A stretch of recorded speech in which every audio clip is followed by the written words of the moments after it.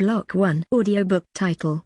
The protagonist's sister is actually the strongest, an action-packed literary bounds per game transmigration and progression fantasy, 01-77, Chapter 1, The Protagonist's Sister. Beep, beep, beep. I slowly awakened up to the sound of a machine showing my heartbeat. As I had anticipated, I found myself lying over a bed in a small hospital room as I opened my eyes.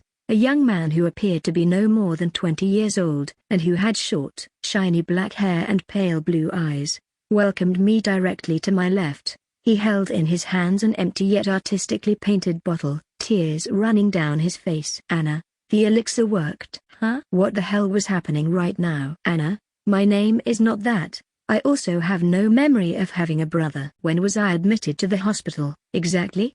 As I tried to sort my thoughts, a sudden rush of memories of two completely different people flowed into my mind, merging and forming my new self, the me of right now. This is wild. Now I remember. My previous life name was Julia Martinez. I was a web novel writer, and I was rather unsuccessful at that. I was an orphan and had no family whatsoever. Throughout my life, I've always liked to read because it helped me cope with the harsh reality that was my life. Because of that, I started writing web novels to pass the time. Ultimately, I started earning some pennies out of it, and I thought I could become a full-time writer with enough effort. Oh, how wrong I was. I wrote romance after romance, but nothing clicked. Less than 100 collections, almost no views, hundreds after hundreds of chapters, and nobody read them. I keep scrambling my head for new ideas, but despite liking reading romance so much, I was terrible at writing it. And then someone, an online friend, recommended that I read another genre, action, adventure, and systems. And there I was, like an idiot, reading novels after novels until I ended up with one that was the most popular of them all, the most popular of this stupid, overused, and lazy genre. Solo player. It sounds as uninspired and dull as you can imagine. It's the usual template: monsters come out of the gates, hunters with powers fight them back, society stabilizes, the main character shows up weak and mocked, then awakens a special system, levels up, gains powers, and blah, blah, blah. It was one of the most generic things I've read, yet I was able to understand why this genre was so popular. I even had fun reading this uninspired thing. Yet I died. Just when I was obsessively reading in the middle of the streets on my way to buy instant ramen. Bam! A truck ran me over. I can't believe I died so clichédly. "Can you talk? Anna?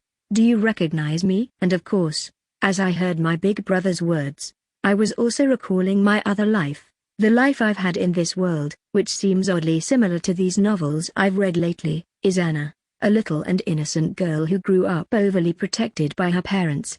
Her big brother always took care of anything, so she grew spoiled too.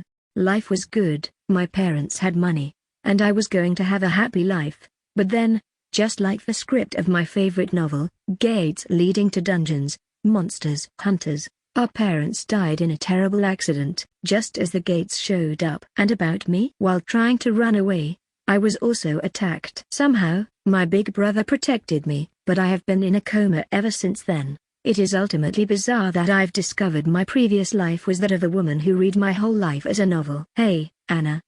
Big brother, can't you wait? I am having my whole personal monologue here. At least give me 10 minutes to settle my mind.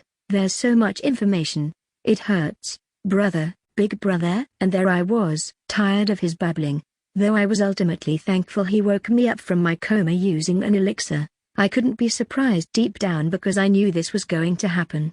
However, my side, which is Anna, is happy to be awake at long last, and I can't help but have tears flow from my eyes. I've been so worried. "Anna." My big brother hugged me tightly as I kissed him on the cheek. His warm hug comforted my heart, making me feel happy immediately. I can get used to this. Wait a second. Suddenly, I realized something. "Huh? Anna?" My big brother's azure eyes looked at me confused.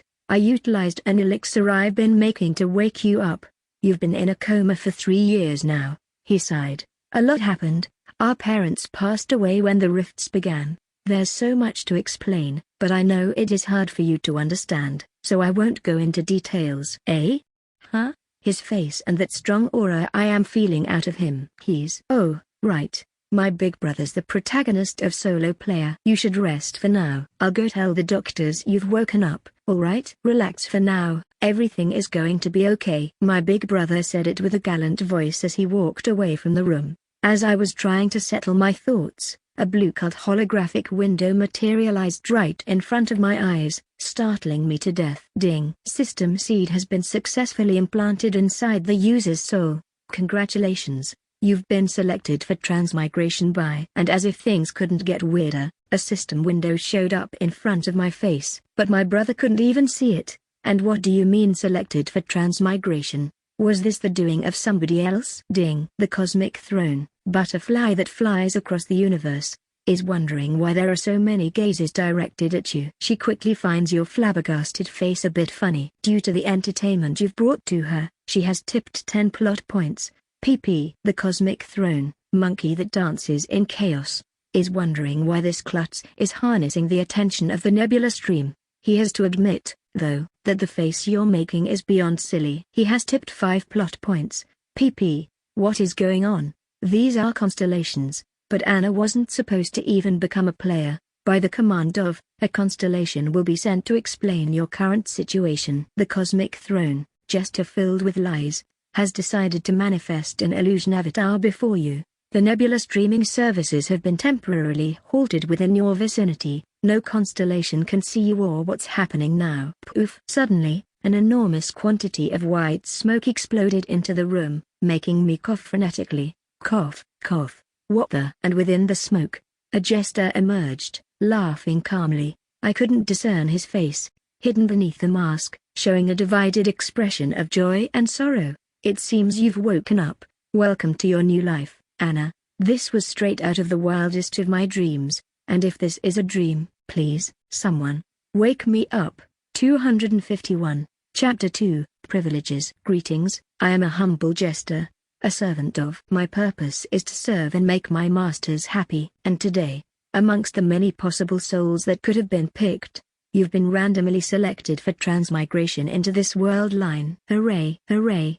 The jester began laughing, suddenly spreading confetti around the room while dancing and clapping his hands. I was selected randomly? Yes. I cannot disclose the major purposes of this change, but I am fairly sure one of the primary purposes is to bring, you guessed, he said mysteriously, entertainment. Ugh, I couldn't believe it. Well, I was thankful I was given a second chance.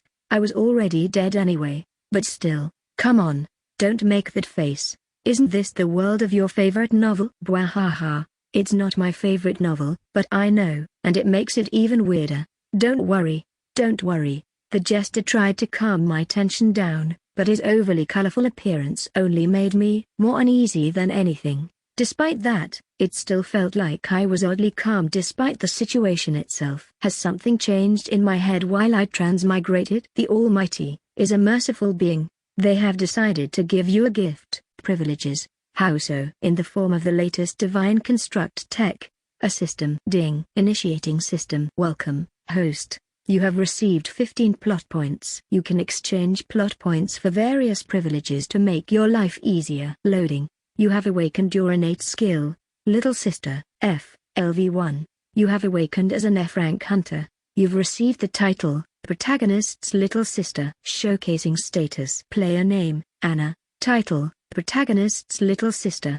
Level, 010. EXP, 01000. HP, 55. MP, 2020. STR, 1. VIT, 9. Dex, 6. Ag, 16. INT, 34. WIS, 57. Luke, 10,000. CHM, 5,000. Innate skills, 1-1.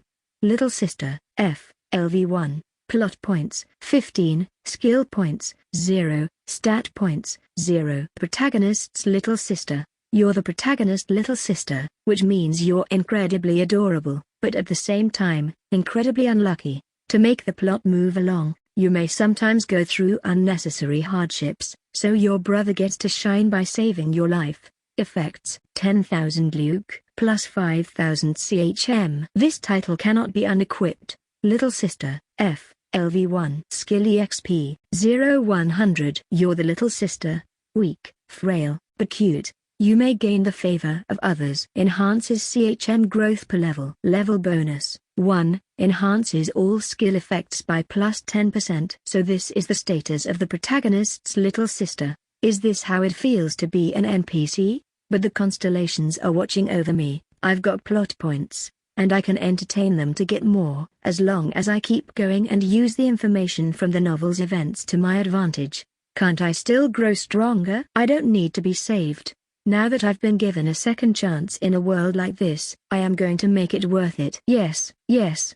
I like that smile of yours there. I see, you're a rather unyielding soul. My master is happy. As you can see, plot points can be used to buy privileges. You've got 15 points thanks to our beloved sponsors of today. So how about trying to buy something? You'll quickly notice you're more than a useless extra.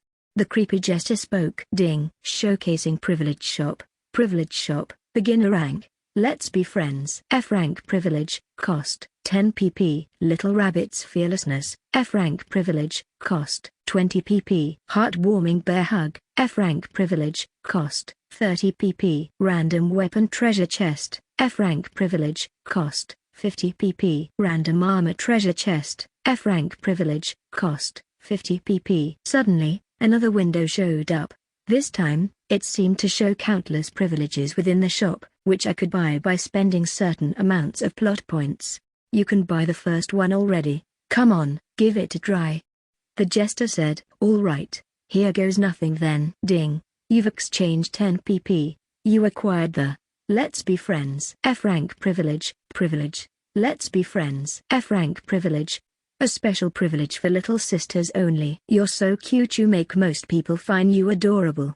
This even extends to other non-humans, such as monsters or animals. As long as you befriend them, they can become your partners in crime. Beast pals get a plus 100% boost to their growth speed and become loyal to you forever. This privilege seems to be ideal to become some sort of tamer. Maybe like that, I can overcome my weakness at the beginning and level up more easily. Now I am beginning to like these stupid constellations. Perhaps I should set an altar to pray for them? As you can see, privileges could be said to be like passive skills. They do not rank up, but their effects, even at F rank, are quite amazing. Aren't they? Jahahaha. I guess they aren't so bad. Aren't you hard to please? Well, now that you've been introduced to the most basic stuff, I am going away. The jester was about to disappear. However, right before that, he suddenly teleported right above me. Make sure to entertain my master and the constellations that will be watching you. They have given you this opportunity because they want to see a different ending to this world line. You see, for a while now, they have been suffering from author's block. Make sure to bring them all the entertainment and new ideas they desire. He said with a demanding tone. Because if you don't, this entire world might come to an end. Eh? They lend it? I asked in surprise. Oh no, they won't do a single thing. But this world, as you've read in your novel, is destined for doom. So try to not get to that bad ending, or should I say true ending, before it's too late. Bye. Poof. Before I could ask anything else, the jester disappeared. And over my belly, there was a small, red-colored treasure box. Creak. It opened automatically, revealing something inside. Ding. You've opened Jester's treasure chest. Rank. You've acquired Health Potion, D rank. X10, Mana Potion, D rank, X10, Antidote, D rank, X5, and Hourglass of Calamity, rank, X1. Notes: I've left you a last gift for you, coming from yours truly, little Anna. Make sure to bring entertainment to my master. Oh, and that hourglass? Well, why don't you try to guess what it is counting for? Oh, the guy gifted me potions. How nice of him. Ding. The Hourglass of Calamity begins to react. Time left before calamity, 0 hours and 1 second. Eh? The hourglass began to sound dreadful. And before I could even get a hold of myself and start thinking what I should do now, an ominous sound startled me. Crack, crack. Right in front of me, the empty air began to tear down and open like glass. Flash. It twisted, showing a spiraling mass of blue energy, which quickly started to create a strong suction force. A gate emerged. Ding. The Forgotten World fragments are colliding with your own world's dimensional pillars. The B-rank dungeon, Abyssal Caves, has been brought upon this world. 229. Chapter 3, Trapped Inside a Dungeon. I was a bit too conceited. In that time, I didn't remember that Anna's life in the novel was filled with lots of despair. The author was really cruel, making her a device to always bring disasters and challenges to the main character, by always putting her into extreme danger. One of these unexpected events was when Anna was finally woken up by her brother, only for a dungeon break to emerge right in front of her, teleporting her in the middle of a dangerous, monster-infested dungeon. At the age of 17, I am still too young to die, and just like right now, still in my damn hospital clothes, I found myself in the middle of a desolate cavern-type dungeon. Damn it. I quickly looked around, finding nothing other than stone walls and a tight passage leading somewhere else. The darkness was only barely illuminated by blue and pink-colored crystals growing at the ceiling. It was so silent that I felt like every movement made a sound. I could even clearly hear the beating of my heart, and the sound of the creaking of my bones. This is bad. Why? Well, because the story of the novel is told from the protagonist's viewpoint. So I have not much idea how Anna even survived in the dungeon. One wrong step and I might end up changing the story and bringing her death even sooner. Just after being given a new chance at life.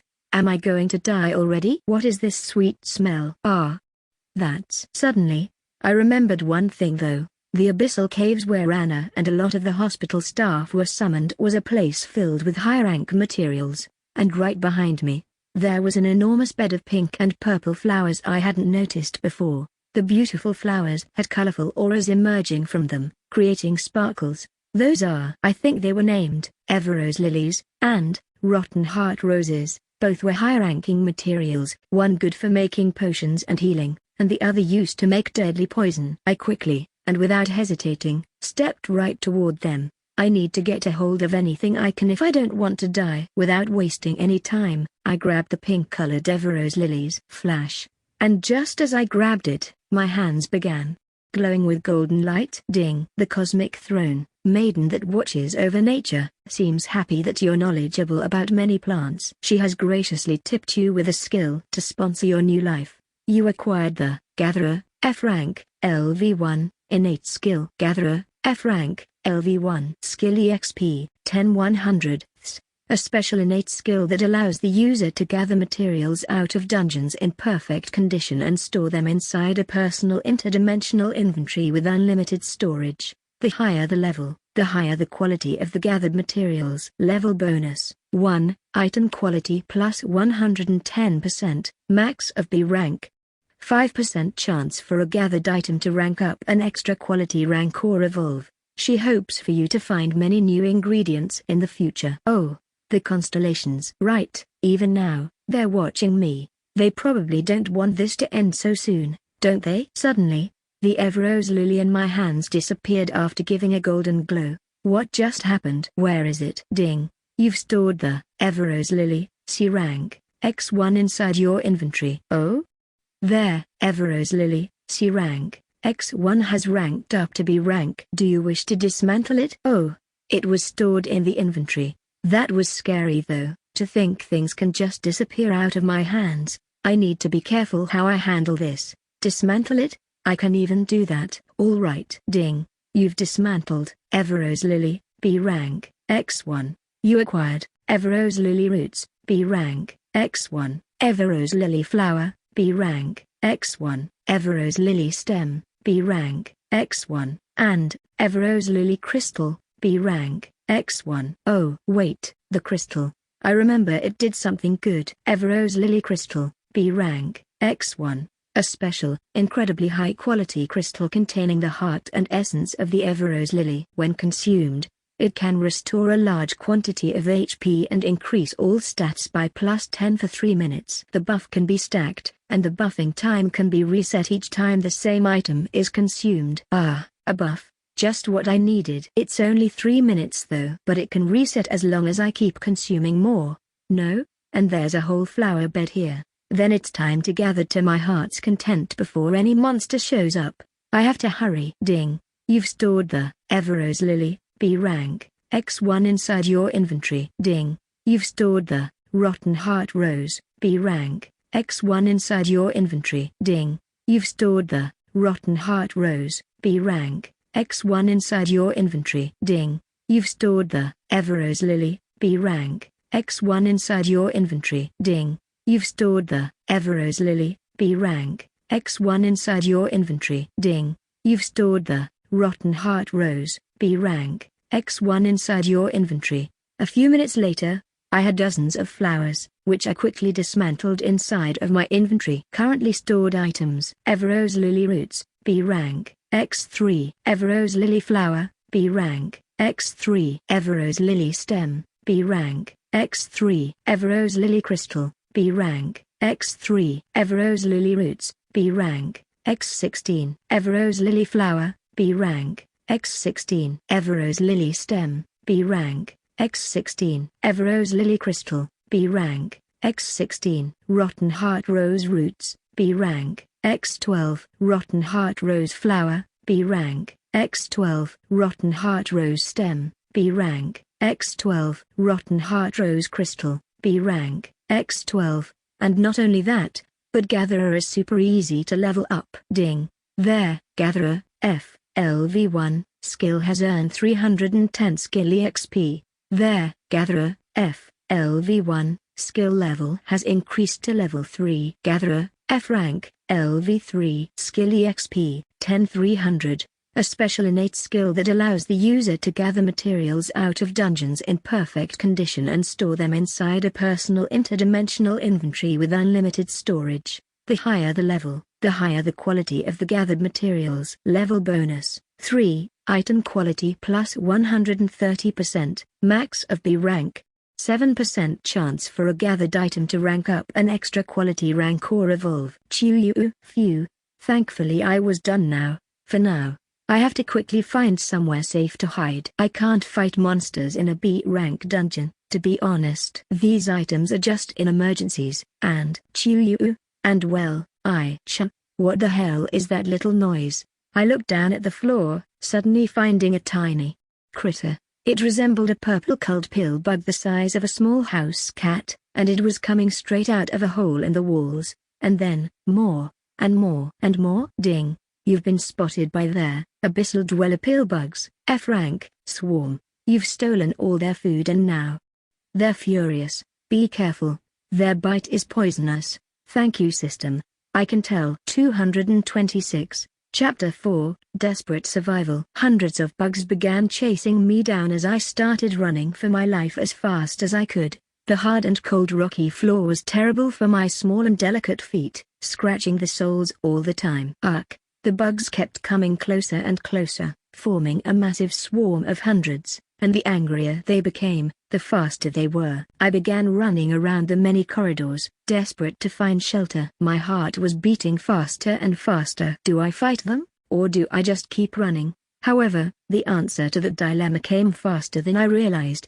As I hit a dead end. Chew! The adorable roar of the bugs echoed across the caves, as I could see the shadow of the massive swarm growing closer. Open inventory. I opened the inventory, grabbed the 3 Everrose Lily crystals of A rank, and swallowed them without thinking twice about it. There was no time. Ding. You've swallowed Everrose Lily crystal, A rank, X3. All your stats have increased by plus 30 for 9 minutes. You're overflowing with a strength that surpasses your current body limitations. You're receiving damage to your HP constantly. Damn it.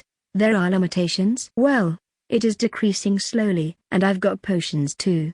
So whatever. Suddenly, a pill bug jumped straight into my face. Its sharp jaws clicked viciously. If I didn't do anything right now, I would get my face torn apart. Without hesitating, I desperately punched the pill bug before it could bite my face, striking its head with all the strength I could muster. Splat! A strong shockwave erupted from my fist, as I felt an energy flowing into my fist and impacting the bug, its entire body exploding into pieces. Ding. You defeated their abyssal dweller pill bugs, F rank. You earned 20 EXP. Quickly, I swiftly touched all the pill bug fragments and gathered them, storing them inside the inventory and dismantling them without wasting any time. Ding. You've stored abyssal dweller pill bug carcass, F rank, X1. Oh?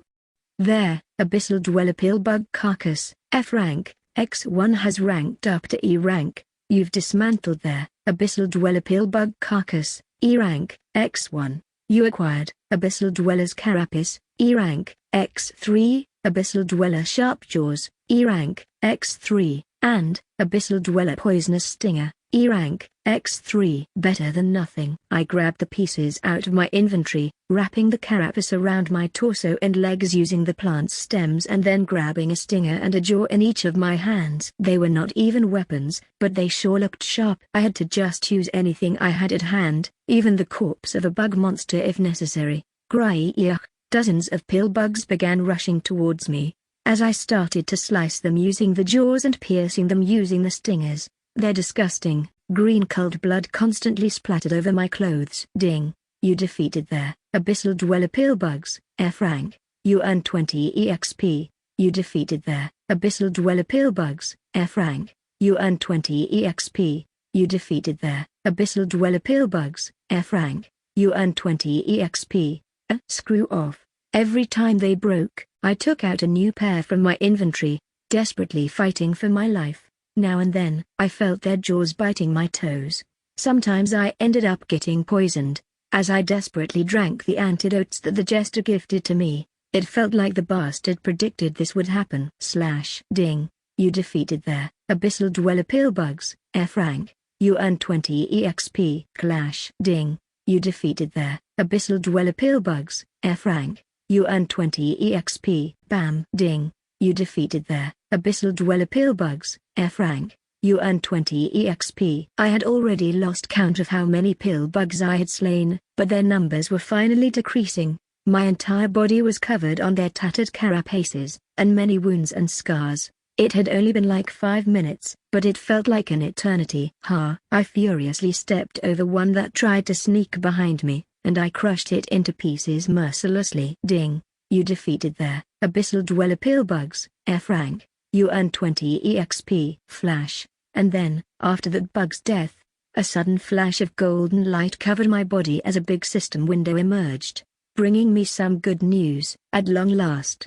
Level up. Your level has increased from level 0 to level 1. All your stats have increased. You gained bonus stat points and skill points. The Cosmic Throne, warrior that seeks calamity, celebrates your amazing survival instinct. He has generously tipped 20 plot points. Wait, 20. As I desperately evaded the bug's attacks and looked into the system window, I quickly looked back into the privilege shop. Showcasing privilege shop, beginner rank. Let's be friends. F rank privilege, cost, 10 pp. Purchased. Little Rabbit's Fearlessness, F rank privilege, cost, 20 pp. Heartwarming Bear Hug, F rank privilege, cost, 30 pp. Random Weapon Treasure Chest, F rank privilege, cost, 50 pp. Random Armor Treasure Chest, F rank privilege, cost, 50 pp. Alright. I chose that one with the stupid name. Give it to me, quickly. Ding. You've exchanged 20 pp. You acquired the Little Rabbit's Fearlessness, F rank privilege. Little Rabbit's Fearlessness, F rank privilege. Although you're a weak little rabbit, your will is unyielding and your bravery knows no bounds. You're truly fearless. While fighting enemies stronger than you, or equally as strong as you, your indecisiveness and fear dissipate into thin air. Additionally, your ag increases by plus 50% while in this state. Run, little rabbit, run. Oh? This is not bad at all. Perfect for my current situation. The moment I acquired that privilege, my mind became clearer. I still felt the pain and the exhaustion, yet somehow, I could think clearly and make the best decisions. And as if that wasn't enough, my legs became nimbler, and I was even able to easily evade the bug's attacks as I jumped around. And that wasn't all. If this is similar to the system my brother is supposed to have, then I can buy skills using skill points, right? Ding. You've opened the skill shop. Skill shop, beginner rank. Dagger technique, F, cost, 5 SP. Stealth, F, cost, 15 SP. Agile body, F, cost, 25 SP. Fireball, F, cost, 30 SP. Yes, it worked. There were more than those 4 skills but over 10 skills. However, the only one I could afford right now, and the one I cared for was Ding. You've exchanged 5 skill points. You acquired the Crafting, F, LV1, innate skill. The crafting skill has detected several items that can be used as materials. Do you wish to craft something using these materials? 225, Chapter 5. The Protagonist. This was perhaps the first day in many years that Jack had genuinely cried out of happiness and felt so much joy. A heavy burden was finally lifted off his chest after he saw his sister's eyes open, and her sweet, sweet smile. It had been so many years since he had not even talked with her, so many years since he couldn't even see her in the eyes, so many years where she was simply sleeping forever. Since the apocalypse started, Jack had been fighting with everything he had to make a living. Not only did his parents die gruesomely against the monsters swarming the city, but his sister ended up taking a heavy injury to her head, making her fall into a coma. For 3 long years, he struggled to pay the hospital bills. Although hunters were now protecting society, monsters kept pouring out from the gates which kept appearing around the world, which connected to the dangerous otherworldly domains, dungeons. After having barely awakened strength enough to be at least stronger than an adult male and having slightly better stamina than most people, he started working as a porter. Lacking any innate skill to fight by himself, he only worked helping at butchering monster carcasses and collecting the valuable magic crystals that grew inside dungeons in large quantities.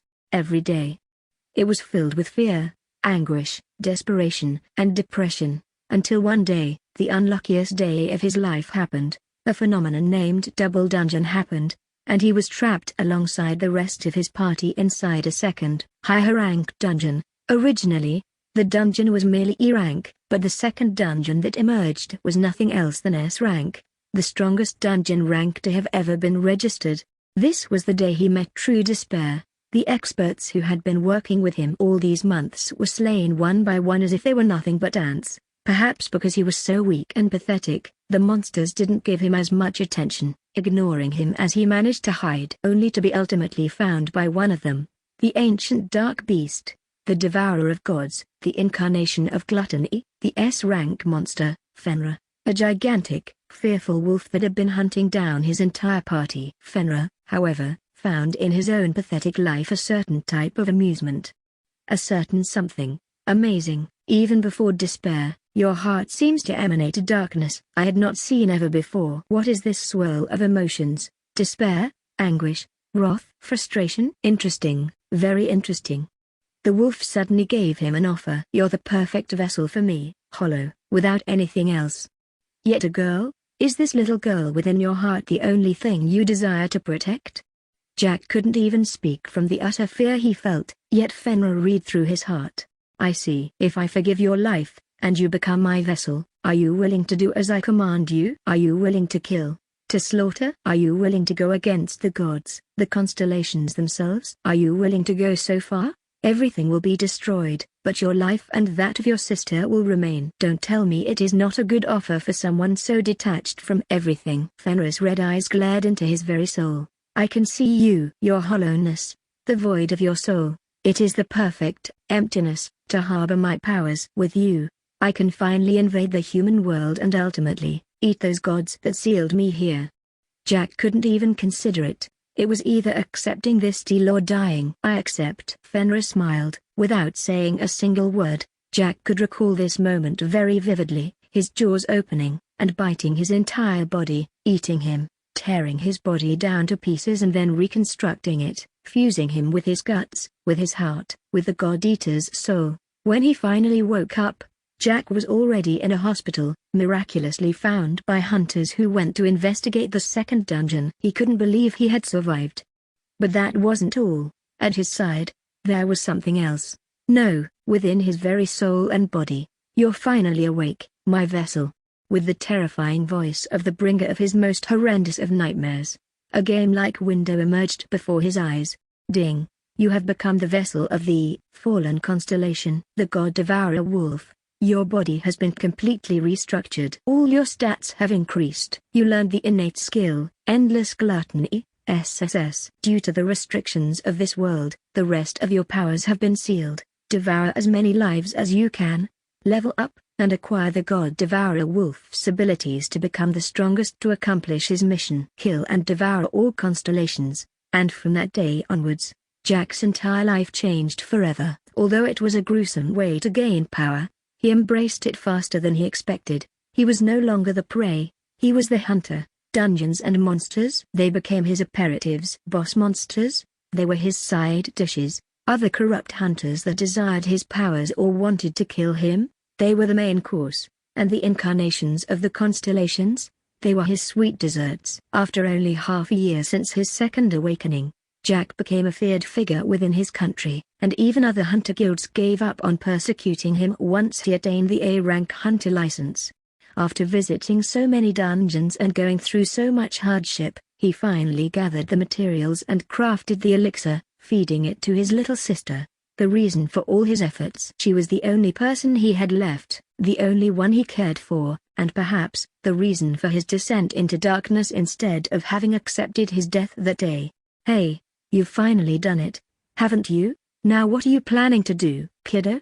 Fenrir's voice whispered inside of Jack's mind. "I am growing hungrier. I need meat. And you know which meat is my favorite, right? Incarnations. When are we hunting more? I will settle down and help my sister recover first. Your constellation hunting season will come later. Have patience," sighed Jack. "TCH, now that she's fine, why do you care so much? She's just a weakling anyway," Fenrir protested, his intimidating voice quickly degrading into that of a conceited child. "You know, for once in my lifetime I don't even give a damn about your tantrums," laughed Jack, without a care in the world. Jack was so happy that he couldn't care about the annoying, grumpy wolf that was inside of his soul. Even less now that his sister was finally awake. He was so happy that many people glanced at him with weird eyes. He gave such a cool, yet dark and evil impression that many people felt nervous around him already. But suddenly seeing him grinning and jumping around, even dancing while walking around the hospital corridors, was the creepiest thing. Everyone began to think he's going to murder someone,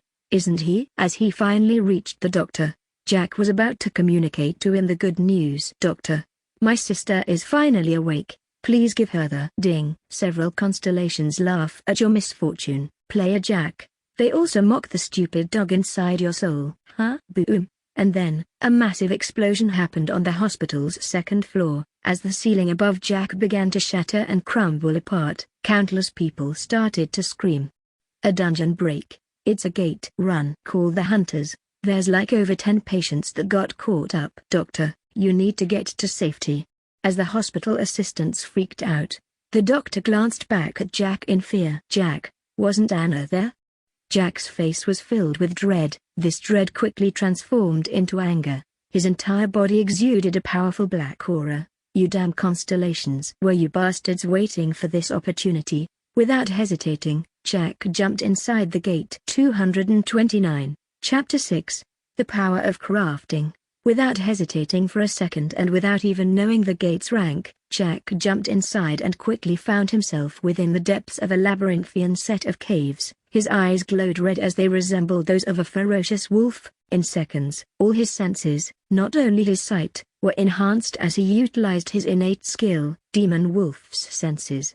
"Anna, her scent, it is very far away," he muttered, gritting his teeth. As he started to run across the caves, his powerful presence quickly brought the attention of many monsters. Hordes of goblins wielding armor and weapons, warrior goblins, D-rank monsters, armies of orcs holding magic staffs, arcane orcs, C-rank monsters, and even worse, giants with a single eye holding massive stone clubs, giant cyclops barbarians, C+ rank monsters, almost as strong as B-rank monsters. And as he saw them, he felt the scent of human blood. His eyes widened in slight surprise, as he saw the corpses of many people who ended up caught inside the dungeon dismembered across the floor. None were Anna, but this still brought Jack an immense sense of guilt and frustration. The guilt and frustration of having not been able to enter the gate in time and save their lives, and the fear that Anna could end like them, somewhere within this dungeon's corridors.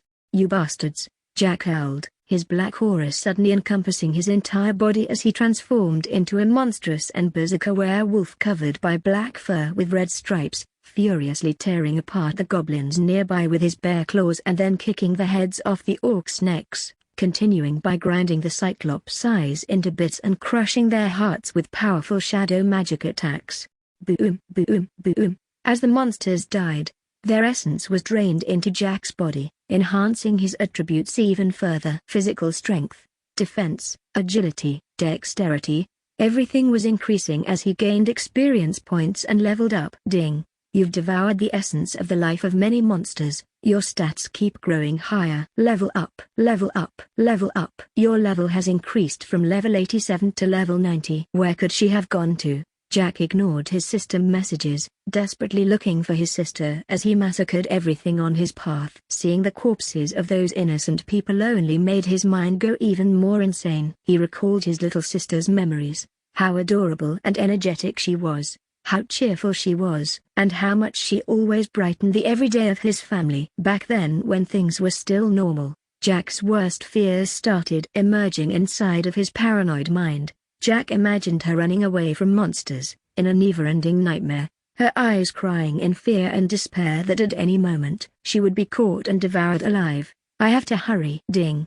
The constellations spectate your despair with great delight. Their laughter cannot be contained. I will make sure to kill all of you one day. Dot. Dot. Dot. Ding.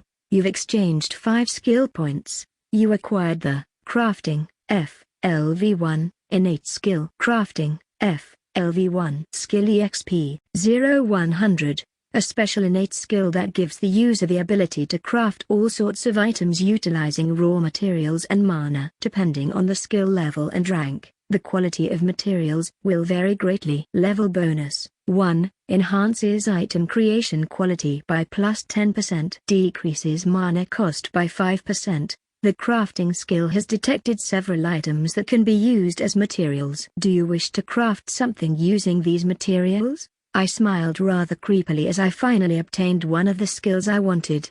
Thanks to having the Gatherer skill, I can gather materials in top condition, and with the crafting skill, I can create amazing items using them. The only thing missing is Crash. Without hesitating, I swiftly kicked a nearby rock and broke it into tiny pieces, storing the fragments inside of my inventory. These pieces were going to be my primary ingredient for what I was about to make. Ding. You've stored Dungeon Stone, F rank, X32, Dungeon Stone, F rank, a stone originating from a dungeon. It has a very faint amount of mana inside, which is the only thing differentiating it from normal stones. Can be used as a material for crafting a variety of items and tools. Done. I rapidly selected all the materials I wanted to use while escaping the pill bug's bites using my newly enhanced speed. Thanks to the privilege I just got. Flash. All the items within the inventory converged together as I gave the mental command for the crafting skill to activate, creating a brand new item, something I already knew the recipe for based on the knowledge I had about this novel's world, and especially about my brother's crafting powers, which were virtually the same as mine.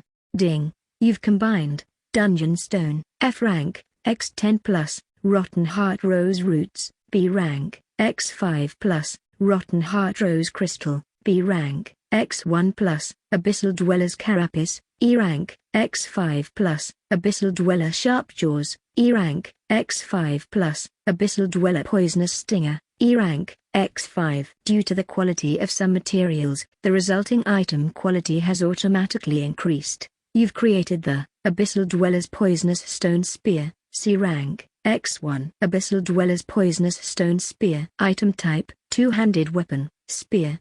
Piercing weapon, poisonous weapon. Item quality, C rank. Item requirement, none. Item durability, 500/500. Item effects, 80k, plus 350, HP, plus 25, MP, plus 50, STR, plus 30, VIT, plus 15, Dex, plus 30, Ag, plus 15, INT, plus 15, WIS, plus 15, Luke, plus 5, CHM, plus 5. Item abilities. Poisonous Stinger. This weapon possesses a deadly poison within the tip of its blade, which can easily poison a foe and constantly chip away its HP. It has a random chance of provoking paralysis, fever, confusion, or sleep. This is not bad at all, I said triumphantly, just before a dozen abyssal dwellers reached my legs. Again? Get away. I quickly utilized my new weapon to my heart's content, piercing the bugs one by one, Poking them to death had become utterly easy now with this. Clash, clash, clash. The screams and screeches of the disgusting bugs echoed around the cave. I was already sick of their gooey blood, but there was no helping it. If I wanted to grow stronger and survive, I had to bear with it. After this is done, I'll make sure to take a warm bath. After some minutes which seemed like an eternity, I found myself resting on the floor. My body was completely covered in bug juice, and I smelled terrible. I only had around 2 HP potions left, and my MP potions all remained intact because I hadn't used my MP at all aside from crafting the spear, and my antidotes all gone. I've barely survived yet. At the very least, there was something good out of this disgusting scene. Ding. You defeated their Abyssal Dweller Pillbugs, F rank, X 179. You earned 3,580 EXP. Level up. Level up. Your level has increased from level 1 to level 3. All your stats have increased. You gained bonus stat points and skill points. I killed over 100 and only got 3 levels out of this. This is a bit pathetic.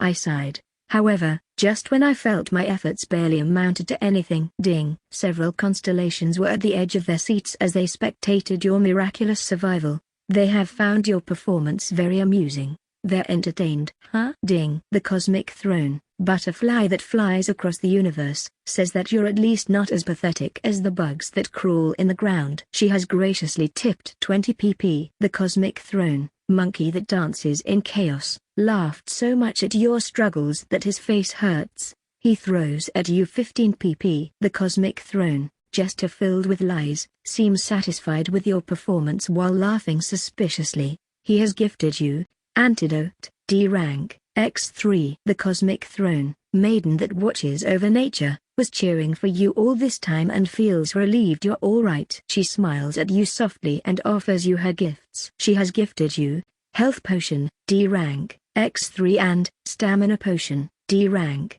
X3. The Cosmic Throne, warrior that seeks calamity, is amazed by your battling performance. He has gifted you weapon enhancement stone, C rank, X1. So many gifts. Really? All for me? I felt shocked. These damned monsters made me go through all this, but they really gave me some nice rewards in exchange. Thank you, I guess. I can't even tell what's going around their minds, to be honest. Well, I might as well use that stone right away. Flash. The stone turned into a red cold light, encompassing the spear I had made and suddenly enhancing its attack. Ding. You have used their weapon enhancement stone, C rank, on their Abyssal Dweller's poisonous stone spear weapon. Your weapon ATK stat has increased by plus 500. Not bad. Caillou. Huh? As I was sorting out my gains, I suddenly heard another small bugle-like screech. Readying myself to attack, I slowly sought the origin of the sound, finding a smaller than normal pillbug hiding behind the bigger carcasses. Huh? Is this a larva? As if almost instinctively, I took out some lily petals and offered them to the little guy. Its tiny body slowly crawled towards my hand, eating the petals with a lot of hunger. Caillou, giving a tiny and adorable sound. The little bugger seemed satisfied and happy. Ding. There, rare Abyssal Dweller Pillbug, F rank, seems to like you. He has become your friend. To guess I made a new pal.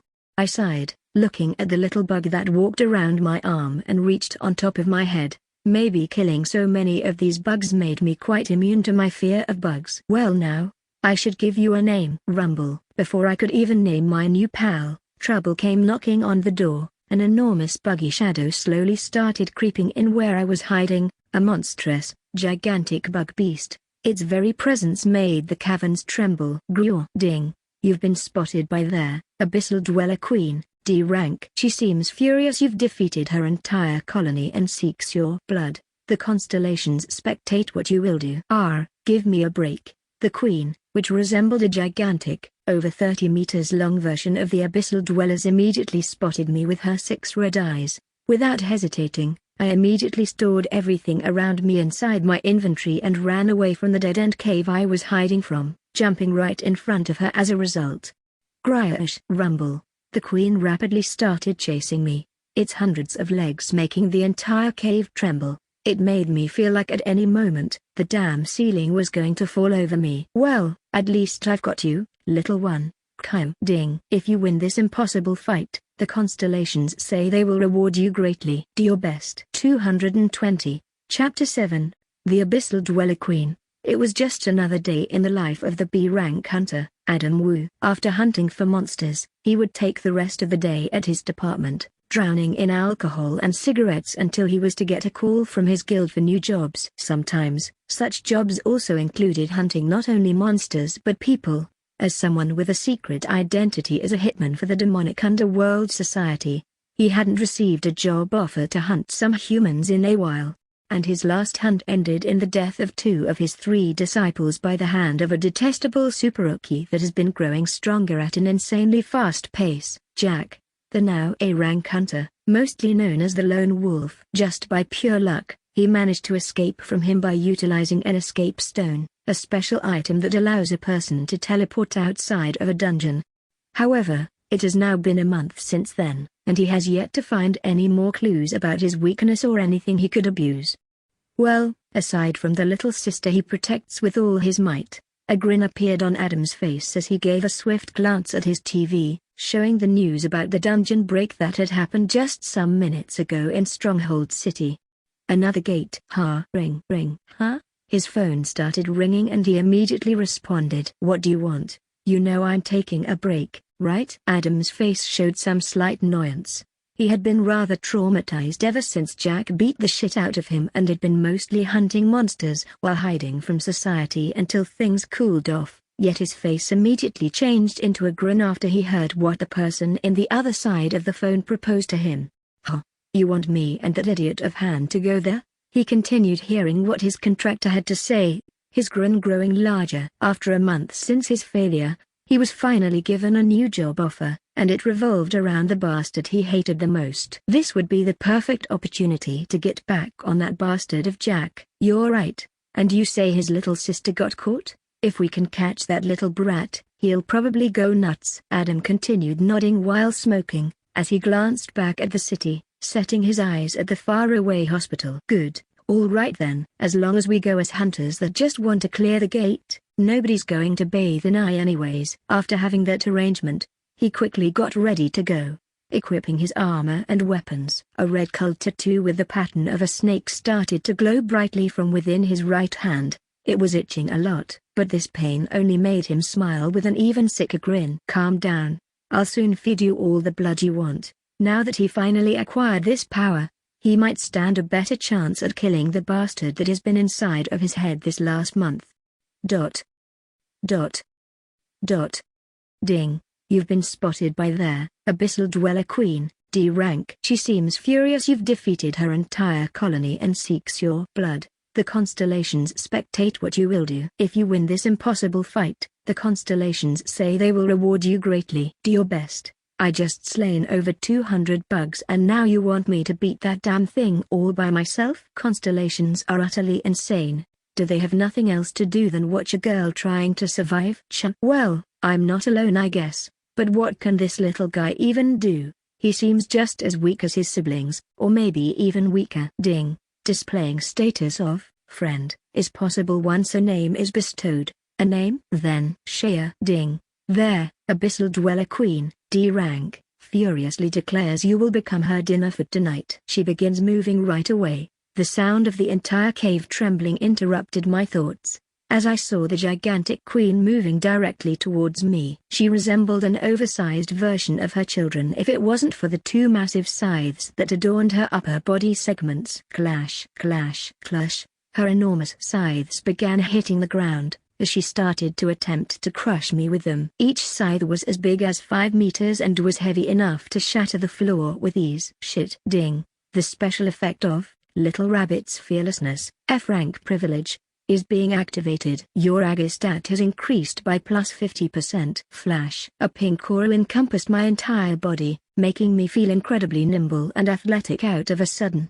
The power of this privilege was no joke. Even with the dumb name, I moved at the fastest speed I could, evading the monstrous queen's attacks while trying to find some sort of opening. But I honestly couldn't. Her chitinous armor covered almost her entire body. The only place I could probably attack was her eyes, but even if I did, her health points would most likely not deplete even after that. Caillou. Suddenly, I saw the little bug about to be smashed by his own mother. No, I tried to go catch him, but the enormous scythes reached the tiny bug before I could even grasp it. The feeling that I had just lost a friend I just made shattered my heart. Boom! The impact of the queen's furious scythe made the entire floor tremble, as countless cracks spread across the ground. I glanced at the place where I saw the little bug last time, expecting its tiny body to be torn to pieces. Wait, what? However, to my great surprise, there was no corpse, not even blood. The little thing had completely disappeared.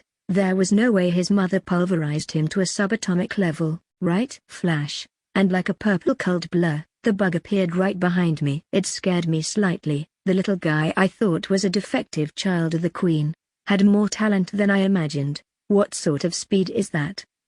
Ding. Displaying status of friend is possible once a name is bestowed. A name? Violet. Then ding. You have named your new pal as Violet. All of Violet's stats have increased thanks to the effects of the Let's Be Friends F rank privilege. Their special talents are being improved the most. Monster name: Violet. Monster race: Rare Abyssal Dweller Pill Bug. Monster rank: E+ rank. Title: Friend.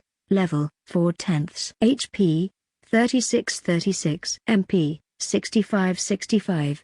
STR: 17. Vit: 16. Dex: 67. Ag: 220. INT: 52. Wis: 22. Luke: 100. CHM: 150. Innate skills: 3/3. Rare breed: E. LV5. Silk production: E. LV5. Venom fangs: E. LV6. What's wrong with this bug's stats? They're higher than mine. Is it because of the privilege powers taking effect? But I never thought it would result in Violet having over 220 agility. Shea. Meanwhile, the queen's scythe seemed stuck in the ground when her attack impacted the floor with her tremendous strength. She was now struggling to get it out. This boss was big and strong, but its movements were rather clumsy. Is it because it is not accustomed to fighting? I have to somehow win this if I don't want to become this bug's meal, and I think Violet has now become a crucial part of my survival plan. Violet, can you understand what I am saying? Caillou. Violet seemed to nod, his eyes shining brightly. This bug was much more brilliant than I imagined. To be expected of my child. Sorry queen, but I'll be adopting your rejected son. All right then. Use your silk production skill to trap the queen's legs. Don't allow her to move, I commanded. I'll find a way to kill her after her movements are restricted. Caillou. Flash. Violet didn't even doubt my words, immediately rushing towards the queen with his 220 points of agility and catching her attention once more. Her giant eyes started chasing his movements. GRRRHH. The queen furiously freed her scythe arms from the floor and then started chasing Violet, constantly trying to crush him with her powerful scythes or the tip of her long tail. Clash, clash, clash. Each impact made the whole caverns tremble so much several rocks were beginning to fall from the ceiling. Was she trying to bury us alive or something? She has little sense of self-preservation. Caillou. Chew. However, Violet began producing a transparent white thread from his mouth, beginning to wrap it around the queen's scythes and legs as he evaded her attacks. It was working, and the queen was too savage and clueless to realize our plan. However, I wasn't just standing there watching. I was busy doing my own thing. And of course, that was crafting. What better way to raise my shitty stats than by abusing the equipment system to its limits? And I had plenty of materials to pick from. Ding. You've combined Dungeon Stone, F rank, X30+, Rotten Heart Rose Roots, B rank, X12+, Rotten Heart Rose Crystal, B rank, X3+, Abyssal Dweller's Carapace, E rank, X55. Due to the quality of some materials, the resulting item quality has automatically increased. You've created the Abyssal Dweller's Armor Set, C rank, X1. Abyssal Dweller's Armor Set. Item type, Armor Set, Insect Armor. Item quality, C rank. Item requirement, none. Item durability, 2500 2500. Item effects, Def, plus 500, HP, plus 100, MP, plus 10, STR, plus 25, Vit, plus 50, Dex, plus 10, Ag, plus 10, INT, plus 10, Whis, +20, Luke, +5, CHM, +25. Item abilities. Abyssal Dweller's Armor, a full set of armor made utilizing Abyssal Dweller exoskeleton as its primary ingredient. It grants immunity to poisons with intensity below C rank and decreases damage taken from insect-type monsters by 25%. Intimidates insect-type monsters. It's perfect. Equip. Flash. The armor quickly appeared all around my body, as I was finally not half naked, and was wearing a regal and rather beautiful, purple-colored insect-themed armor. It even included boots, gloves, and a helmet. And of course, all those bonus stats added were ideal. The benefit of equipment in this fantasy world was the bonus stats and abilities they could add to someone. Even if you were weaker than an ant, if you equip some legendary armor, you can slay a dragon. Ding! You have equipped the Abyssal Dweller's armor set. Due to the dreadful presence you provoke upon insect-type monsters, their Abyssal Dweller Queen, D rank, seems frightened of your new presence. All her stats have dropped by 10%. She panics and quickly directs her attention towards you. Shea. Here it comes. There, Abyssal Dweller Queen, D rank, activated the Twin Cutter, D rank, skill //. The Queen's scythes ignored Violet this time, as they attacked me at the same time, unleashing a deadly slashing attack. 2 waves of black-colored energy capable of cutting through anything chased after me. 213. Chapter 8. An impossible challenge. I provoked the Queen to give me her attention, and she quickly unleashed 2 powerful attacks by charging her scythes with mana, activating her damn skill from all things. As if she wasn't strong enough, she had a skill crash. However, I somehow managed to evade in time, and although my armor took a small part of the blow, its durability reduced by 100. Once a weapon or armor's durability reduces to 0, it shatters into pieces. This armor can at most take a few more hits before breaking, but it's good enough for now. It's already better than having my own body being broken into pieces instead. Shah, the Queen furiously hissed back at me, as started her chase once more, attempting to catch me as I ran away from her attack range. However, shua, crack, crackle. The sound of her legs being stuck in lots of sticky spiderweb-like silk echoed around the labyrinthian caves. Her gigantic, crimson-colored eyes swiftly glared at the source of her restraint, and little Violet was right there, clicking his tiny jaws. Well done, Violet. Caillou. Flash. He appeared right behind me as I called for his name. He was super fast. He might be the fastest bug I've ever met in my life. Now, we have to take down those damn scythes. I cannot get near her head without those things chopping me into pieces. I said, we have to target the joints, where the exoskeleton doesn't cover completely. Do you get it, Violet? Caillou. Violet nodded obediently. I've never liked bugs, but he might be the exception in my heart. However, if I just think, I won't get anywhere. The silk won't last that long either if the Queen keeps stretching it with her enormous strength. We have to act quickly. Violet, try to restrain one of her scythes. I'll stop both at the same time while they attack us. Caillou. Flash. I boosted my speed using my privilege as I armed myself with fearlessness, while Violet caught up to my speed easily utilizing his grossly high agility stat. Shea. The Queen seemed to be overjoyed as we moved closer to her, her enormous mandibles cracking and moving upwards as if they were smiling. Her scythes immediately began aiming at us again, my armor acting as some sort of attention-grabbing skill, probably because it was made by the corpses of her children. Come on, I am the one you want. Grua. The Queen only got angrier as I teased her as if she could somewhat understand the meaning of my words. Her 2 scythes aimed at me as she activated her skill once more.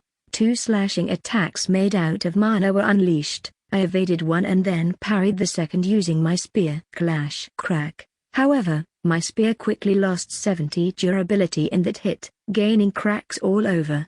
This spear wasn't going to last much longer if I used it to intercept blows. Thankfully, what I was crafting inside of my inventory was finally ready. Ding. You've combined Dungeon Stone, F rank, X70+, Rotten Heart Rose Roots, B rank, X4+, Rotten Heart Rose Crystal, B rank, X1+, Abyssal Dweller's Carapace, E rank, X100. Due to the quality of some materials, the resulting item quality has automatically increased. You've created the Abyssal Dweller's Great Shield, C rank, X1. Abyssal Dweller's Great Shield. Item type, Great Shield, Insect Shield. Item quality, C rank. Item requirement, none. Item durability, 4500 4500. Item effects, Def, plus 700, HP, plus 35, MP, plus 5, SDR, plus 15, Fit, plus 25,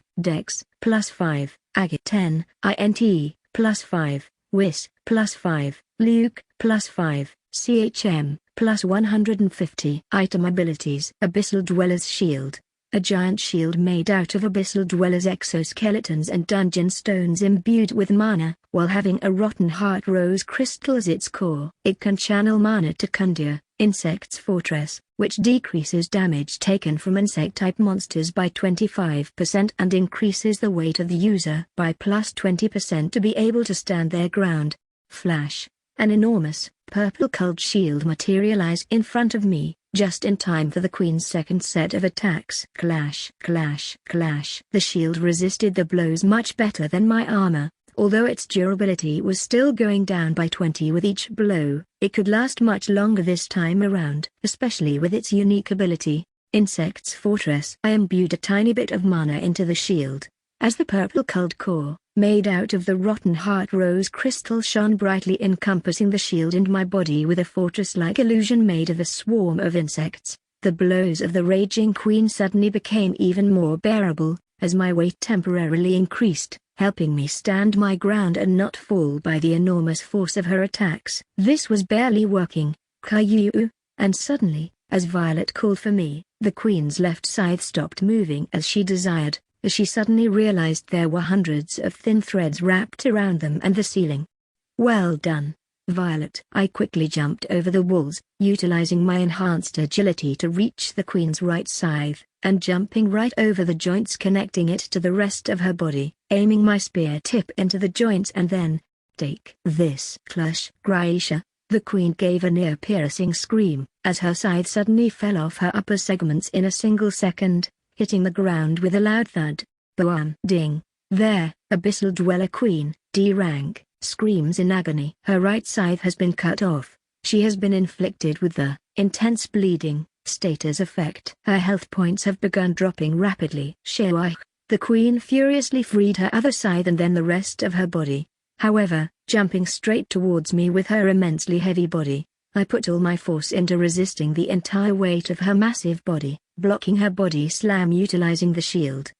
Naturally, I was blown away and hit the ground rather harshly. The armor and the shield took most of the damage, but my HP was so low that it had already reached rock's bottom. Ding. Warning, your HP has dropped below 10%.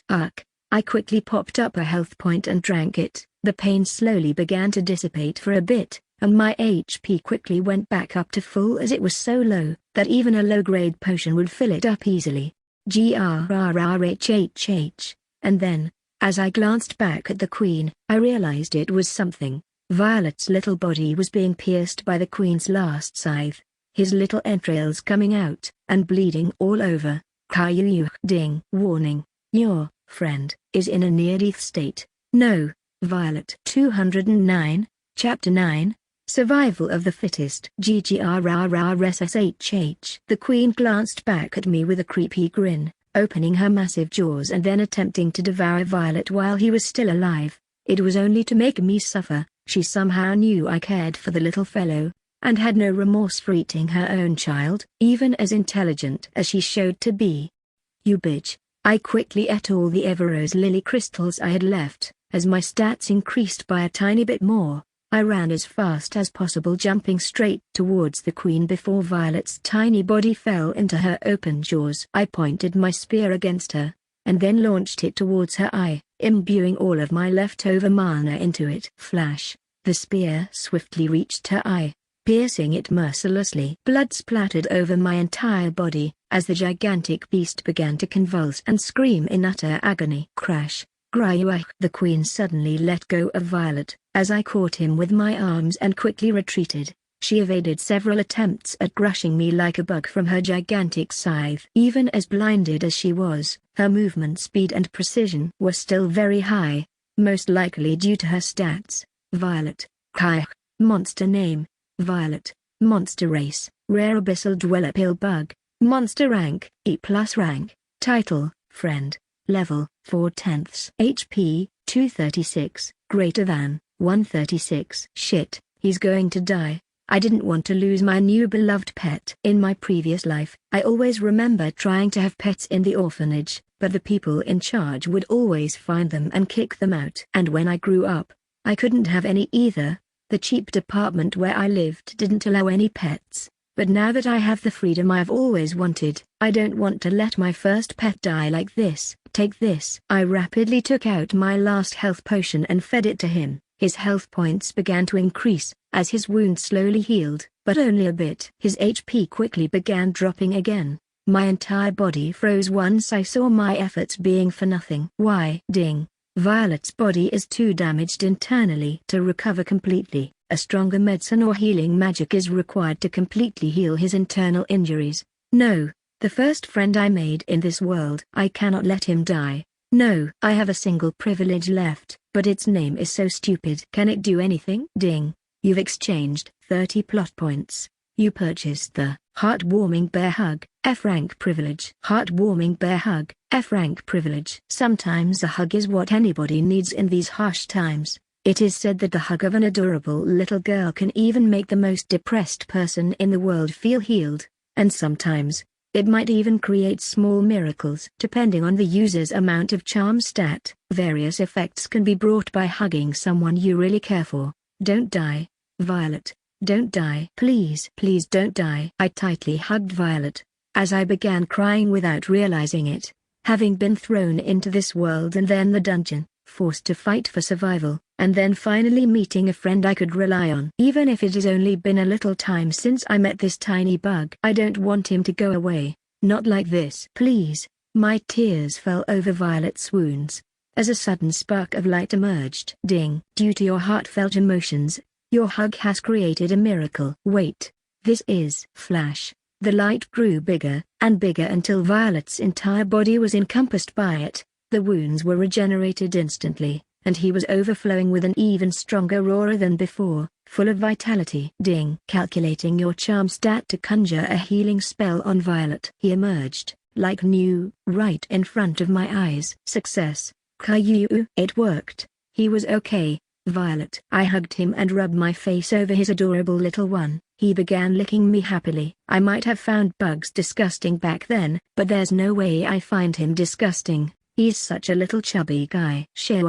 However, I couldn't even celebrate his revival yet. The queen still had a scythe left, and even with one of her eyes having a spear encrusted inside, her HP was still within respectable digits. Crash. We barely evaded her attack, as we glanced back at the queen, our eyes flaring with new conviction. Both of us were like underdogs, me and Violet. We were weak as fuck, but we didn't want to die either. And we have to kill this damn thing if we want to survive. Grrrh. The queen growled at me. Her last eye remaining seemed red-shot with fury. Violet, let's do it. Caillou.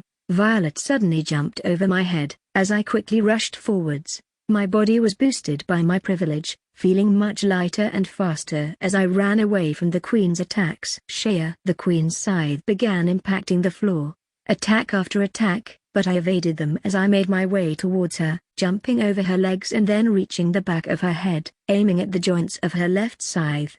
I'll take this while I am at it. Crush. I took out the spear stuck into the queen's enormous eye, as I pierced her left scythe's joint with it. If it wasn't for the boost in my stats, I doubt I would have even been able to accomplish such an athletic feat. Crash, crash, crash. Hit after hit, I kept piercing her arm, putting my all into it. I was covered all over with the insect's blood, but I didn't give a damn.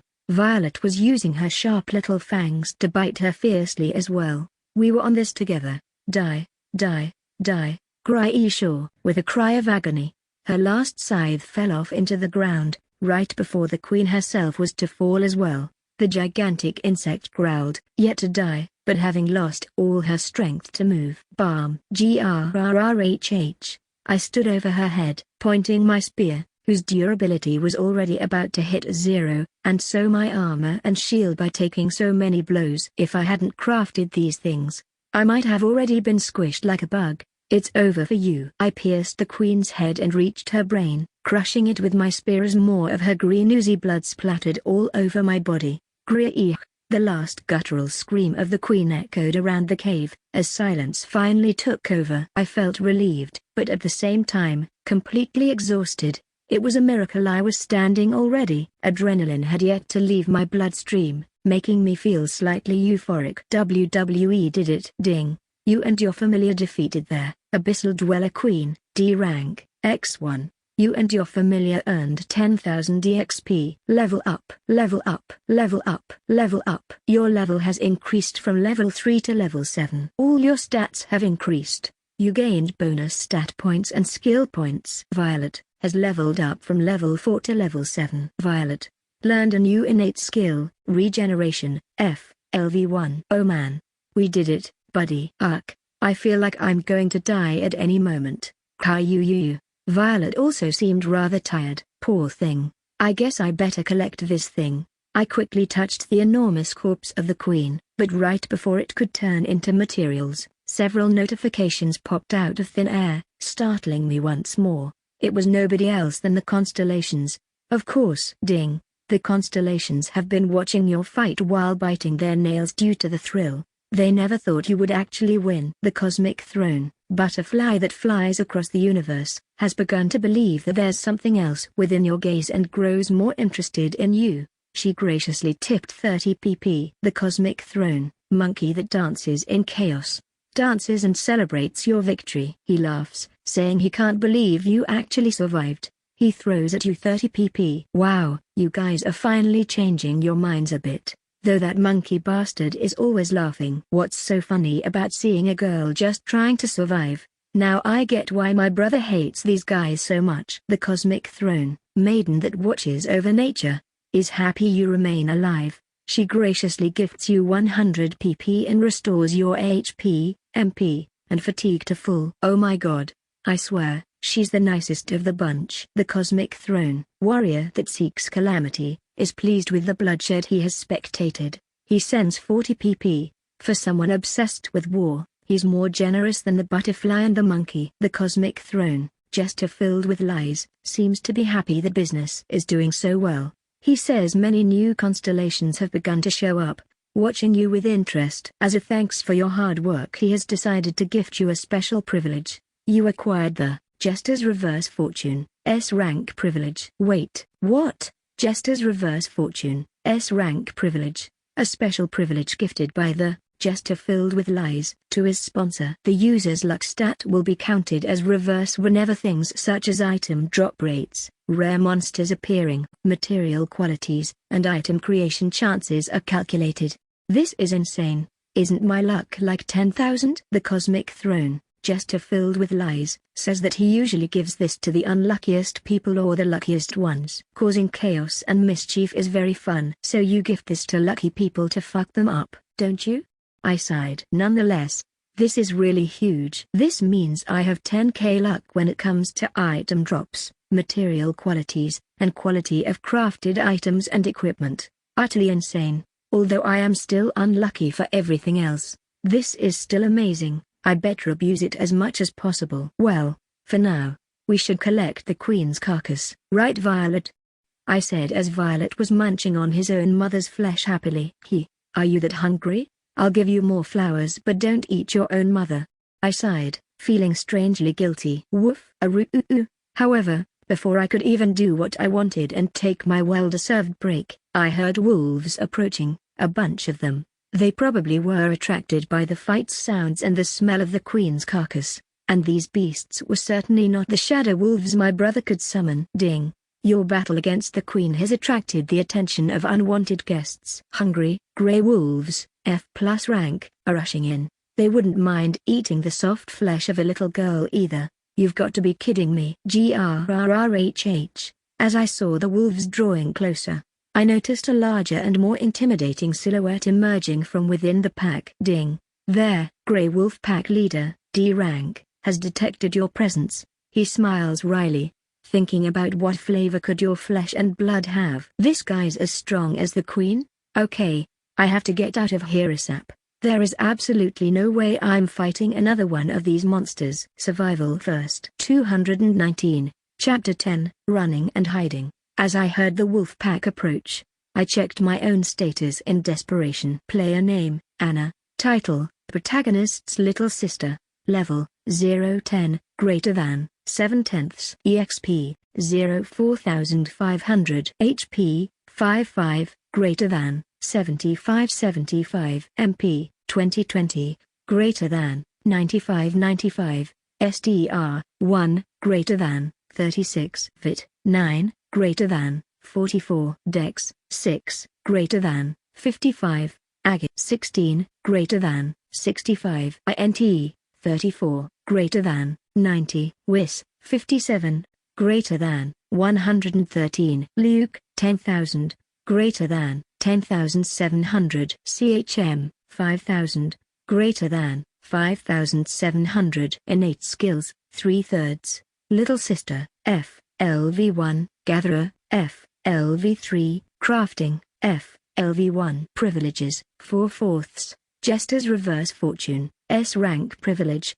let's be friends. F rank privilege, little rabbit's fearlessness, F rank privilege, heartwarming bear hug, F rank privilege. Plot points, 210, skill points, 30, stat points, 35. Are you kidding me? Aside from the insane growth of my charm stat, all my other stats still kind of suck. Remembering the novel based in this world that my previous life read, my brother got plus 50 to all stats with each level up, if not even more, as he ranked up. And to make things worse for me, my luck stat gets worse every time I level up. What?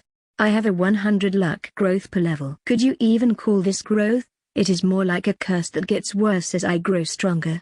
I have to somehow think of a solution to this, eventually. Damn it, at least I've got my stat points. I need to run faster. That's the only thing I can do right now. I have to prioritize survival. Killing them would give some nice EXP, but it's not worth the risk. Ding. You've assigned 35 stat points into the AGA stat. AGA 65, greater than, 100. The effects of Jester's reverse fortune, S rank privilege, have been activated. Your Luke stat has been reversed from 10,700 to 10,700 for this event only. Oh? What luck! Your AGA stat has increased by an additional plus 20. AGA 100, greater than, 120. Wow, so it also works like that. Luck can also affect things such as boosting stats. That's insane. As long as I have this bizarre privilege, at least I'll be lucky in the things that matter to me. Although I blame this bad luck on the pack of wolves that showed up right after I beat a boss. If it wasn't for the maiden that watches over nature, who completely healed me as a gift, I would be half dead, or already being eaten by wolves. All right, Violet. Let's run for our lives. There's no way I am fighting more monsters. I want to take a break. Caillou. Violet agreed as I touched the queen's corpse and her 2 scythes, storing everything inside my inventory for later usage as swiftly as I could. Several notifications contaminated my sight, making things slightly more difficult than they should already be. Is there a way for me to cancel system notifications? I always thought they were cool in novels, but IRL they're fucking obnoxious. Ding. You have stored Abyssal Dweller's Queen Carcass, D rank, X1. Oh? Lucky. Your Abyssal Dweller's Queen Carcass, D rank, X1 quality rank has increased to C rank. You have stored Abyssal Dweller's Queen Right Scythe, D rank, X1. Oh? What is this? Your Abyssal Dweller's Queen Right Scythe, D rank, X1 quality rank has increased to C rank. You have stored Abyssal Dweller's Queen Left Scythe, D rank, X1. Oh? Amazing. Your Abyssal Dweller's Queen Left Scythe, D rank, X1 quality rank has increased to C rank. Holy shit, the new privilege is amazing. If I could get my hands into an A rank material, wouldn't that mean I could get an S rank material with the quality upgrade? I could make a fortune out of it. Nonetheless, there's no point in making a fortune if I won't be alive to enjoy it. Ding. The effects of Little Rabbit's fearlessness, F rank privilege, have been activated. Your AGA stat has temporarily increased by plus 50%. So long, losers. Enjoy the scraps. I quickly threw some piles of meat of the pill bugs and the queen to distract the wolves. As I ran for my life with Violet on top of my head. I ran, and ran some more. I utilized my newly increased Tempi stat and the skill points to purchase a special skill, which allowed me to detect monsters from afar. This is all I could do. Run and hide. Ding. You've exchanged 25 skill points. You learned there, Mana Sense, F, LV1, Innate Skill. Mana Sense, F, LV1. Skill EXP, 0-100. The innate ability to utilize your own mana to expand your senses around your perimeter can detect things that are beyond physical objects such as walls and doors. The more mana is utilized, the higher the range of detection. Level bonus, 1, enhances acuity of perception using mana sense by plus 10%. It was more expensive than crafting for some reason, but this is really useful. My survivability comes first after all.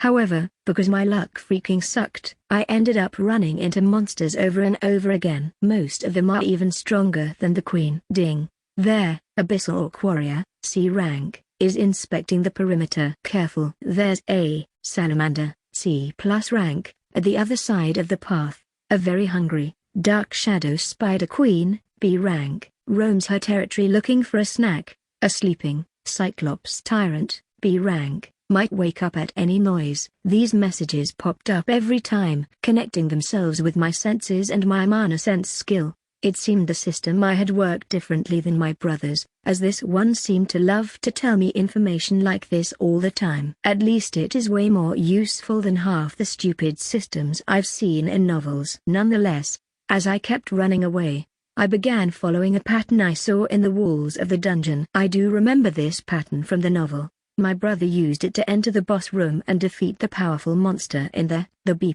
rank, Insect Queen Lolth, and then finally destroy the dungeon.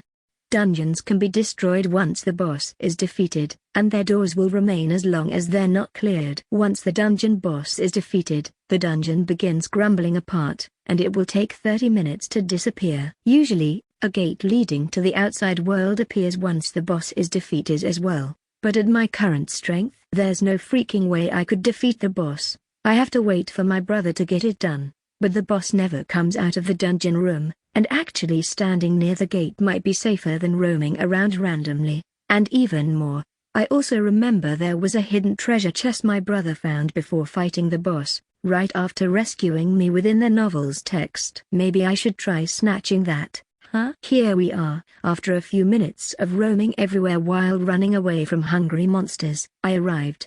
An enormous, purple-colored gate shone brightly, as a majestic, yet intimidating aura surged from within its interior. Ding. The aura of the dungeon boss intimidates all other monsters from approaching. The dungeon boss notices your tiny and pesky presence, provoking you to enter her chambers and challenge her. No thanks. Let's just chill for now. I quickly walked away from the gates, sitting at the other end of the corridor. Finally, I had a safe spot to wait for my brother to come. But for now, it would be a waste if I just sit around though. I'm so hungry. Can I even eat this bug's meat? Ugh, it looks disgusting.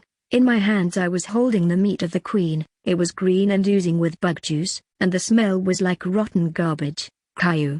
Violet surely didn't mind. He was feasting on pill bugs' carcasses happily. I even gave him a big pile of the queen's meat. You sure are something else. I remember my brother was able to acquire skills by devouring monsters, a power that the god-devouring Fenrir, a fallen constellation, granted to him. But that's a Fenrir vessel unique power. I don't have it. So it's just useless to risk it, though the queen's magic crystal does look pretty. A big, purple-colored jewel was. Ding. There, Abyssal Dweller Queen Magic Crystal, C rank, shines with beautiful luster. Do you wish to absorb it? By absorbing it, there's a 10% chance for you to increase your stats or gain one of the Queen's unique skills. This chance might increase or decrease based on Luke's stat. Oh? Right. This mechanic, this world's boss-type monsters can grant power to those that absorb their crystals. However, the chance of getting power out of it is very small, never going over 20%, but that's not all. Normal monster magic crystals can also be absorbed. It is the way hunters grow stronger in this world, as they don't have a leveling system. However, no matter how much I tried, I couldn't absorb the smaller monster magic crystals. It seems that I am only limited to the boss-type monsters. Is it because I can level up by killing monsters? Therefore, it is not necessary to absorb their magic crystals. It is a bit annoying. Nonetheless, I can still absorb boss-type monsters' magic crystals, so that's still pretty good. Even if the chances might be really low. Though, I do wonder, with my privilege, can I make it 100%? I would be risking a lot though. I could make a perfectly good item out of this. Screw it. Ding. You've begun to absorb their Abyssal Dweller Queen magic crystal, C rank. Flash. The crystal quickly turned into purple cold magic energy, infusing itself into my body, and then, my vision changed for a few seconds.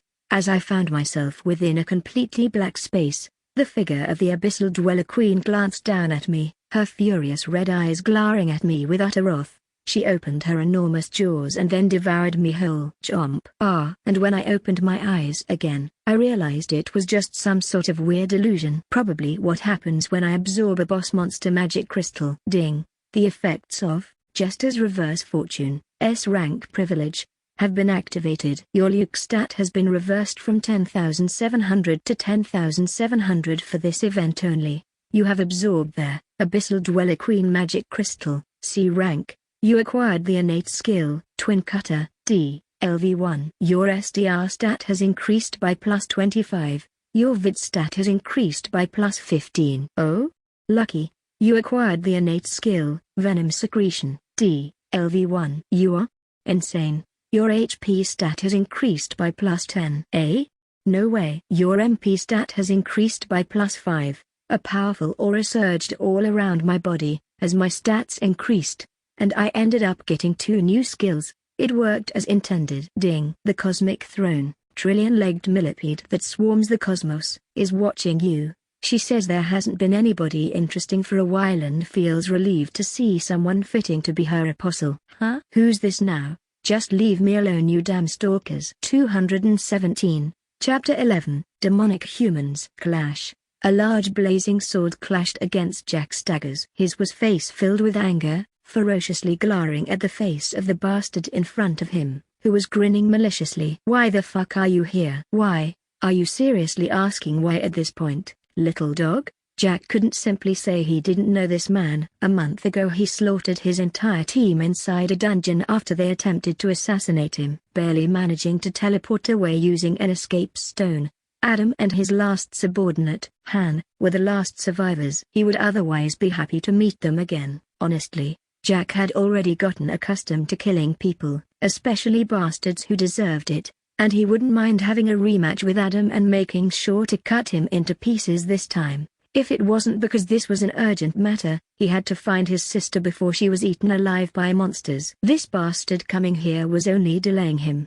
Move aside. I'll make sure to fucking slaughter you later. Jack roared. His entire body exuded a dreadful dark aura, encompassing his surroundings as dozens of furious wolves made of shadows appeared, attacking Adam with their monstrous jaws. Jack wanted to distract him with these shadow wolves and go look for Anna. However, I am not the same as before, Jackie Tilda. Adam laughed with a cynical smile, as he was suddenly attacked by the shadow wolves. His entire body was being bitten and torn apart, blood pouring out of everywhere. However, unlike how Jack was accustomed to hearing his victims scream in agony as his powers devoured them alive, Adam was looking at him straight into the eyes. Flash. A monstrous, red aura emerged from his bloodied body, as his entire musculature was enhanced. Adam grasped the shadow wolves and crushed them one by one while his wounds started to regenerate. All the blood he lost became red tattoos around his body, revealing the true nature of his powers. Jack swiftly noticed that one of Adam's hands held the tattoo of a ferocious red snake with sharp fangs, which connected through magical runes with the rest of his body's red tattoos. These weren't merely decorative, however. This dreadful and powerful aura could only mean one thing. You've become a demonic human? Took you a little while to guess, shithead. Jack gritted his sharp fangs angrily, his eyes glowing redder with ferocious fury. He had fought a few demonic humans already, but they always were a challenge. Their power was immense and unlike monsters, he was unable to devour or absorb their powers, as the demons they contracted would devour the demonic human soul and powers once they were killed, leaving nothing for him. The worst was that a contract with a demon often brought an incredible increase in power to humans. If they were already strong, such as Adam being a B-rank hunter, they would often become one rank higher, or even two. Adam was no longer B-rank, which would easily be slaughtered by Jack. He had surely become as strong as an A rank, if not even higher. Jack noticed red scales growing over Adam's body, and also his teeth transforming into sharp, snake-like fangs, while his eyes became even colder than before, like those of the reptile. As if that wasn't everything, his tongue extended out of his open maws, growing over a meter long. Hey, to think you've been enjoying this kind of power all for yourself, little Jackie Tilda. It's not fair. Adam laughed, suddenly disappearing in a blur of red energy. Flash. Huh? Jack was suddenly shocked. His foe moved at an incredible speed. In mere seconds, he emerged right behind him. He quickly tried to block his incoming blow, twisting his body to greet him with a barrage of his own attacks. Roar! Adam roared. His sword was swiftly imbued with his red aura, and countless snakes emerged out of it, fusing with the weapon and enchanting its attack power and weight. The blow was tremendous, impacting Jack to the core and throwing him away. Clutch! LNGGH! Jack gritted his teeth, jumping away after receiving the hit. His entire body suddenly felt weaker. That attack was rather weak, but it came with something. His eyes widened as he felt his body rapidly beginning to feel much heavier than before, while breathing became difficult. Did you feel it? I went easy on you because I want to see you struggle in agony, Jackie. Venom? Jack quickly vomited a mouthful of blood, as he felt his entire body starting to grow weaker. He quickly put his abilities into use, activating venom and poison resistance. But that only helped him resist it a bit better. The venom was not healed. It's not working. Do you truly believe you can counter the venom created by Ouroboros? The moment it entered your body, your fate has already been written. TCH. If I have to fucking kill you to get to Anna, don't expect me to go easy on you like last time. Jack's eyes began glowing with a red light.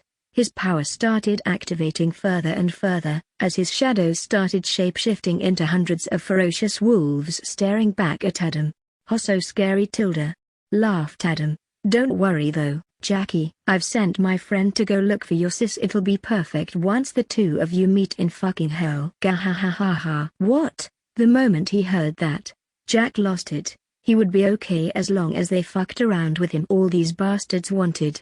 He would be okay if they came by the thousands to kill him. He would be fine if they insulted, poisoned, tortured, and made him suffer all they wanted. But if they were going to touch the only person he cared for in this entire world, the only family he had left, then he would not stop until all his enemies were dead.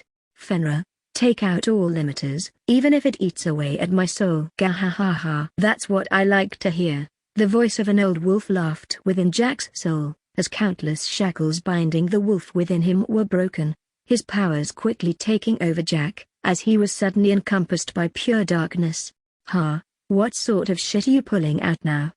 Adam laughed. Flash. A ray of darkness came out from within the shadows, reaching Adam. Boom! Adam tanked the hit with his super regeneration, but the damage burned his skin and even his bones could be seen for a few moments. What? That sort of power? Don't tell you've got even more? However, no human answered. Only a monstrous beast. Roar. A gigantic black wolf emerged from within the shadows, jumping towards Adam and ferociously attacking him. The half-snake man was barely able to react in time, putting his blazing sword in front of him and barely blocking a bite that could have torn apart his head. Clash. Dot. Dot. Dot. Ding. The cosmic throne, trillion-legged millipede that swarms the cosmos, is watching you. She says there hasn't been anybody interesting for a while and feels relieved to see someone fitting to be her apostle. Just as I finished absorbing the Abyssal Dweller Queen's crystal, I suddenly saw a strange message. I don't even remember this constellation at all. Was she even in the story? Well, the other ones weren't either. Though, I cannot accept her offer. I don't want to become bound to any constellation if possible. Yeah, hunters that become constellations apostles gain great power, and their growth increases, but they're also bound to them, body and soul. I don't want to be owned by anybody. No, sorry. I don't want to become your apostle. I quickly showed my disinterest, and then ding. The cosmic throne, trillion-legged millipede that swarms the cosmos, is greatly offended by your words. She furiously roars, saying you're an ungrateful piece of garbage. While clicking her sharp mandibles, she assures you that she will find a way to punish you for such insolence. Yeah, sure. I sighed, waving my hand to shoo her away. Caillou. Violet seemed confused. Nothing, Violet. How about we go treasure hunting for now, Caillou? Thankfully, the place where the treasure my brother finds in the novel is within the boss aura territory, so I can find it easily without having to worry about monsters showing up. As I walked towards my destination while looking around as cautiously as I could, mostly because I've become rather paranoid in this place, I checked my new skills. Twin Cutter, D, LV1. Skill EXP, 0100. A unique skill that monsters with sharp blade-like limbs can utilize. By imbuing mana into any blade, it is possible to unleash a powerful twin-cutting attack made of blade energy, which can deal up to 150% damage and ignore 20% of a target's total defenses. Has a 10% chance of being a critical attack. Level bonus, 1, increases damage dealt by plus 25%, increases defense ignore by 15%. Increases critical attack chance by plus 10%. Grants a 5% chance to unleash an additional attack with no MP cost. Venom Secretion, D, LV1. Skill EXP, 0100. A unique skill that venomous monsters usually possess. By spending mana, it is possible to secrete different types of venomous toxins from the user's body. These toxins grow in intensity and effects with each skill level. The way toxins can be created is up to the user's ability and knowledge. As an additional effect, the user is immune to all venoms and poisons. Level bonus, 1, increases the intensity of toxins created by plus 25%. Venom produced can ignore 50% of a target's venom immunity, resistance. Grants a 10% chance for the venom to become fatal venom. These skills are so amazing. The queen didn't use her venom secretion though. Why? She didn't know how to use it, or maybe she had yet to awaken it, but this skill was within her true potential. Well, whatever's the case, I feel way more confident with these. Found you, huh? Suddenly, a Raina-looking guy with gray hair and red eyes showed up. His creepy smile combined with those snake-like eyes, the knife he was licking with his long tongue, and that weirdly off-putting voice made my entire body shiver. Who the fuck is this guy? His aura. Ding. An intense killing intent is being directed at you. I don't remember a guy like this at all in the novel's story. Are you scared, little girl Tilda? Oh damn, you're so cute. I can't wait to cut you down piece by piece. He slowly began walking towards me. Are you so scared you can't even talk now? Seeing his stupid face and his weirdly generic thug demeanor. This badly written and forgettable character is Han Su, a subordinate of the demonic human and hitman, Adam Wu. But why is he here? This guy is supposed to show up way later in the story, and that snake too. He's a demonic human too. This guy was really weak without a demonic contract, but once he got one, he was as strong as a C-rank hunter at the very least. Ding. There, says that the world is a bit boring if it follows the script, therefore, unexpected changes will occur in the story, sponsored by the unpredictability of chaos. New change, Adam Wu and Han Su will appear in the dungeon where Anna was trapped. Adam will hold onto Jack while Han comes to kill his sister. Both Adam and Han are newly awakened demonic humans. Adam's potential has increased by plus 50%. Han's restraint has decreased by 70%. Fuck. 207. Chapter 12, Charlatan. New change, Adam Wu and Han Su will appear in the dungeon where Anna was trapped. Adam will hold onto Jack while Han comes to kill his sister.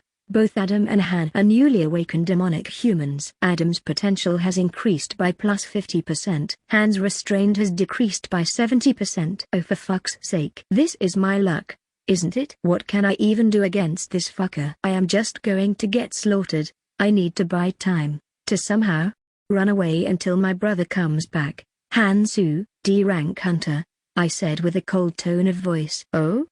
Han suddenly stopped walking towards me, glancing at my eyes with his snake-like pupils. You know my name, little girl? How odd. I thought you were supposed to be in a coma until just some hours ago. I know more than you think, I said with a smile, faking confidence. TCH, it is weird, yeah, but but it's not like I care if you know or not. I want to see your blood and guts, and that's what I'm gonna get. The boss said I could go wild, so I will.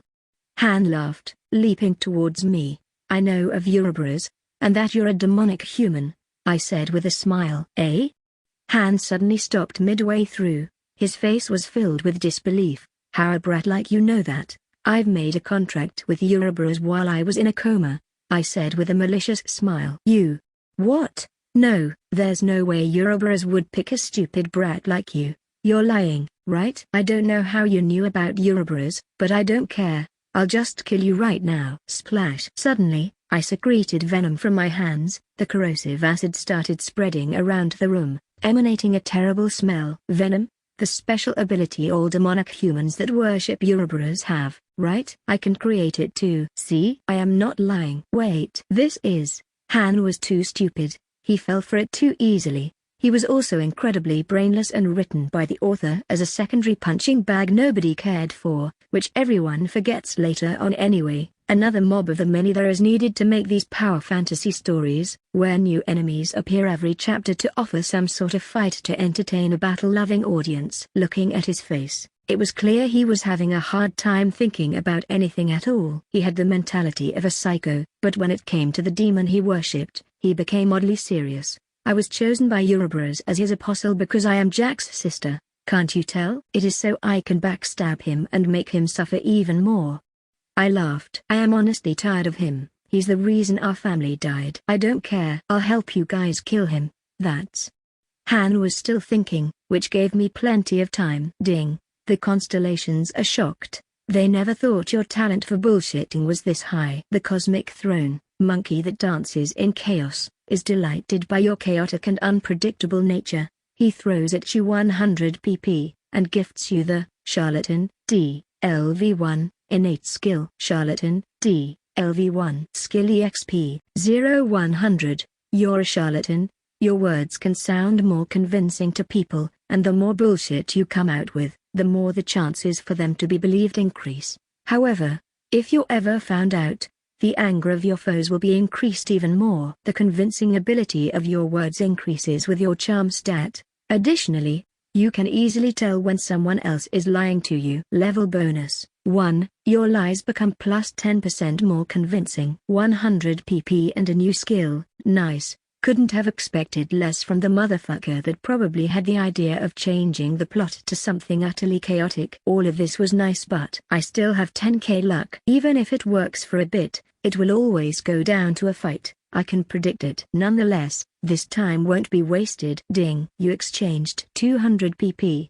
You purchased random weapon treasure chest, F rank privilege, X2. You have reached the purchase limit. You purchased random armor treasure chest, F rank privilege, X2. You have reached the purchase limit. Both treasure chests landed inside my inventory. I was planning to purchase them later because they were F rank, but I don't have any fucking choice now. Anything would help. The effects of Jester's reverse fortune, S rank privilege, have been activated. Your Luke stat has been reversed from 10,700 to 10,700 for this event only. Your Luke stat is too high. The quality limit of the items that can be acquired has been increased based on the Luke stat. You have opened the 2 random weapon treasure chest, F rank privilege. Huh? Incredible. You have acquired Thanatos's broken scythe, B rank, scythe weapon. Oh? Amazing. You have acquired the blazing dragon tooth, B rank, dagger weapon. You have opened the 2 random armor treasure chest, F rank privilege. No way. You have acquired the Bastion's shield, C rank, shield. This impossible. You have acquired the Sylph's tear, B rank, ring. What in the world? I was expecting some trash, but these items are insane. Huh, no. This doesn't make sense. I've been trying to ask Ouroboros, but he says he doesn't know about you. Han said, his eyes squinting. You're a fucking liar, bitch. Han found out, naturally. As much of an idiot as he was, finding out that I was lying was as easy as asking the demon himself. Flash. His aura began growing larger, and larger, and larger. It began to encompass the entire surroundings, filling everything with red. I fucking hate liars more than anything. He muttered. You're a smart little bitch, but in the end, You're going to be food for the snakes. His aura boosted his entire body's power, as he leapt towards me with even more fury and rage than before. In fact, he was completely pissed and wasn't laughing at all. Boom! His attack reached the area where I was, blowing away everything. The ground shattered, and the cave trembled. Yet I wasn't there, only a gust of emerald winds was left behind. Han quickly noticed I had moved at a speed he was unable to see, and with a level of stealth he couldn't detect either. I was over 20 meters away from him, yet his snake-like eyes quickly detected me. What? How did you move at such a speed? He roared. Do you think I'm dumb enough to tell you, fuckhead? I asked with a smirk. Ding. The power of the wind spirit, Sylph, has increased your dex and agi by plus 100%. Of course, it was all thanks to my new item. God bless the author for making this guy dumb enough to give me time to get it. Sylph's tier. Item type, magic accessory, spirit ring. Item quality, B rank. Item requirement, 120 plus agi. Item durability, 680-700. Item effects, HP, plus 5, MP, plus 100, STR, plus 5, Fit, plus 5, Dex, plus 50, Agi, plus 100, INT, plus 5, Whis, plus 5, Luke, plus 5, CHM, plus 100. Item abilities. Wind Spirit's Blessing, as a ring created by using the crystallized tier of the Wind Spirit. This item possesses the Wind Spirit's Blessing. By imbuing mana into the ring and sacrificing 20 durability, it is possible to increase the user's dex and agi by plus 100% for 5 minutes, which can only be used thrice a day. Wind's Power increases wind attribute damage by plus 50% and grants the ability to summon winds to aid the user in both attack and defense. Oi, you've got to be fucking kidding me, kid. How come you're this fast? Cough, huh? What the? Han suddenly noticed he coughed blood. The entire cave was filled with the venom I was secreting, which was a slow toxin that affected the lungs of anybody who breathed the gases the venom exuded naturally. I protected myself by wrapping some clothes around my face. Ding. You have created a D-rank venom, lung melter. Oh? Such luck. Your D-rank venom has evolved to a C-rank venom. It was only C-rank, but the venom secretion skill has the power of ignoring 50% of a target's immunities and resistances. This means even Uroboros' servants are affected by this. How come? Venom affects me? Han muttered. Well, you've fallen right into my little game, I said, taking a scythe and a dagger out of my inventory. Ding. The power of Thanatos' broken scythe, B rank, generates a powerful death aura around you, intimidating your foe. The blazing aura of Blazing Dragon Tooth, B rank, seems to be eager to roast and eat whatever you slice. What sort of weapons are those? Where did a shitty brat like you get them? I cannot run away from him forever, nor I can rely on my brother to save me either. I have to kill him myself, no matter what. 215. Chapter 13, Overgeared. I cannot run away anymore. I am tired of running away. Through the memories that I awakened from my previous life, I realized how much of a coward and a useless person I was within the novel's story. Always running away, always crying, always being used as a plot device to bring my brother even more unnecessary hardships, always made to be someone that gets beaten and cries. Even in my previous life, I was always someone who looked upon all those better than me, someone who had nobody, and who was always seen as useless. I had a regretful first life.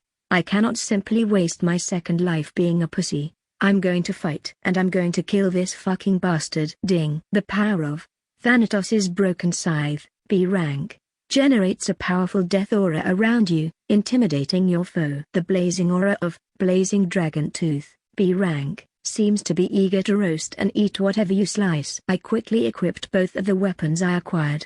The previous spear I crafted was already shattered into pieces, and so was my shield. My armor was barely holding together. If I abuse the abilities I have and these weapons, I have a chance to win. It is minuscule, but I am going to grasp it no matter what. I have no idea where you found those fancy weapons, little bitch, but I'm going to happily take them away from your corpse once this is all over. Laughed Han, rushing forward without saying another word.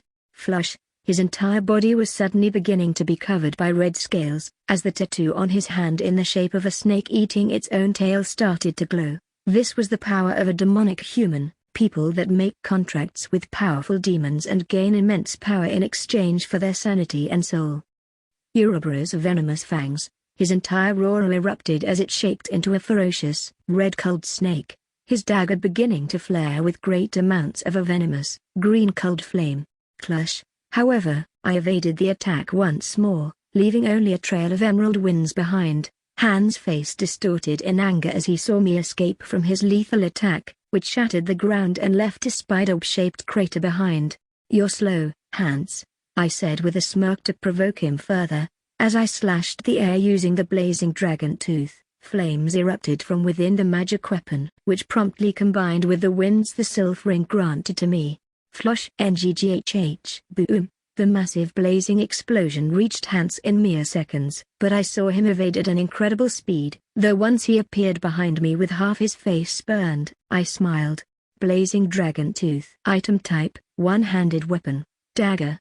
Dragon weapon, magic weapon. Item quality, B rank. Item requirement, none. Item durability, 770-800. Item effects, 80k, plus 550, HP, plus 50, MP, plus 70, STR, plus 70, VIT, plus 25, Dex, plus 55, Ag, plus 70, INT, plus 55, Whis, plus 25, Luke, plus 20, CHM, plus 20. Item abilities, Dragon's Flames. As a dagger made using the sharp canine tooth of a dragon, it possesses the enormous power of the dragon's flames within its breath. Attack grants powerful fire attribute damage with each slash of this sword. The flames, as their dragon attribute, grow in intensity the more they burn their target, dealing damage over time and draining the target's health and mana. Durability decreases whenever the true dragon flames are conjured. What is this damn fire?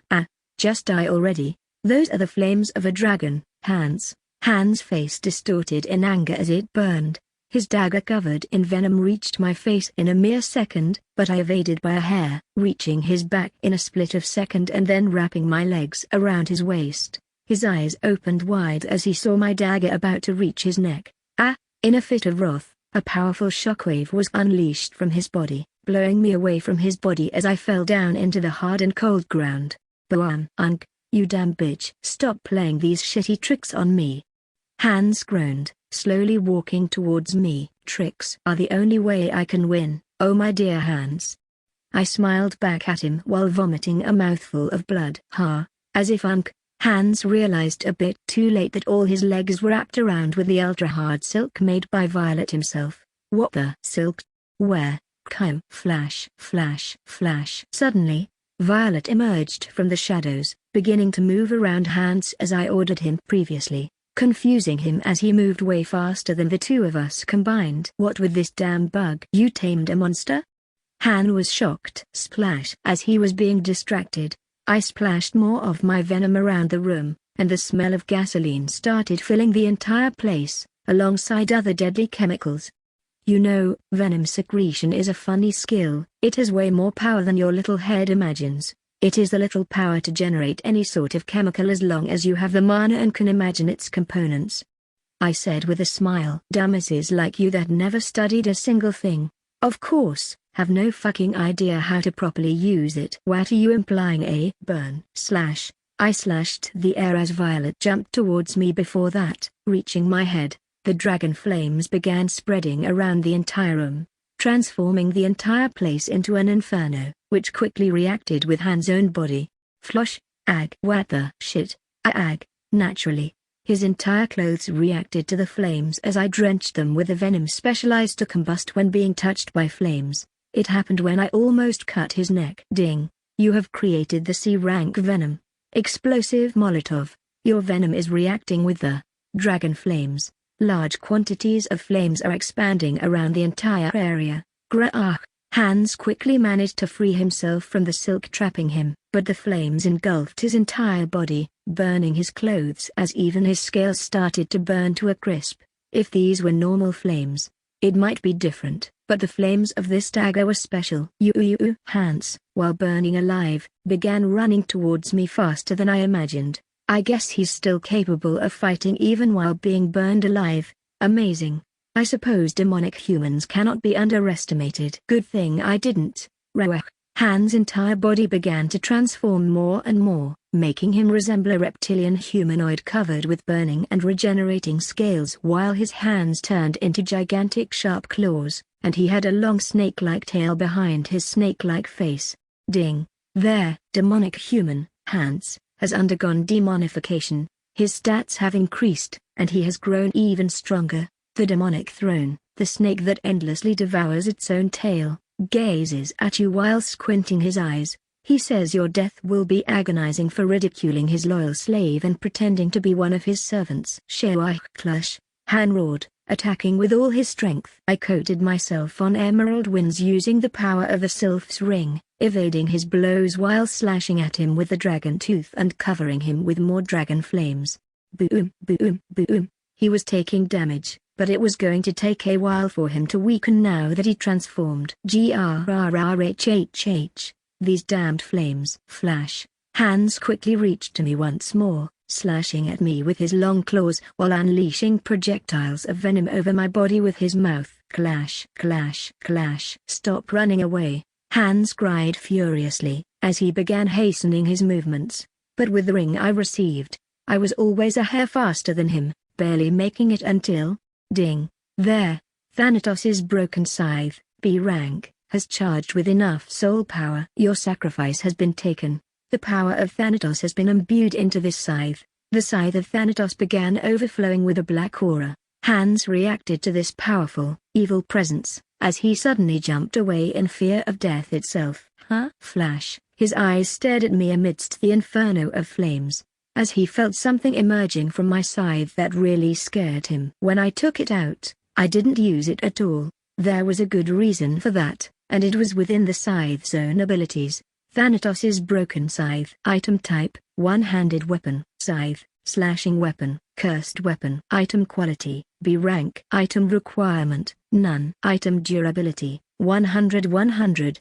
Item effects, 80k, +5 + 10,000, HP, +5, MP, +5, STR, +5, VIT, +5, Dex, +5, Agi, +5, INT, +5, WIS, +5, Luke, +5, CHM, +5. Item abilities. Thanatos' broken relic, an ancient relic that once belonged to Thanatos, the god of death. It is now broken and unusable. However, it still possesses a faint connection with the god of death. If you sacrifice enough of your soul, you may awaken the weapon's true potential, but only temporarily. Sacrifice, a unique ability that only appears once a sacrifice has been given. Enhances the weapon's attack by +10,000 and grants a 1% chance to instantly kill a foe whenever they're slashed with this weapon. Durability decreases constantly while in use. To activate this weapon's powers, I gave a fragment of my soul, a tenth of it.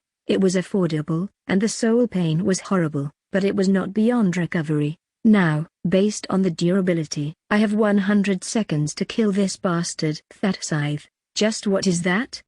Hans cried in fear. This? It is what's going to end your life, Hans. I smiled back at him, as I leapt forward, slashing at him with the scythe using all of my strength. Slash 210. Chapter 14, Merciless. Slash. A massive slash made of pure darkness emerged out of the scythe, as Hans cried in fear, trying to run away from the attack. However, the devastating blow landed, and his entire body hit the ground as the entire surroundings trembled. The flames were immediately turned off as the attack seemed to seep away the entire warmth of the area.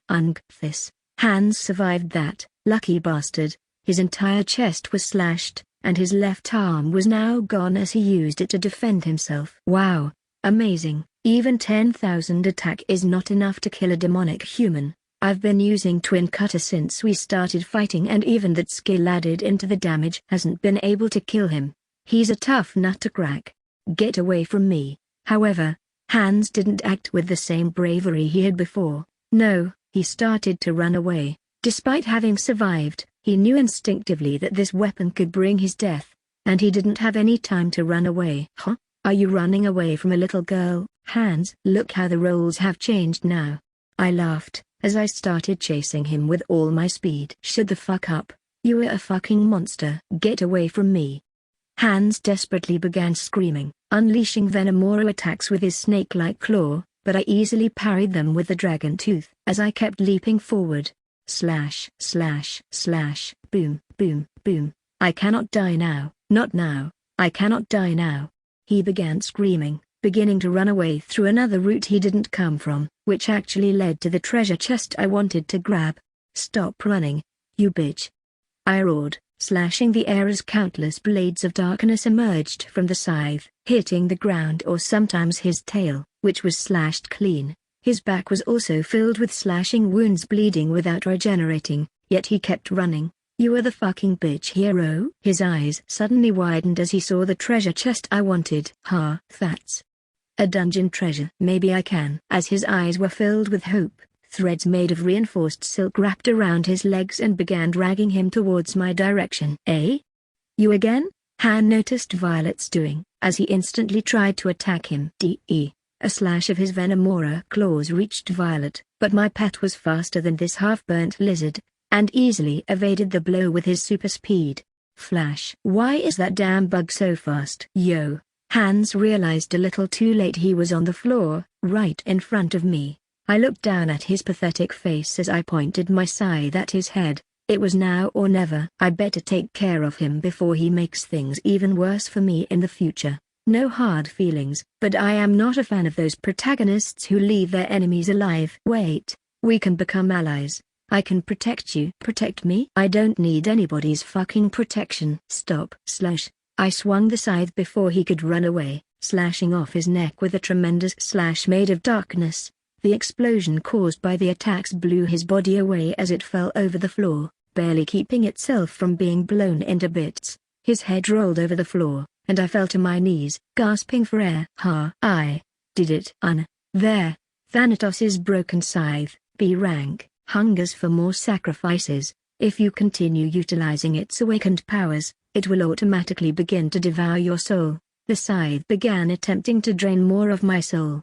It seemed that not even 20 seconds were enough for the god of death. He wanted more. I quickly stored the weapon inside my inventory, with around 80 durability left, and then finally was able to rest. Ding. You earned 25,000 EXP. Level up. Level up. Level up. Your level has increased from level 7 to level 10. All your stats have increased. You earned skill points and stat points. You have reached max level. You can now choose a class. Upon choosing a class, your level cap will increase exponentially and you will gain unique skills of that class. However, starting from your second class onwards, a special class trial will be required to change class. Class change, just like with my brother. I guess I can really change my class as well. I do wonder what I can get. Well, I better take that item first before anything else. Ding. The constellations were spectating what was happening with great shock, contempt, and at the edge of their seats. The cosmic throne, butterfly that flies across the universe, seems shocked you're alive, and is slightly angered, as she has lost a bet with the monkey. She sends nothing, saying you made her lose a lot of money. The cosmic throne, monkey that dances in chaos, laughs so loud the entire universe hears his laughter. He says he believed your insanity the moment he saw you bullshitting that snake guy. He has decided to share the earnings of his bet with you as a reward. You have earned 500 PP. Wait, what? That fucking butterfly. Well, and this monkey's also an asshole, but at least he shared some of what he earned with me. The cosmic throne, jester filled with lies, is very happy about your amazing performance. He sponsors you with 100 PP and health potion, D rank, X5 and mana potion, D rank, X5. The cosmic throne, maiden that watches over nature, is very relieved you're alive. She was very worried and had reprimanded the monkey multiple times already, but he seemed to not listen to her words. She apologizes, sending 200 PP and completely healing all your wounds, mana, and stamina. The cosmic throne, warrior that seeks calamity, seems pleased by the amazing battlefield with many stakes. He sponsors you with 100 PP and warrior's necklace, C rank, X1. Flash. Suddenly, a divine light covered my body, healing all my wounds, fatigue, and exhaustion. This also extended to Violet as he healed as well in a single second. And that warmonger sent me a nice gift too. Ding. Several other constellations are watching you right now. Some seem more interested and might become sponsors in the future. The demonic throne, the snake that endlessly devours its tail, seems to gaze at you with interest, even after you've slain his subject. He suddenly offers you a deal. Do you wish to have a demonic contract with him in exchange for your soul? He promises immense power and great riches. Fuck off. Ding. The demonic throne, the snake that endlessly devours its tail, is furious at your insolence against such a powerful demon as him. The other constellations sponsoring you seem to laugh at his stupidity. The cosmic throne, monkey that dances in chaos, gives him his middle finger. The cosmic throne, warrior that seeks calamity, points his sword at him. The cosmic throne, maiden that watches over nature, embraces you with her body to protect you from this wicked evil. You guys don't need to go so far. The demonic throne, the snake that endlessly devours its tail, begins to rattle his tail in fear. He slowly begins to run away before provoking the constellations again. However, he assures you that his subjects won't let you have a peaceful life. It's over for you. Go away, snake. I sighed, waving the system notifications with my hand and looking at the beautiful treasure chest. All right, Violet. Let's ignore these annoying constellations and open some loot. Caillou. Krieg. A bright light emanated from the treasure chest, as inside of it, there was a small golden culled bulb resembling a candy made of pure gold. The fantastic item I'll be stealing from my brother is Holy Sunlight Pill, B rank. A special pill of compressed energy extracted directly from the sun itself, which has enormous quantities of yang essence. Once consumed, it will awaken the user's meridians with pure yang energy, purifying them from any toxins and enhancing the overall physique to the next level. Has a high chance of granting a unique physique, increase stats permanently, or give new skills. A special item originating from one of the ruined worlds of the Murim world line. From what I remember, this item barely increased my brother's stats because he was already pretty OP at this point, and it only granted him the ability to shoot sunlight rays, which he didn't even use. However, it was mostly used to introduce cultivation aspects to the story, which later on became more prominent. But for a weakling that barely has anything like me, this is a treasure amongst treasures. If I eat this, there's a high chance for me to obtain a constitution that could actually compare to an actual hunter. And just as I grabbed the pill, something happened. Ding. You have collected their Holy Sunlight Pill, B rank. The effects of, just as reverse fortune, S rank privilege, have been activated. Your Luke stat has been reversed from 11,000 to 11,000 for this event only. Oh?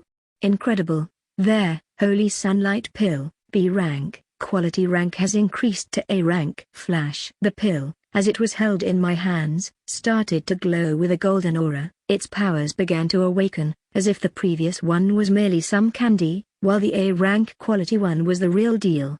I can't believe this power even works like this. I felt shocked, but I didn't want to waste more time eating the pill. Crunch, crunch. It tastes like honey with some herbal scent mixed in. And it makes my body feel very warm. Flush. Suddenly, the aura of brightness started spreading around my body. I felt as if every vein of my body was beginning to open and a brand new power was flowing through them. Ding. You have consumed their Holy Sunlight Pill, A rank. A large quantity of yang essence is flowing across your body. The very power of the sun begins to unlock your meridians, awakening a new physique within your feeble body. Initiating body restructuration. Wait, body restructuration? Crack. And then, an agonizing pain started spreading around my body, as I felt my bones breaking, my muscles tearing apart, and my internal organs bursting. Ding. The process might be painful. Careful. Yeah, no shit. 233, Chapter 15. No longer human. Boam. A giant werewolf filled with scars oozing with deadly poison fell to the floor, shattering the ground below him and leaving countless cracks behind. His entire body was bleeding all over, and even when he tried to recover his wounds constantly, they would reopen once more due to the wicked poison imbued into his flesh and blood. You damn bastard. Jack slowly began to stand up, only for a massive snake-like humanoid monster to emerge behind him. Unlike the form Han had taken, Adam was completely on another level. Half of his body wasn't legs but an enormously long snake tail that ended on a sharp and venomous spear-like tip. Meanwhile, his upper body was tremendously muscular, with 3 pairs of arms, each one wielding a powerful magical weapon of at least C rank and above. His snake-like face resembled a ferocious python, and it had green eyes, with a 7th black eye in the middle of his forehead. Demonic horns grew around his head, forming a crown of malefic darkness. His entire body was covered with wounds as well, some rather deadly looking, but it was clear that his transformation held a tremendous difference in power compared to his disciple, Hans. "What's wrong, Jackie? You said you were going to show me your true power, yet the only thing I've been fighting so far is nothing but a rabid dog," laughed Adam. "You're a pathetic mutt, incapable of even holding a fight against me now that I've received the blessings of my master, Ouroboros. TCH, you're nothing but a pathetic bastard. You've sold your humanity, your very being, to become a monster," Jack muttered, spitting blood and a few of his fangs, and relocating his lowered jaw in the process. "Huh? And what are you then? You possess a demonic power as well. Whatever your dog-like power is, it is demonic. What makes you and me any different?" Adam confronted Jack, his eyes sharply glancing at his pathetic and tattered body. "You chose to become a monster when there were other options, when there were other ways." "I had no choice. I took this power because I wanted to live and protect my sister, my only family. You choose it just to fill your pathetic ego with enough confidence that you could beat the one that almost killed you," Jack said with a smirk. "You're a piece of shit, Adam." "Ha ha ha ha ha." Adam began to laugh manically. "That's right. I am a piece of shit. But you're below shit. You're the bugs that eat shit. You damn it bastard," Adam roared, leaping towards Jack as his 6 arms began swinging wildly against him. His 6 magic swords unleashed slashes of flames, ice, water, winds, lightning, and darkness, decimating everything that they touched. Slash, slash, slash. Jack summoned his favorite weapon, and the one he has crafted using A-rank quality material from monsters, and even using a fang from Fenrir, the powerful demonic sword, Gram. Clash. His black cult sword shone like onyx as it unleashed a wave of pure darkness, while Jack's monstrous aura emerged around and shaped within his sword, generating countless wolf-like jaws. The hisses and roars of the 2 monsters fighting echoed across the dungeon, and the entire place started to tremble. No monsters dared to get closer to these 2 calamities that could annihilate a city while fighting. "Haha, you're becoming slower, Jack. Your death is soon approaching. You're going to die by my hand. I will avenge all my disciples. You damn bastard. Die like the dog you are, Ouroboros embodiment," Adam roared, concentrating all of his venom aura into his 6 swords, which quickly merged into a gigantic and monstrous, red-scaled snake, which quickly rushed towards Jack while opening its monstrous jaws.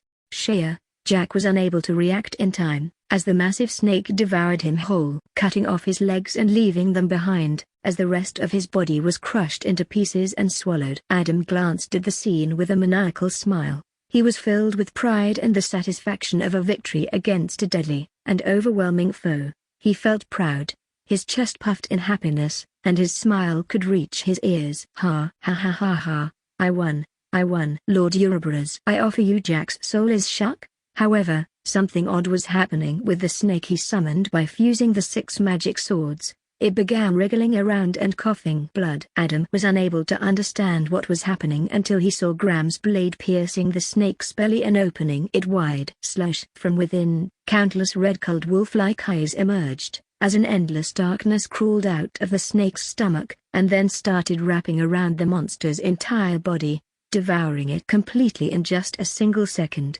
Crunch. Wah. Adam felt so shocked he couldn't understand. Ouroboros' embodiment was the literal embodiment of his demonic patron, a familiar containing powers he could only summon by sacrificing high-quality materials, such as those weapons.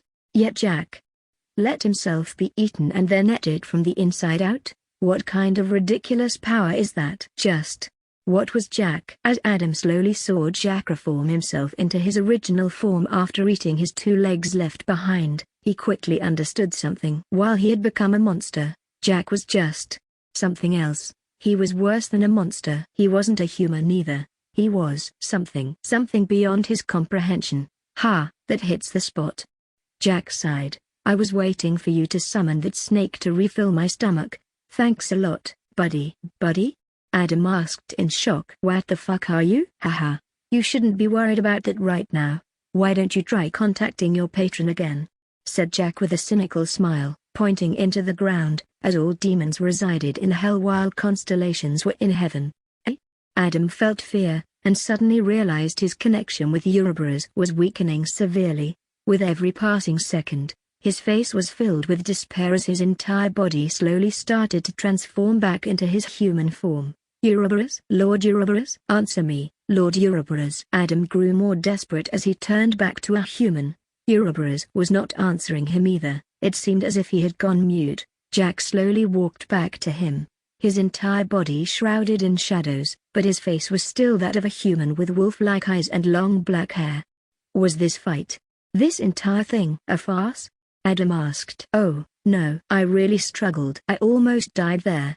Jack said. Fenrir was almost having enough of our shit. In fact, I was holding him back because I wanted to do something else. And there you go. Like every demonic human, they always bring their demon's embodiment. You geese really love those familiars, don't you? What? Don't you understand? A familiar is the embodiment of your demon. What do you think would happen to them if I eat a part of them?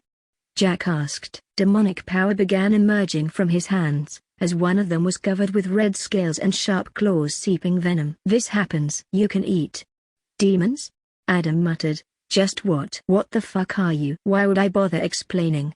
Sighed Jack. I don't like talking with food. Food? Adam cried, as Jack's entire body transformed into a mass of countless wolf-like jaws, eating him piece by piece, as he screamed in despair until nothing was left behind.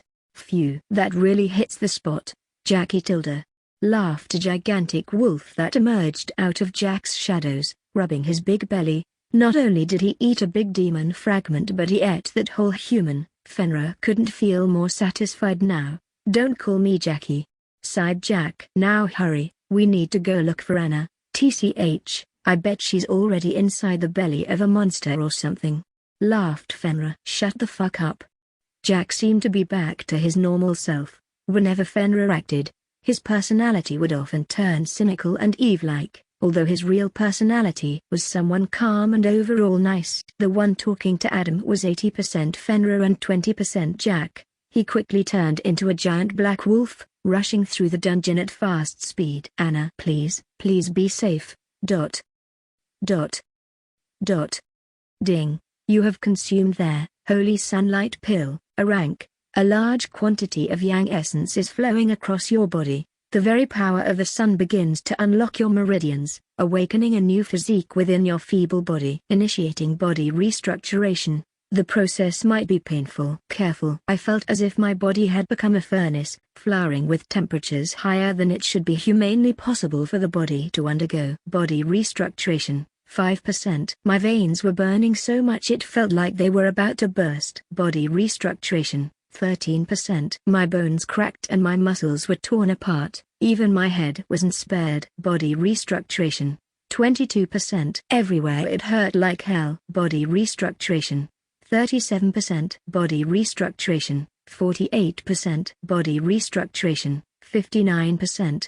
However, once the pain went away, a relieving sensation filled my body. Body restructuration, 66%. Body restructuration, 73%. Body restructuration, 81%. I felt as if I was molting, my skin started peeling off, and even my hair started falling. Body restructuration, 95%. When I finally got my senses back, I looked completely new. My skin was soft like a baby, yet stronger than ever. My hair had gained a blonde hue within the brown color it held, and my eyes, I don't know what color they had, but they were shiny. An aura of light overflowed across my body. Ding. Body restructuration, 100%. Your body has been restructured. All your stats have increased by plus 100. You have completely absorbed the yang energy and the sunlight essence.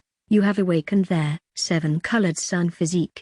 You have acquired the Sunshine BLV1 innate skill. Your physique emanates a powerful aura, further boosting your stats. All of your stats have increased by an additional plus 50 due to the effects of the Protagonist's little sister. Title: Your Luke stat cannot increase. However, the additional 150 stats that would have gone to Luke have been redistributed into your other stats. Your physique emanates a powerful aura, strengthening all of your skills. You have received bonus skill EXP. Several skills have leveled up. Some skills ranks have increased. Your physique is overflowing with a brand new essence, strengthening you even further. You have unlocked the Ki stat. Your current physique tier is 1, rank 0. To gain more Ki, strengthen your physique. Player name, Anna. Title, Protagonist's little sister. Physique, 7 colored sun. Physique, tier 1, rank 0. Level, 10/10 EXP, /HP, 281 MP, 296 Ki, 100 STR, 242 Fit, 240 Dex, 237 Ag, 307 INT, 280 Wis, 303 Luke, 11,000 CHM, 6,166 Innate skills, 8/8. Little sister, F, LV2, Gatherer, E, LV4, Crafting, E, LV3, Mana Sense, E, LV4, Twin Cutter, D, LV3, Venom Secretion, D, LV3, Charlatan, D, LV2, Sunshine, B, LV1. Privileges, 4/4. Jester's Reverse Fortune, S rank privilege.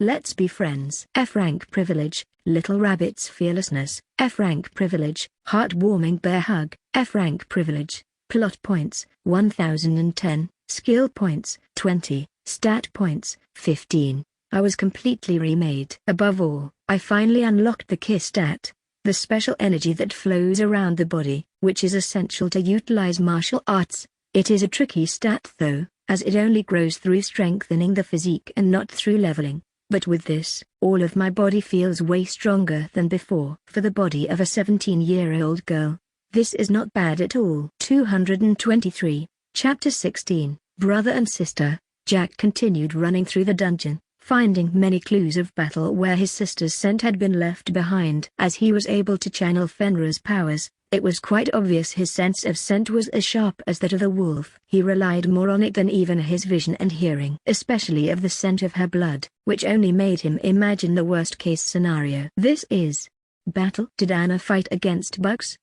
Is she alive? If her body's not here then. He kept rushing through the dungeon, finding the remains of more battles. He found the corpses of slain bug monsters and other living creatures lurking around, such as giant salamanders, a large spider, and a sleeping cyclops, until he finally reached the boss room's gates. This Anna's scent is here too. Why didn't she stay in here? It is safe, Jack muttered, unless she encountered someone else that forced her to escape. Oidamus, don't you remember that snake saying something about his disciple? He sent someone after your baby sister. Fenrir barked. Shit. Jack quickly remembered that after Fenrir reminded him. His mind was always fuzzy after fighting. He kept leaping from wall to ceiling, running across the tight roads inside of the caves, until he finally found a large battlefield. The floor was shattered in several areas. The walls were broken, and there was the foul smell of venom and burned flesh everywhere. Anna. Jack grew more desperate, thinking his sister was killed here, but the only thing he found was a corpse, the corpse of a snake man, beheaded at that. Several tiny bugs were already beginning to eat him while he rotted there. Jack felt confused. He died? But don't tell me. Did another, stronger monster show up? I can smell her over there. Hurry! Fenrir alerted Jack, as he quickly continued rushing in, leaping from wall to wall, and then finally, he found her. She was there. Alive. Flush. A beautiful light appeared before his eyes. It was shining like the sun itself. Her hair was long, brown, with a golden hue, almost making her look blonde. With shiny eyes, shining brightly with yellow light. Her skin was so bright it blinded him the more he looked at her. Barely wearing some rags made up of insect armor, he finally found her. Somehow, the little sister he thought he had to protect at all costs. The little sister he thought was weak and innocent, incapable of killing a single thing. A little princess, so pure and beautiful. His baby sister he had to protect from all things. She was almost like his daughter. Anna? Jack felt surprised. The more he looked at her, the more different she looked from the sickly and poor little sister he saw every day in a coma inside the hospital. Jack. Dot. Dot. Dot. As I was looking at my own status, I suddenly felt a powerful presence, so strong it almost paralyzed me on the spot. A massive darkness was approaching, one so big it could swallow everything. Yet, when I saw who it was, I immediately felt the impulse to cry, a surge of emotions rushing in. Despite having regained my previous life memories, I still had this life's memories, of being Anna, of loving my family and my brother. After going through this damned hell, he finally found me. Anna? Jack? We stared at one another for a few seconds. He seemed rather fabled. I had changed a bit, but I simply couldn't resist my urge to hug my brother, my beloved big brother, the dumbest that gets himself into trouble and always is sacrificing himself. If one thing I've learned through my previous life's memories is how much he suffers, and how he sacrifices, I think he really deserves a hug. Jack. I ran towards him, jumping over his body and throwing him down into the ground, hugging him and kissing him on his cheek. I missed you. I was so scared, but I fought. I am not weak, you know. Too I'm strong, and I won't burden you again. I will grow stronger so you don't have to suffer. I began crying more and more. Jack felt so confused he looked funny. Anna. I also missed you, Jack said, hugging me and giving me a head pat. Once he hugged me back, my cold body finally felt warmth again. It felt like all my worries were going away, like they were no longer important. Remembering how lonely my previous life was, having someone I could hug whenever I wanted was really nice. Just, what happened to you? Did you awaken? This is amazing. You're overflowing with power, said Jack. A lot happened, but I did. I awakened and beat a bug boss, absorbed the bug boss magic crystal, and then defeated that snake guy after I ate a pill I found inside that treasure chest. I pointed at the treasure chest, making up lies and mixing them with truth. The power of the charlatan skill was easily boosting the lies to be more believable. I see. Jack sighed. She must have been able to beat him after I ate Uroboros fragment, though he remained looking like a snake. A black dog showed up from his shadows. It was Fenrir, the fallen constellation and my brother's source of power, and the very reason he's here alive as well. I honestly have mixed feelings about him. He's a bastard who pushes him too hard, demands too much, and is monstrous beyond belief. Yet, he also accompanied him when nobody did, talked to him when he was always alone, and was there when nobody could. And he's so fluffy. I ran towards the big black wolf, hugging him. He was made of darkness, but somehow, he was covered in an indescribably fluffy fur. The wolf groaned in surprise. It felt like he would have bitten me by reflex, but he somehow stopped himself from doing so, looking flustered. Huh? What with this brat? You're not afraid of a talking wolf? He wondered, suddenly getting all embarrassed. Get away. Too, I'm not good at dealing with brats. Hey, the power of my charm stat was working, but you're so fluffy. How could I ever find you scary? I want to hug you forever. I continued hugging him. Honestly, I felt like sleeping over him. Oi Jack, get her away from. There's something weird about her. She's kind of dangerous. Fenrir muttered. Ha ha ha, seems like this is the first time you interact with a child. Laughed Jack. I am not a child. I am 17. I am already a young adult. I sighed. Well, yeah, but 3 years ago you were a child. Sighed Jack. Get off me. Ugh. Fenrir seemed to be trying to fight, but pat. Good boy, you're a good boy, I said with a happy smile, giving him head pats. Let's be friends from now on, okay? What? You dare call me good boy? Fenrir suddenly began acting more dog-like as he said those words. A pink Kuldora surged around him, glowing only for a split second before it quickly faded away. The notification of the system then blocked my vision. Ding. The effects of Let's Be Friends F-rank privilege have begun to influence the fallen constellation. Fenrir has a more favorable impression of you. Slowly but steadily, he will become my puppy. Caillou. Huh? A monster? Jack quickly attempted to attack Violet, who emerged over my head. I swiftly grabbed the little bug before my brother's claws were to rip him to shreds. Wait, he's Violet. I tamed him. Eh? You can tame monsters? Whoa, that's interesting. Tamers are super rare. My brother and Fenrir were both surprised. Yep, he helped a lot too, so you better leave him be. Haha, fine. My brother gave me a head pat, as he tried to touch Violet. However, Violet hissed at him and almost bit his hands. Calm down. I told him. He's my big brother, Caillou. Violet didn't seem fond of other people yet. Well, for now, we should quickly get away from here. Once everything's over I should come back to safely kill the boss monster. My brother said, I guess that's better than staying here for another second. As we both rode over Fenrir's back, a sudden tremor spread into an earthquake across the dungeon. What is happening? Jack felt shocked. A monster roar. This presence is no mere monster, Jack.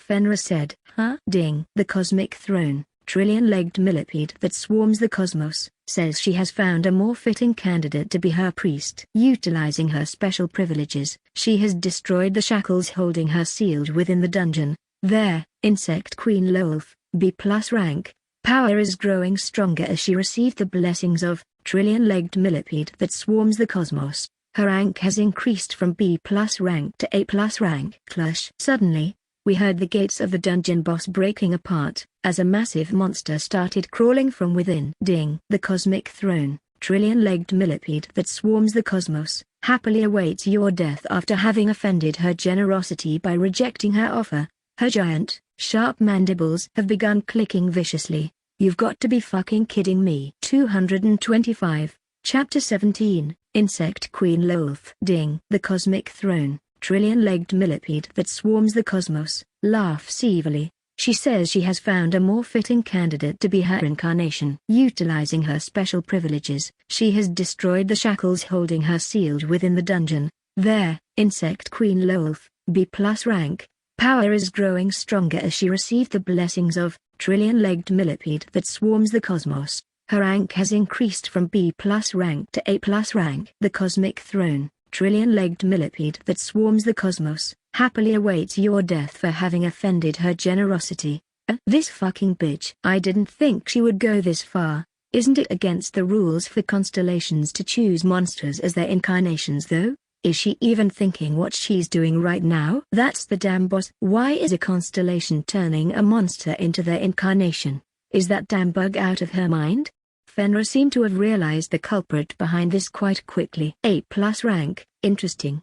My brother smiled cunningly. Anna, stay here. Fenrir creates a shadow to protect her. We'll solo that thing and get out of here once the dungeon begins falling apart. You don't have to tell me, Jack. I know, said Fenrir. Flash. Suddenly, the shadow of my brother began expanding constantly, until a large wolf, almost identical to Fenrir, emerged. Meanwhile, the original Fenrir fused back with my brother's body, covering him with an armor of darkness. Ding. Fallen constellation, Fenrir, has assigned a shadow tyrant wolf soldier as your guardian. Ooh, I didn't expect this, I said in surprise. What didn't you expect? Your brother is so obsessed with protecting you that he won't even leave me to sleep in peace if I don't do the bare minimum.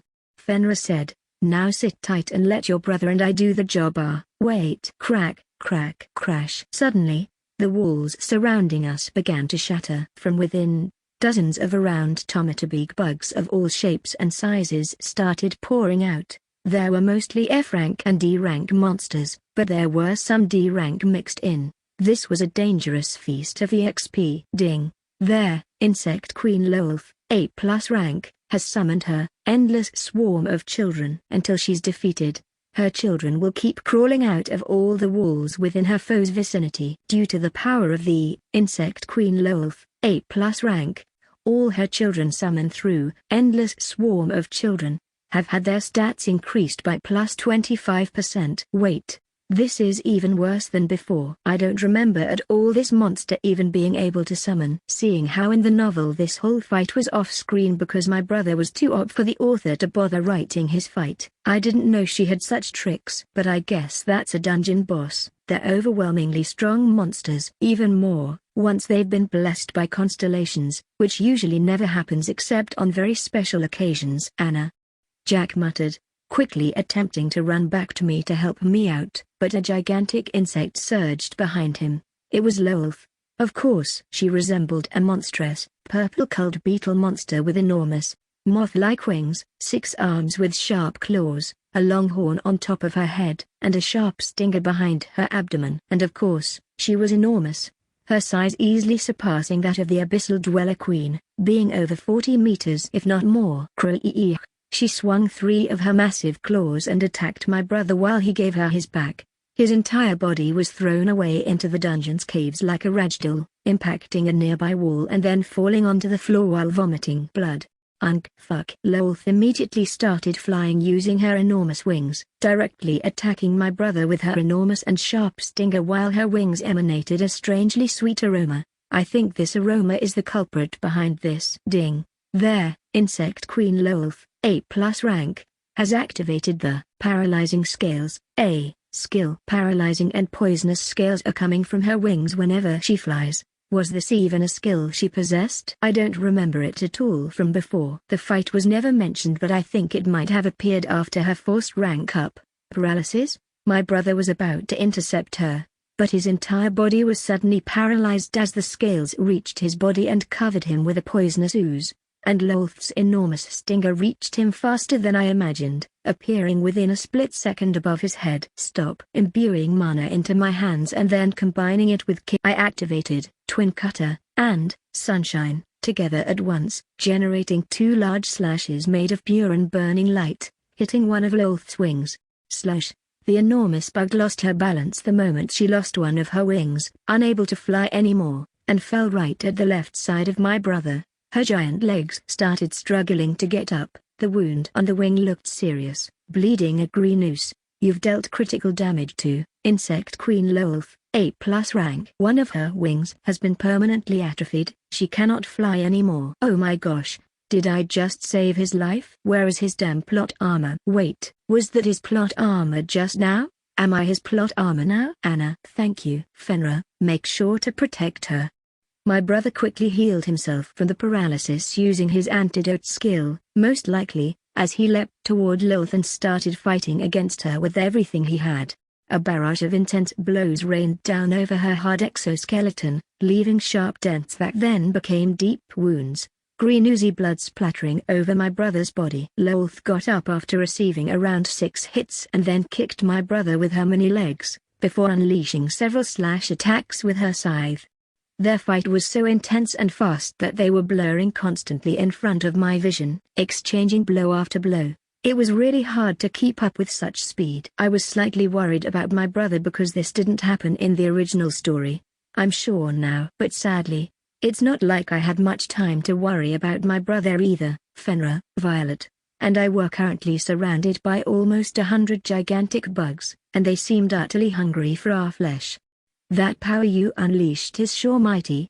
It seems it can damage bugs quite well, mostly because these are all dark and poison attribute. Fenra pointed out. Your light and fire element probably dealt extra damage against the queen's wings.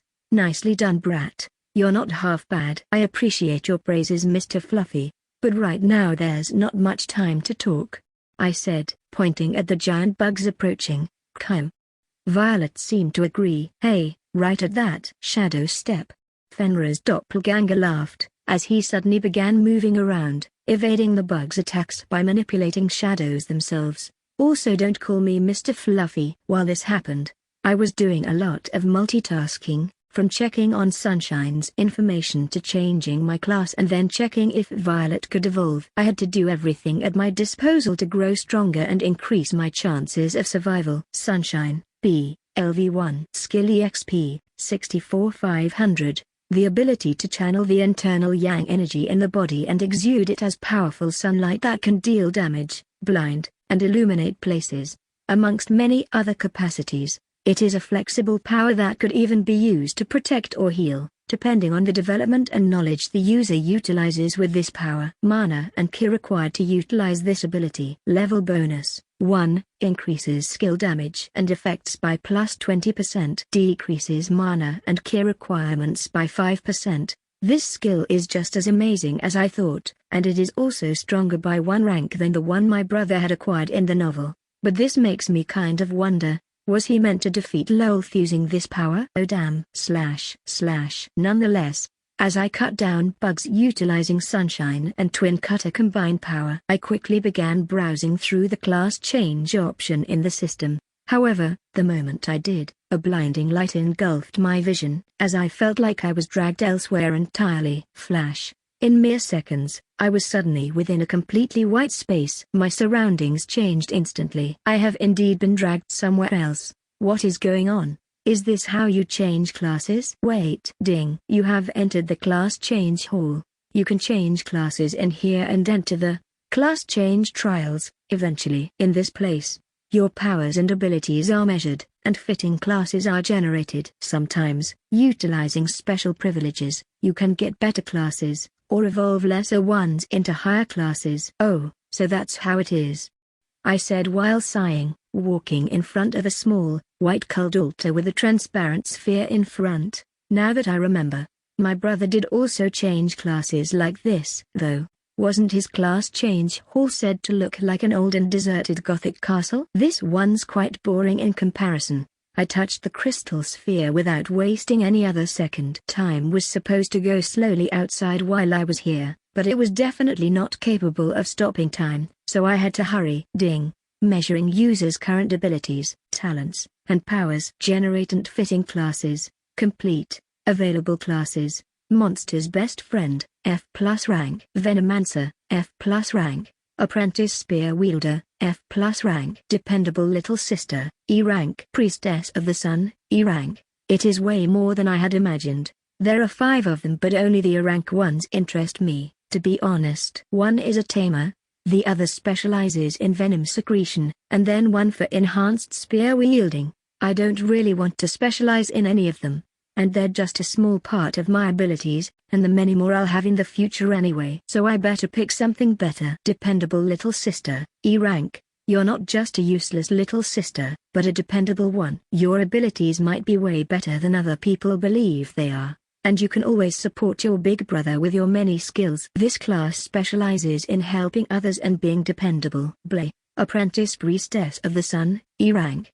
As someone who can wield the power of sunshine, you're just starting your journey as an apprentice priestess of the sun. All praise the sun. This class enhances your ability to wield sunshine, heal allies, and develop your physique. I guess there's a better option. I don't want to have a little sister related class either, so fuck it. Ding. You've selected the apprentice priestess of the sun, E rank, class. Your level has reset back to 1, but you keep your stats. Your level cap has been risen to level 40. The higher the rank of a class, the higher its level cap will be. Your KMP, INT, and WIS have increased by +50. Your physique develops a bit. The power of the sun fills your body. There, Sunshine, B, LV1, skill has gained 1 bonus level. You have acquired the unique class privilege, Sun's Beloved Maiden, E rank privilege. Sun's Beloved Maiden, E rank privilege. You're the sun's most beloved maiden. As long as you praise the sun every morning as the sun rises, all your stats increase by +10% for the rest of the day, and your sun-related skills deal an additional +15% more damage.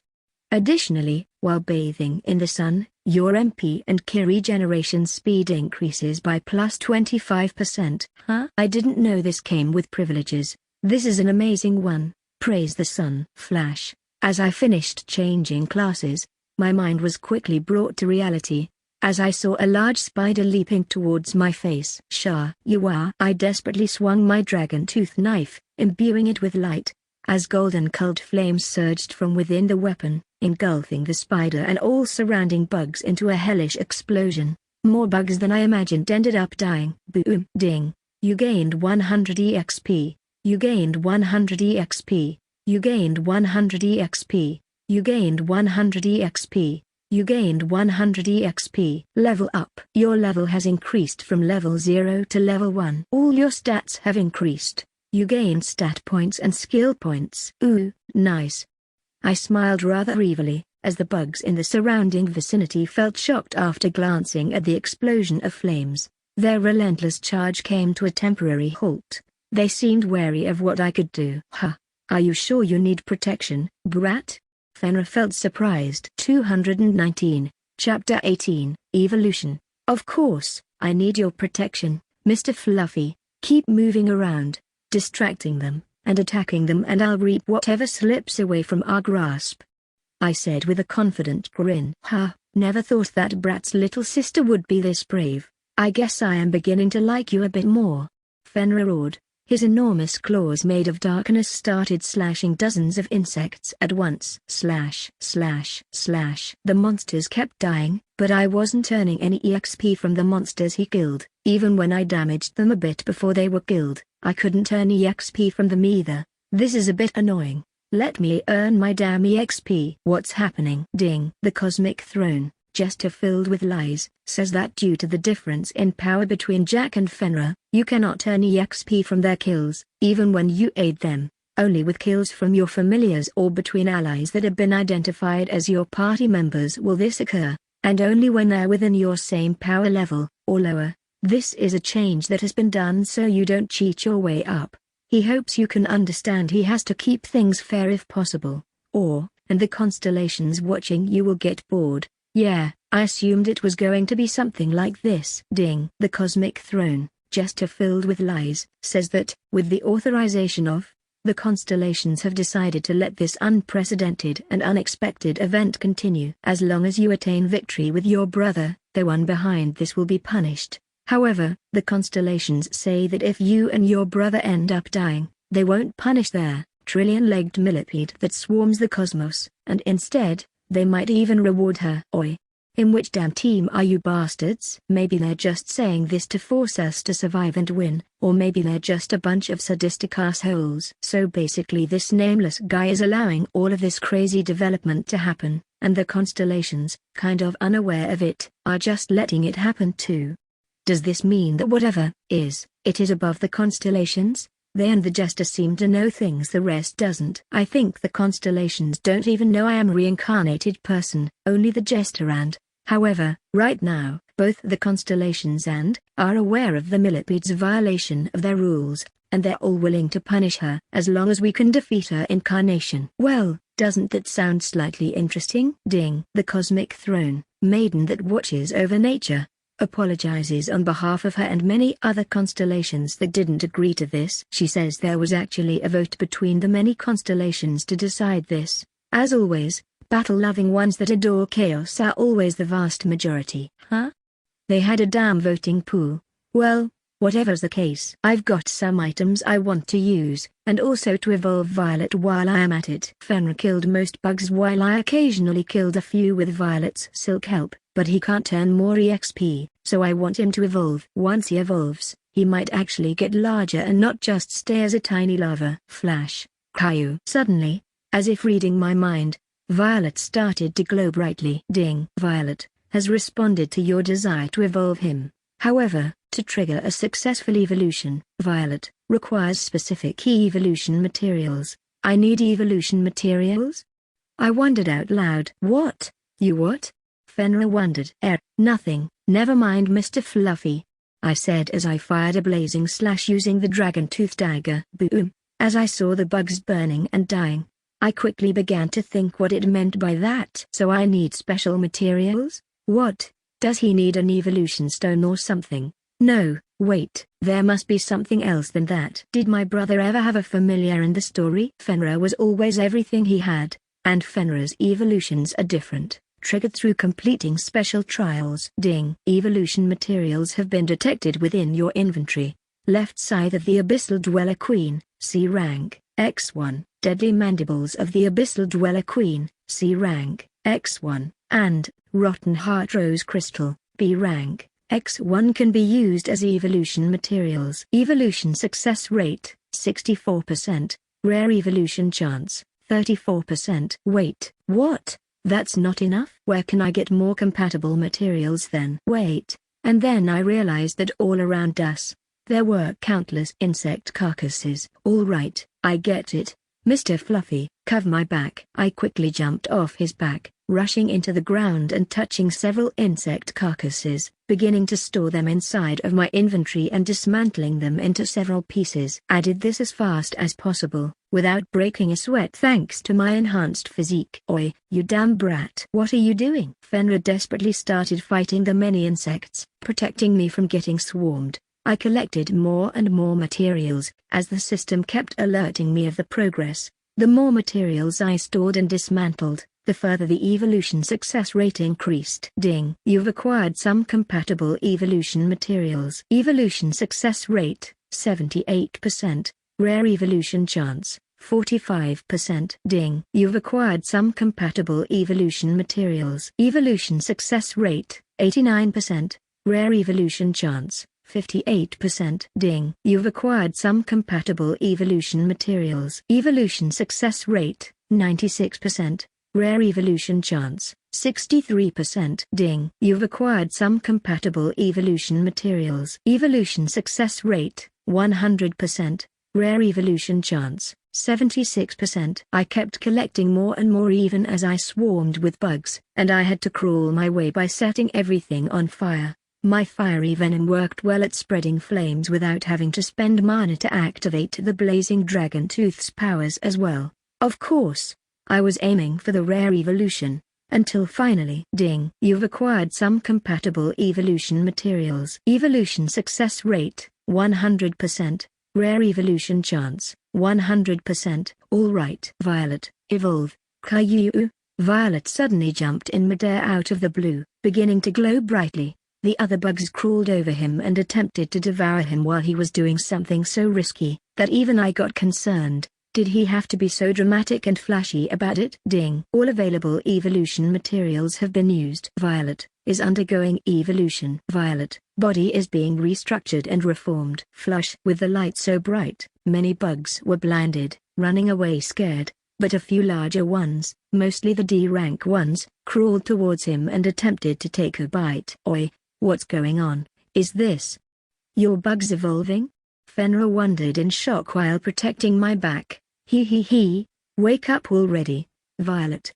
I commanded. Clush. An enormous bug suddenly emerged, slamming the ground with its heavy weight. The dungeon shook before its presence. Ding. Incredible. Violet has attained a new, unique evolution. Violet has evolved into a Greater Abyssal Dweller Warrior, D+ rank. Violet stats have increased. Violet levels have been reset to 0, and his level cap has increased to 40. Violet learned there. Slicing Scythes, D, LV1, skill. Violet learned there. Reinforced Armor, D, LV1, skill. Due to the effects of being your beast pal, Violet has acquired a unique privilege, Intimidation of the Strong, E rank privilege. Intimidation of the Strong, E rank privilege. A unique privilege that only truly powerful beings can learn while facing monsters of the same type as the user. As long as they're lower in rank, they will be intimidated, lowering all their stats by 30% and increasing the user's damage against them by plus 30%. Wait, what?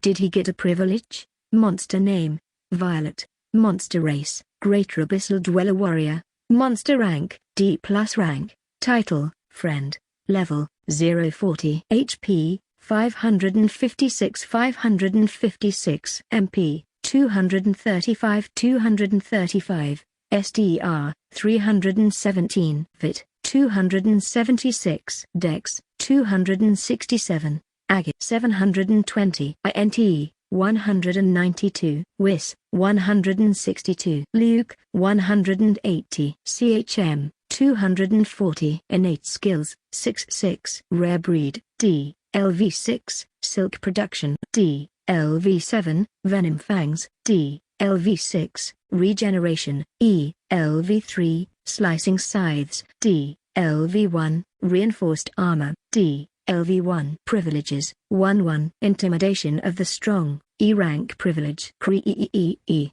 Violet roared furiously, no longer adorably. His body grew like a smaller version of the Queen, but with a sleeker figure and the ability to easily run around. He had 2 massive, purple-colored scythes covered with venom, and a deadly set of mandibles, with sharp red eyes. Much like his mother. Flash. His aura spread around the surrounding monsters, as most of them were too startled to attack him head, beginning to quiver in fear. This was without a doubt the effect of his new privilege. It's incredible how even my tamed monster pet can get some. Ding. The power of Violet, Intimidation of the Strong, E rank privilege, is taking effect. All surrounding, insect type, dark type, and Poison-type monsters 1 rank lower than Violet have been intimidated. All of their stats have decreased by 30% and Violet damage against them has been increased by plus 30%. Incredible.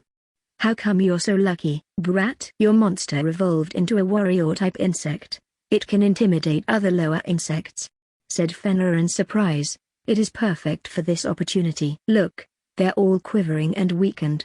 This is our chance." "Roger," I said, carefully managing my MP and Ki as I attacked the monsters with a variety of attacks, mixing the flames of blazing dragon tooth, my sunshine skill, twin cutter, venom secretion, and Violet's new prowess. We kept advancing and pushing forward. You earned 50 EXP, you earned 200 EXP, you earned 100 EXP, you earned 50 EXP, you earned 200 EXP, you earned 100 EXP. Level up, level up, level up. Meanwhile, as I slain bugs, I kept my attention where my brother was. His powerful attacks were bombarding Lolth, the insect queen. As the minutes went by, he started tearing apart her limbs one by one to immobilize her. After roughly 10 minutes of struggle and fighting, Lolth grew desperate, with 4 of her limbs gone and her wings torn apart. While lacking half her mandibles and having 4 of her 6 eyes crushed, she panicked, and then attempted to run away. "It's escaping?" Fenrir felt shocked, and his bugs are weakened enough. "Let's chase after her," I said. With Fenrir carrying me and Violet covering our backs with his deadly slicing attacks, we quickly regrouped with my brother. That damn thing has a powerful poison I have yet to get adapted to." My brother seemed to be struggling. "You've already taken enough venom today to kill 1,000,000 whales." Fenrir sighed. "Oi, Anna, can you deliver the final hit to that thing?" "I sure can." I smiled. As I'd already drank an MP potion, I quickly gathered all the mana and Ki I had, and then unleashed it with a powerful slash of my blazing dragon tooth made of golden flames. "Let me help you as well," Jack said while still tired, as he unleashed a powerful beam of darkness from his hand, which shaped into a monstrous wolf-like jaw made of shadows. Boom! The gigantic bug started to groan in agony, with most of the damage already dealt by my brother. I didn't have much to worry about now. The bug's entire body quickly was engulfed by the dragon flames of my attack and took heavy damage from my brother's long-ranged beam, completely consuming Lolth's last points of health. Without having any more strength, she quickly fell into the floor and finally stopped moving. "She's finally dead."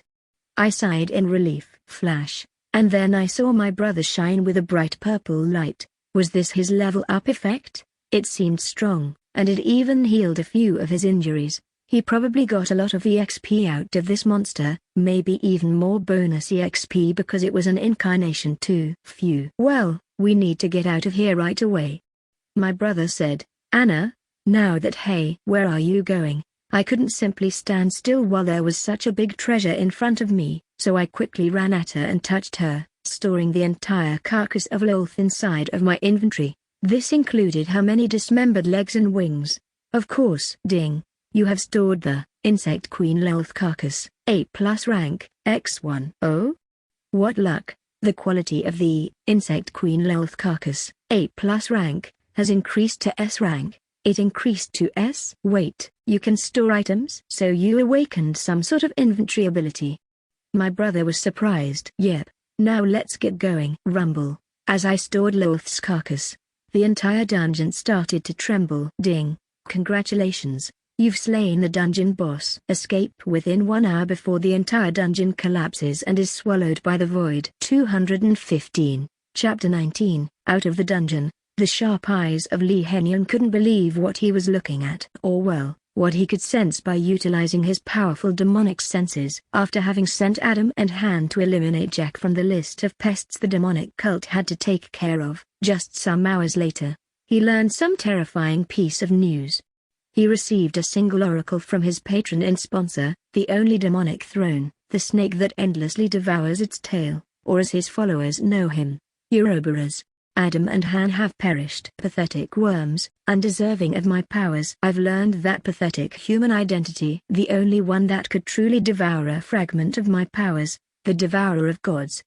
The fallen constellation, Fenrir. This. So that man, Jack, he's the vessel of a fallen constellation? However, this wasn't all the bad news. Lee, the leader of the Ouroboros cult, would receive this night from his patron. It only made the man feel even more dread as he heard the message sent to his very soul. But there's someone even more dangerous than him. Someone more dangerous? The sister he protects so dearly. She's a monster by itself. In all of my long life, I have never seen someone so protected by so many constellations before. She possesses power capable of rewriting this entire world's history. No, perhaps the entire cosmos. Be careful, my slave, and make sure to kill her and her brother, at all costs. Do everything possible. Everything. Yes, Lord Ouroboros, I shall not disappoint you. Lee nodded while his face distorted in both fury and frustration.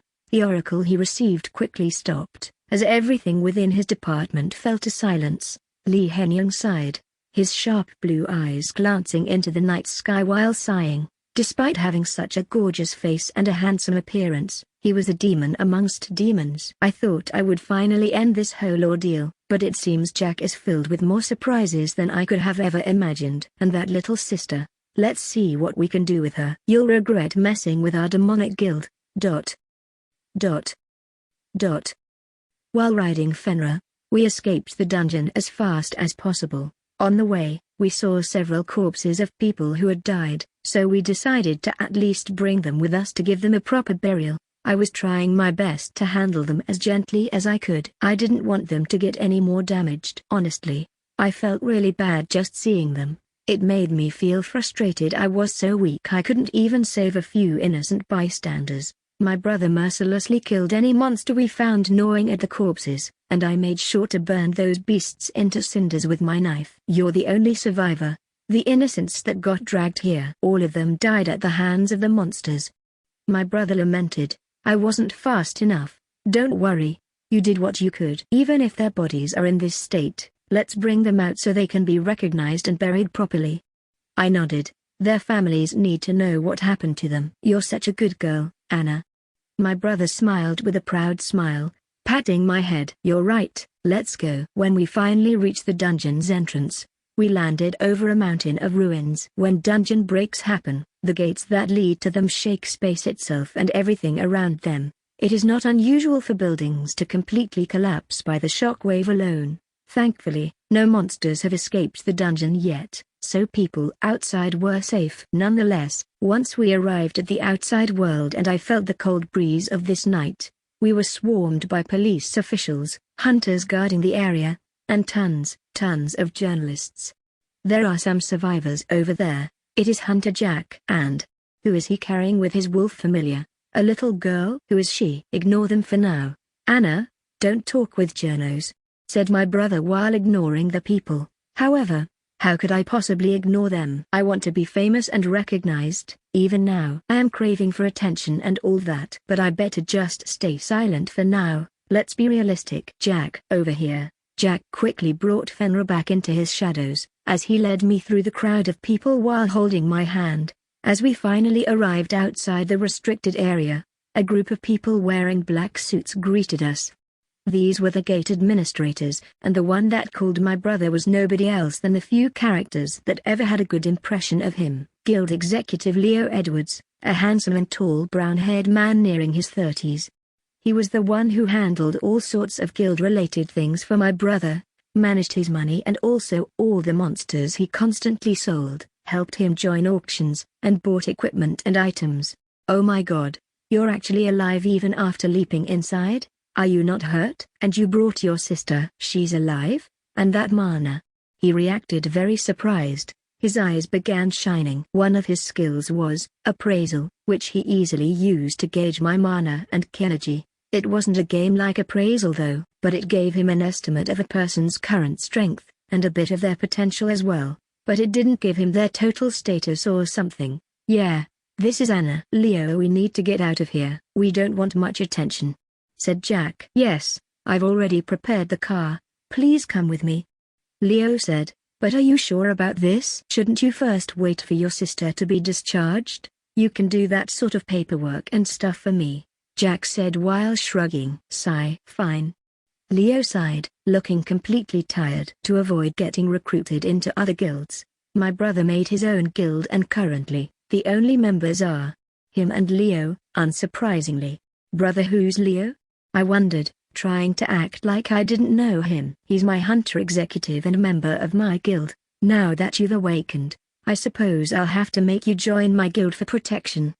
My brother said as he gave me the most basic explanation. I already knew everything, so I just listened to him while I nodded. Nice to meet you, Anna. Your brother always talked about you. It is a bit awkward to finally see you all awake and stuff, and after this entire incident, but I hope we can get along. Leo said nervously. Sure, uncle. I nodded. You uncle? Leo felt really affected by those words. He looked at himself in a small mirror. Do I look that old? So anyways, did you find any other survivors? What happened there? Ding. Leo Edwards has gained a favorable opinion of you. The effects of the little sister, FLV2 skill have intensified this even further. Leo Edwards seems to be trusting you right away. So this skill has its advantages, although his reaction didn't seem to tell me that. Does he trust me now? I guess he still found it funny somehow. Anyway, my brother gave him a brief explanation, omitting the part about the demonic humans for obvious reasons. Wait, you brought the corpses of the people that died inside? WWE need to go back and bring them to the ambulance there and the cops.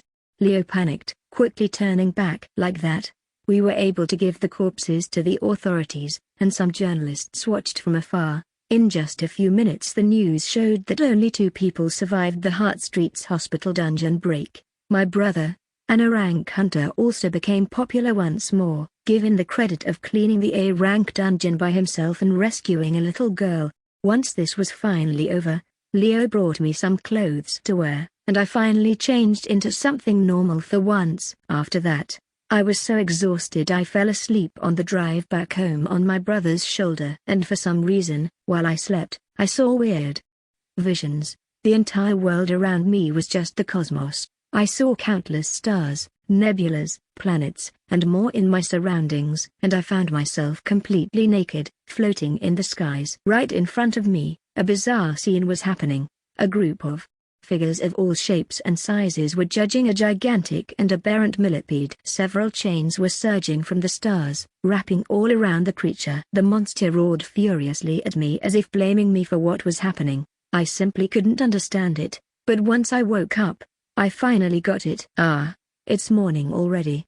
I sighed, finding myself sleeping over a bed and seeing the sun rising from the horizon from the window. Ding. The constellations have been awaiting you to wake up. They seem to be pleased with yesterday's achievements and have decided to reward you and also to punish their trillion-legged millipede that swarms the cosmos. The constellations ask you to choose a manner of punishment for their trillion-legged millipede that swarms the cosmos. However, death or obtaining their powers is forbidden. The many constellations that have shown an interest in you, as someone who defeated her incarnation, showing interest in what would be your decision. Wait, what? Are you for real? So I can choose whatever I want except death or stealing her powers? Then I can decide her fate. I could tell them to seal her for eternity, and would they do that? Or what if I tell them to make her give me all her riches too? Or maybe I could even tell them to make her comply with any of my wishes. There are endless possibilities. However, if I let her slide and just ask something like that, this won't end well. She'll probably try to get at me in the future, eventually. To ensure my own survival, getting this damn bug out of the way is a must. Sealing her would be the most direct way, but I have another, rather wild idea. I want to seal her so she won't bother me again, but I also need help. I want her to pay her sentence by helping me, I announced. I want her to become my loyal retainer. Silence. For a moment, it seemed as if the constellations were not even watching me anymore. I guess it is a bit too wild, huh? The constellations are thinking about it. Some seem certain that this idea would bring even more interesting developments. Others say that the mere idea of a human having a constellation as a loyal retainer is atrocious. However, many think that the offense the trillion-legged millipede that swarms the cosmos has committed needs a proper, harsh punishment. The cosmic throne, just filled with lies, has offered the constellations an idea, a voting pool. Those that don't want this punishment may vote no, and those that do want it may vote yes. Any constellation is welcome to join the voting pool, even those that have yet to participate in Earth's affairs. I guess he got a good idea. Ding. The many constellations have agreed. The voting has begun. The voting has ended. Wait. That's fast. Ding. Constellations that voted for the no option, 43. Huh? So many? I guess there's no way it will happen. Ding. Constellations that voted for the yes option, 207. Chapter 20. My little cosmic abomination can't be this cute. Yes? Yes? Who voted for the damn yes? Come on. The tension is killing me. Ding. Constellations that voted for the no option, 43. Constellations that voted for the yes option, 57. The option to turn their trillion-legged millipede that swarms the cosmos into your loyal retainer has won the voting pool by a rather large margin. Their trillion-legged millipede that swarms the cosmos trembles in horror and fear over the sudden, ridiculous development. She pledges for her life, asking you if you want anything else. She'll make sure to provide it, no matter what. The constellations are awaiting your answer. Some believe it would be better if you negotiated something more decent, while the constellations that love chaos are insisting you take her as your loyal retainer to see what crazy thing might happen next. It is now your choice. I can't believe it. It actually worked. Does this mean I can take the constellation home and make her into my loyal retainer? Technically like a familiar. A constellation as a familiar.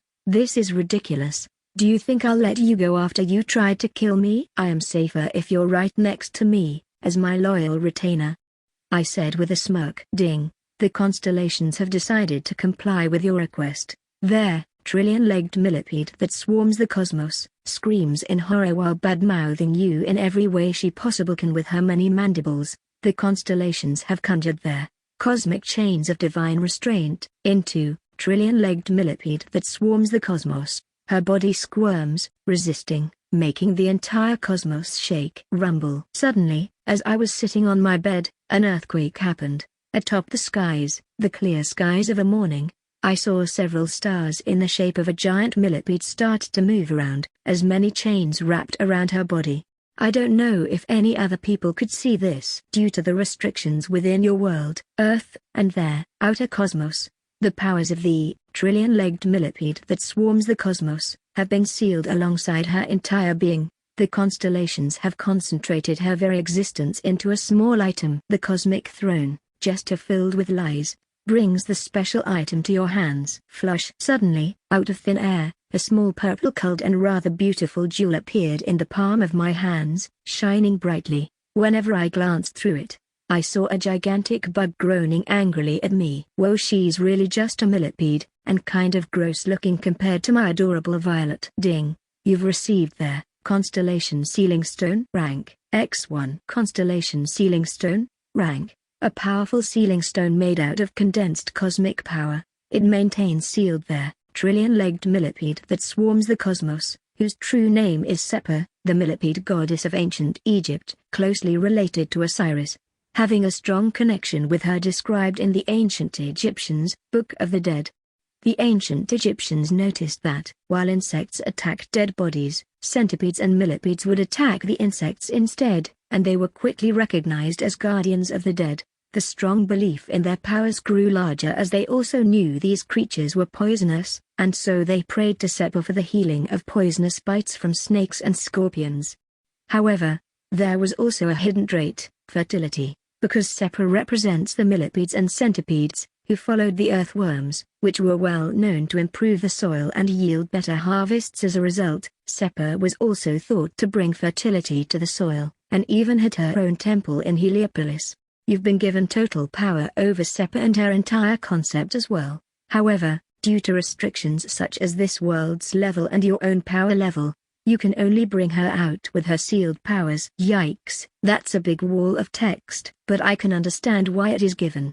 It is the bare minimum that I have to learn before having her as my loyal retainer. I certainly can't just steal her powers, but through this, as my pseudo-familiar. Can't I just borrow them though? Hey, this is a loophole the constellations most likely didn't see, or maybe they did and just didn't care. Ding. The cosmic throne, trillion-legged millipede that swarms the cosmos, is furiously glaring at you. She asks you to bring her out from this damn jail she's in. Huh? Why are you so angry at me? You did this to yourself. I sighed. Why did you even violate the rules? Ding. The cosmic throne, trillion-legged millipede that swarms the cosmos, despite being an insect, begins to sweat rapidly, realizing how fucked she is. She's asking you to be more reasonable. Me? Why do I need to be more reasonable when you tried to kill me and my brother? Maybe I should just give you to Fenrir as a snack. I am sure he would grow very strong if that happens. I said, and I'm not even being unreasonable. Now you're just stuck with me, so deal with it. I won't have you get free only to try to kill me again. I dislike that cliché. The jewel began trembling in frustration and a bit of fear. She was roaring at me furiously though. Can I even reason with her? She's really monstrous. Ugh. I'm beginning to regret this, but there was no other option. If I cannot directly kill her, sealing her and owning the stone where she's sealed is the next best option. Ding. The cosmic throne, trillion-legged millipede that swarms the cosmos, roars in frustration. She says that she will assist you in your endeavors from now on, sighing. She says anything is better than being devoured by the disgusting rabid dog. All right, that's more like it. Be more aware of the things you brought upon yourself. You should be responsible for the consequences of your actions. I said with a smile. I will summon you occasionally, and you better behave while you're out, or I'll seal you for whole days, or weeks. Ding. The cosmic throne, trillion-legged millipede that swarms the cosmos, grits her mandibles in frustration, but nods obediently. She will address you as master. Master? Seriously? Anyways, come out. Flosh. I permitted her to come out, as a phantasmal millipede made of purple cosmic light emerged from the stone. Her appearance was grotesque, but her eyes were very big and cute for some reason. I didn't expect her to be a ghost though. Ding. The cosmic throne, trillion-legged millipede that swarms the cosmos, has been summoned, answering the call of her master. Due to the restrictions, her powers have reduced greatly, and she can only exert a small fragment of her original divinity and abilities. As you grow stronger, she will also unlock more of her powers to be of greater utility to you. GGRRRHHHH. However, instead of a hello master, I got her groaning at me while cracking her mandibles. She was so pissed it felt like she was about to eat my head whole. Where's the gentle words she said before? She's creeping me out a bit. Why are you so angry? Ugh. Alright, I'll play along. Is that the proper way to call your master? Seppa? Don't call me like that. You dare use my true name? Who are you treating by you? Seppa? Didn't you say you were going to address me as master? What happened with that? Don't tell me you were just trying to fool me so I would lower my guard. Don't go back on your words. Seppa began sweating rapidly while looking at me with such bloodlust. Her head felt like it was about to explode from the accumulated anger. No. Of course not. She laughed nervously. Master. Look. This is what you got yourself into. I sighed. I did this because I want to survive, and I can't just trust you by leaving you alone after all of that happened. I began giving her head pats. She has a rather weird personality. Maybe she only acts nicely if I am more intimidating. She's not a human being, after all. I should try to make her respect me more. Grah. This is horrible. You were supposed to die, Master. She said angrily. Yeah, but we lived. I shrugged. You underestimated the teamwork between a little sister and her brother. I should have never offered you making you my incarnation. She began sobbing. Damn, she was really bipolar. Her mood switched really quickly from anger to sadness. I guess she's going through the various stages of grief. Well, anyways, can I see her status or something? Ding. The status of trillion-legged millipede that swarms the cosmos is restricted. You cannot see her personal information. There, trillion-legged millipede that swarms the cosmos. Abilities are beyond the system but might develop through you. I see. I can't see a single thing.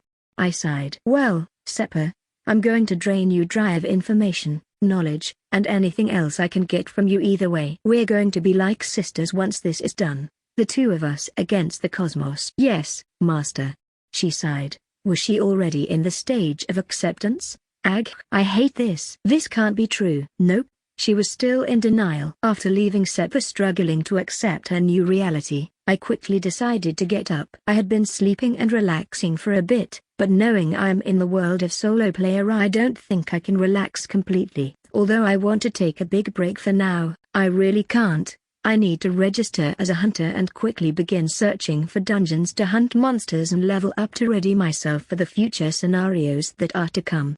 The scenario right after Anna is rescued from the dungeon by her brother is a rather harsh one, and perhaps even world-changing. the so-called awakening of the tombstones. At this moment, the author quickly decided to set up an even higher stage in the story and made the entire world of solo player experience a second awakening.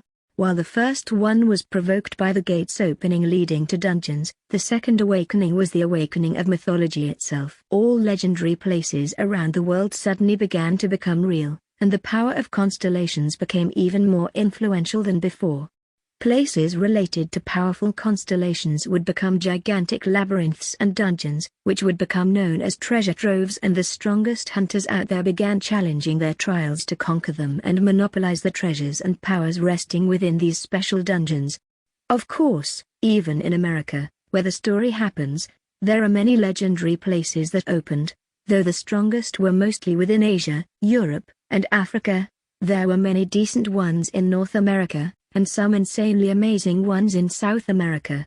My brother, of course, was moved to immediately conquer these, and using his powers, he decided to gather treasures and grow stronger, while slaying even more foes on his way. But now that I am here, the story might take a strange turn, and with the constellations deciding to change the plot whenever it got too boring, things might become even wilder.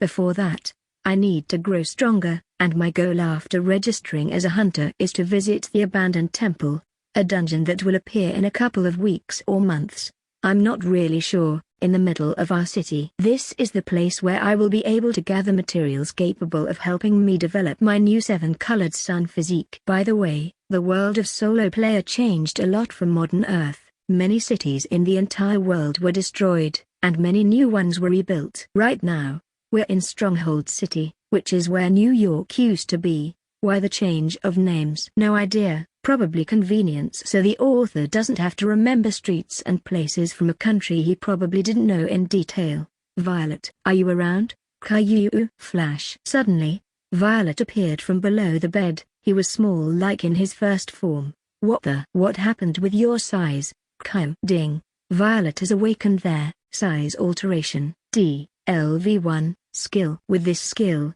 Violet is capable of adjusting his size at will. Size limits for reducing his height are up to his previous evolution size, while to grow bigger, he'll need to constantly spend MP, but his stats will also grow, up to a maximum of twice the original stats. Wow, you've gotten a pretty overpowered skill. Maybe with this, you'll be able to be as big as your mom, or even bigger. Caillou. Seppa behind was glaring at us furiously. Kill. Is she seriously a goddess of fertility? It feels like she's just a psycho. Maybe I shouldn't have asked for her help to pay for her sentence. Maybe bearing with her is also the consequence of my actions. Oh my god, shut up. I quickly sealed her back into her jewel so she would stop being an idiot. She'll come in useful, but having to bear with her is too much for me. And just as I sealed her back and put her inside the inventory, someone entered the room. Hello. It wasn't my brother, but a gorgeous, tall blonde-haired girl with bright blue eyes. Wait, this girl. You're here already?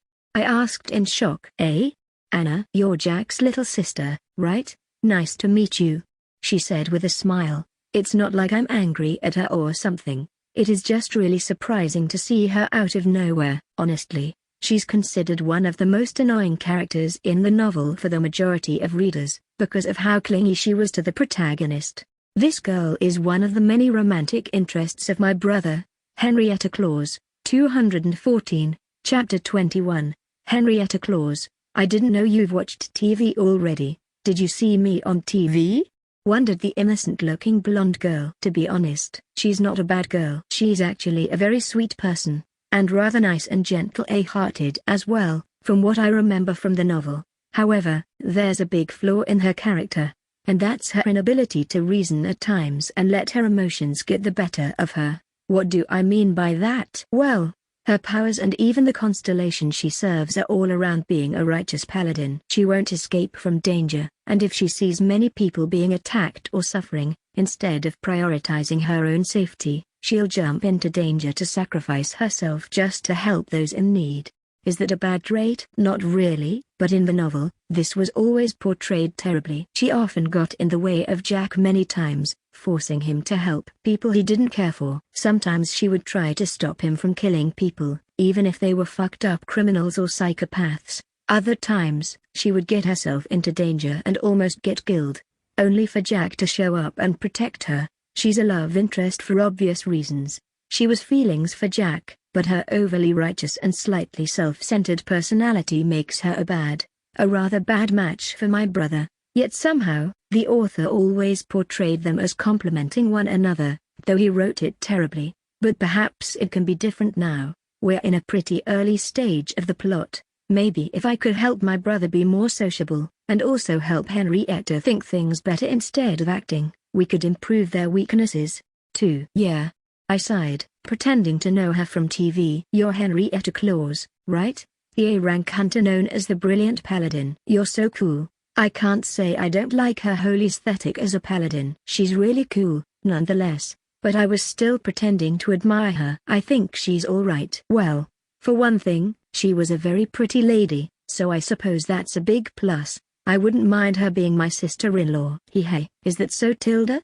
She wondered while feeling all embarrassed. I am just a humble hunter at the end of the day, so let's not use mannerisms or anything like that if possible. She quickly gave me a head pat while smiling at me. For being 17 I was awfully short, and Henrietta was one hell of a tall woman. She was around 2 meters in height, and my brother surpassed her by a tiny bit. Yeah, let's get along. I didn't know you were my brother's girlfriend, I said with a smile. Girlfriend? Henrietta suddenly bit her lip, blushing. That's not it. I am just his friend. A month ago he saved me from some demonic humans that ambushed me inside a dungeon. Since then I've been indebted to him. Yeah, my brother rescued her from the demonic humans that serve Lilith, the demoness of lust. They are a group of degenerates, obsessive perverts that kidnap people to drain them of their powers using their special abilities, and I won't go into more detail about how they do that. My brother happened to find her inside that very dungeon, and after slaughtering the demonic humans, he rescued her. She's really in love with him, the typical good girl obsessed with a bad boy that she wants to fix. It's kind of cute. Ding. The character, Henrietta Claus, has a good first impression of you. Due to the effects of the Little Sister F, LV2 skill, this first impression has been amplified. She has a very good impression of you and seems to be very interested in you as well. There, Little Sister F, LV2 skill has reached level 3. What the heck? So that's how I level up the Little Sister skill. No wonder I had no idea how to use it. It activates automatically and gains EXP based on how I influence people with my words and my high charm stat. Hey, Henrietta, I told you to not enter my sister's room. My brother quickly came running here. She's still sleeping, and I want her to fully recover before you're awake. Yeah, I woke up just now. Henrietta's your friend? I had no idea, I said happily. Yeah, she's a friend I suppose. My brother seemed clearly annoyed by her. In the original story, she didn't come to visit Anna at all. This is a change from the original story. But why? What did provoke her to come here all of a sudden? I came running here after your brother told me there were demonic humans in that dungeon. I actually intended to go help him last night, but I ended up arriving when everything had ended already. She added, but I am glad you survived. Anna, you're a very strong girl. I can feel within you the brilliance of light as well. Henrietta's eyes began shining brightly. Ding. Henrietta Claus, unique skill, Eyes of Judgment A, LV10, has been activated. She has judged you as a good person and sees through your innate talent with the light element. Yeah, this is another of her powers, Eyes of Judgment, a unique power her constellation sponsoring her granted to her. There, Divine Judge of Flames, or as his true name goes, Archangel Gabriel. Because of this power, she can quickly detect evil people. My brother, despite having a sinister split personality influenced by Fenrir, is actually still a good guy, and she wouldn't be here if she didn't know that. This is also another reason why she trusts people so easily. She relies too much on her power. 2C, so you can tell. I did get a special physique that enhances my light element, I said with a smile. Physique? What's that? She wondered. She has no idea of the whole cultivation elements, doesn't she? Like a skill of the body or something, Jack said. Anyways, we should have breakfast. I want to have a small talk with you, Anna. Sure. I nodded, quickly walking to the bathroom to wash my face. Ding. The Cosmic Throne, Divine Judge of Flames, has shown some interest in you. Due to being recognized by his sponsored character, he has a good impression of you as well. Ah, he showed up already. Honestly, he's a pain in the ass, always forcing Henrietta to do righteous things. I'm just going to ignore him. HMPH. I sighed, as I washed my face and then walked to the kitchen to have breakfast. Ding. The Cosmic Throne, Divine Judge of Flames, is shocked that you've ignored his attention. The other constellations are laughing out loud. Some constellations have sponsored you 100 plot points for making the Divine Judge of Flames feel embarrassed. The Cosmic Throne, Divine Judge of Flames, frowns at you. Oh, I got 100 plot points due to that? I guess some constellations really just like to fuck one another as much as they can. Talking about plot points, shouldn't I be able to get some privileges now? And also, how many levels did I get at the end? I need to check this. Player name, Anna. Title, Protagonist's Little Sister. Physique, 7 Colored Sun. Physique Tier 1, Rank 0. Level, 940. EXP, 3350 10,000ths. HP, 416 416. MP, 436 436. 150 150. SDR, 314. Vit, 310. Dex, 318. Ag, 388. INT, 402. Wis, 425. Luke, 11,900. CHM, 7,066. Innate skills 8/8ths. Little Sister F, LV3, Gatherer E, LV4, Crafting E, LV3, Mana Sense E, LV4, Twin Cutter D, LV3, Venom Secretion D, LV3, Charlatan D, LV2, Sunshine B, LV2. Privileges 5/5, Jester's Reverse Fortune S rank privilege, Sun's Beloved Maiden E rank privilege, Let's Be Friends F rank privilege, Little Rabbit's Fearlessness F rank privilege, Heartwarming Bear Hug F rank privilege. Plot points 1110, skill points 65, stat points 60. Level 9, 9 levels in total. That's less than I expected, but still pretty alright. I got 65 skill points and 60 stat points. Skill points can either be used to get new skills or to boost other skills as well. Enough of them can make skills evolve if their levels are high enough, or they can even be fused as well. But for that, I need that skill, and it is not available in the skill shop. Sadly, I need to get it from somewhere else, and I think my little friend Seppa here could help me get to it very quickly, knowing she's an Egyptian goddess and all. Hey, Seppa. I touched her jewel while talking to her telepathically. What do you want now? She angrily shouted back at me. Hey, I'm just trying to talk with you casually. Do you have to be so rude all the time? Okay, here it goes. I told her. What? What are you? I began shaking her jewel as fast as I could. I could hear her squirming and groaning inside of it. One side of me felt bad about her, and the other side couldn't help but want to shake her jewel even more. My brother and Henrietta saw me shaking my arm around while raising an eyebrow. Master, please stop. Stop. Okay, I'll be nice. You'll pay for my damn sentence. Tell me, what do you want? She cried. Good girl. I just was wondering, if you're an Egyptian goddess, can you feel when dungeons related to you will pop up? I wondered. That's confidential information, she said. I quickly threatened her of shaking the jewel again. Ag. Okay, I'll tell you. I can feel them all, as long as they're related to my divinities. She cried. And can you bring me there? I wondered. As long as enough mana is supplied, I could probably teleport you to a dungeon that has a relationship with my divinity and history as a goddess. But what sort of dungeon do you want to go to anyway? They're all so high level you're going to get shredded. She laughed. And can we enter a dungeon that has yet to open through gates? I wondered with a smirk. She seemed afraid of what I was thinking about. Yes, it is possible, but that's... What are you even thinking? Wait, don't tell me. She began to panic. Once I am prepared enough, let's take a trip to Anubis Pyramid. Then, it is decided. I nodded. You are fucking crazy. Well, if you die then that's all good for me. He. She began laughing. Anubis Pyramid is one of the ancient tombs that were awakened as a dungeon from a few months from now. It is one that was quickly swarmed by hunters and had all their amazing items stolen from. One of the enemies of my brother in the novel possessed a unique power that he acquired from that. Aside from the ability to fuse skills, there's another good one that could probably guarantee my safety even in the worst possible scenarios, at least within the second awakening scenario.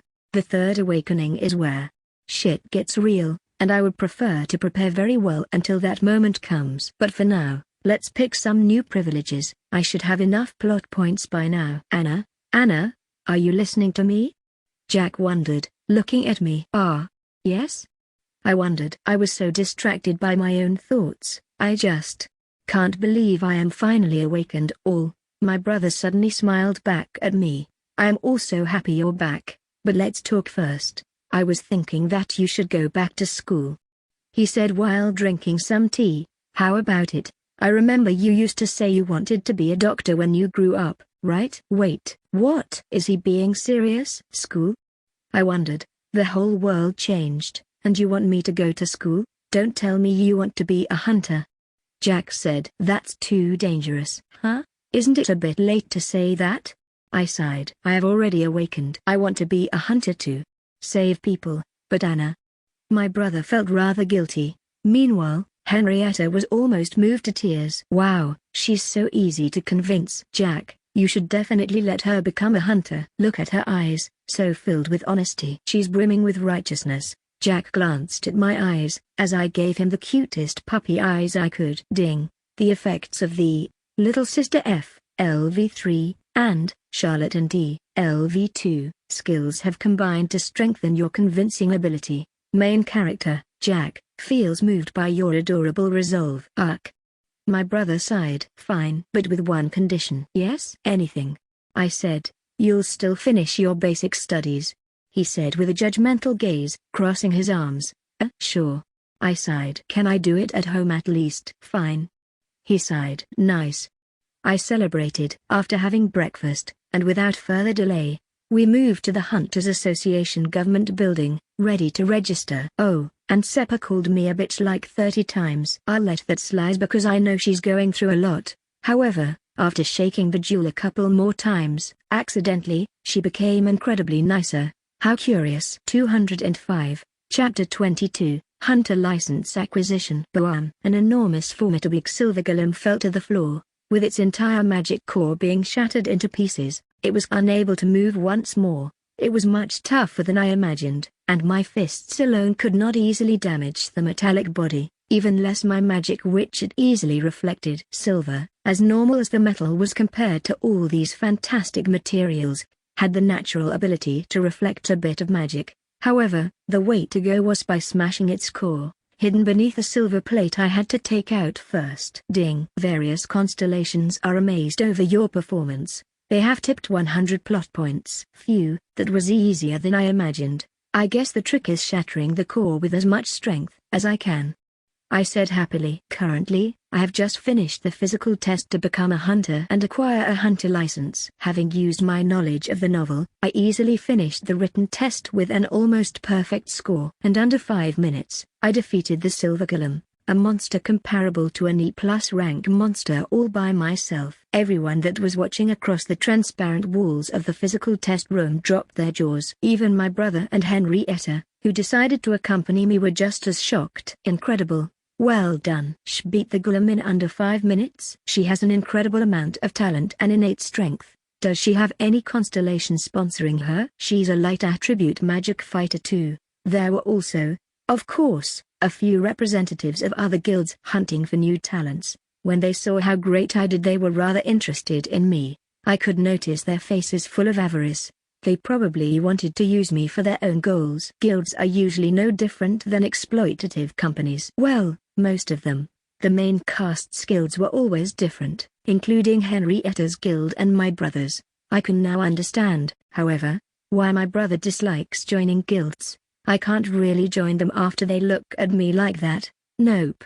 I'm not just an object, you know. But she's Hunter Jack's sister. As someone said that, everyone quickly fell silent. Some seemed completely disappointed and immediately changed their minds. Damn. My brother has a terrible reputation. What have you been doing this entire time? Well, I know what he has been doing, but still, Actually, I'm quite thankful for that bad reputation. This way I don't have to reject them personally and end up pissing them off. Well done, Anna. Though how did you figure out the golem's core position so quickly? My brother wondered, already feeling amazed by my talents yet intrigued about my excessive knowledge. I just sensed it. I have the mana sense skill, I said with a proud smile. Makes sense, said Henrietta. So are you considering joining a guild? Henrietta quickly handed me over her own guild card, the Golden Shield. They were a special righteous guild composed of good people she chose specifically using her skill. It was one of the strongest guilds of Stronghold. Unlike other guilds that just care about themselves and only hunt monsters to earn money, the Golden Shield Guild works together with the government and its members protect the people from disasters, rescue civilians, and fight monsters in areas no other hunters care to go because it's not worth it, and more. It's like being a cop with extra steps in these new times, but I don't really care about that. Sorry Henrietta, but my sister will surely join my guild, not yours, my brother said, slightly defensively. Ding. The Cosmic Throne, Divine Judge of Flames, dislikes your brother's rudeness against his chosen one. Ah, of course, the simp Gabriel is going to get mad my brother doesn't treat her well. Eh? Jack, please don't get so mad now. Henrietta tried to calm my brother. He was giving her a deadly stare. Actually, I don't plan on joining any guild for the moment, I said with a smile. If possible, I'll eventually make my own guild, but you two are free to eventually join it if you want to. What? The two felt surprised someone so young and naive like me would say something so revolting, but I had already figured it out.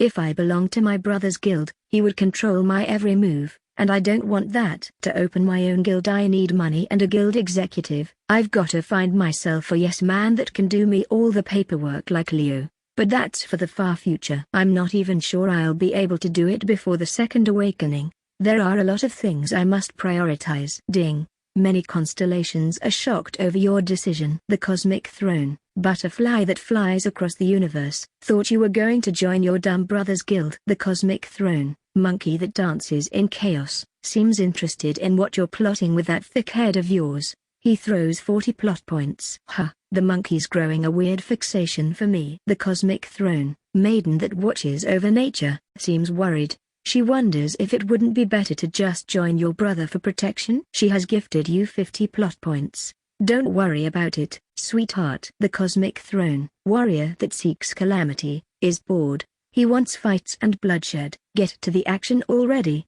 He says he won't give you anything unless you bring proper entertainment. Yeah, I'll bring you some action soon. Relax. Here's your hunter license.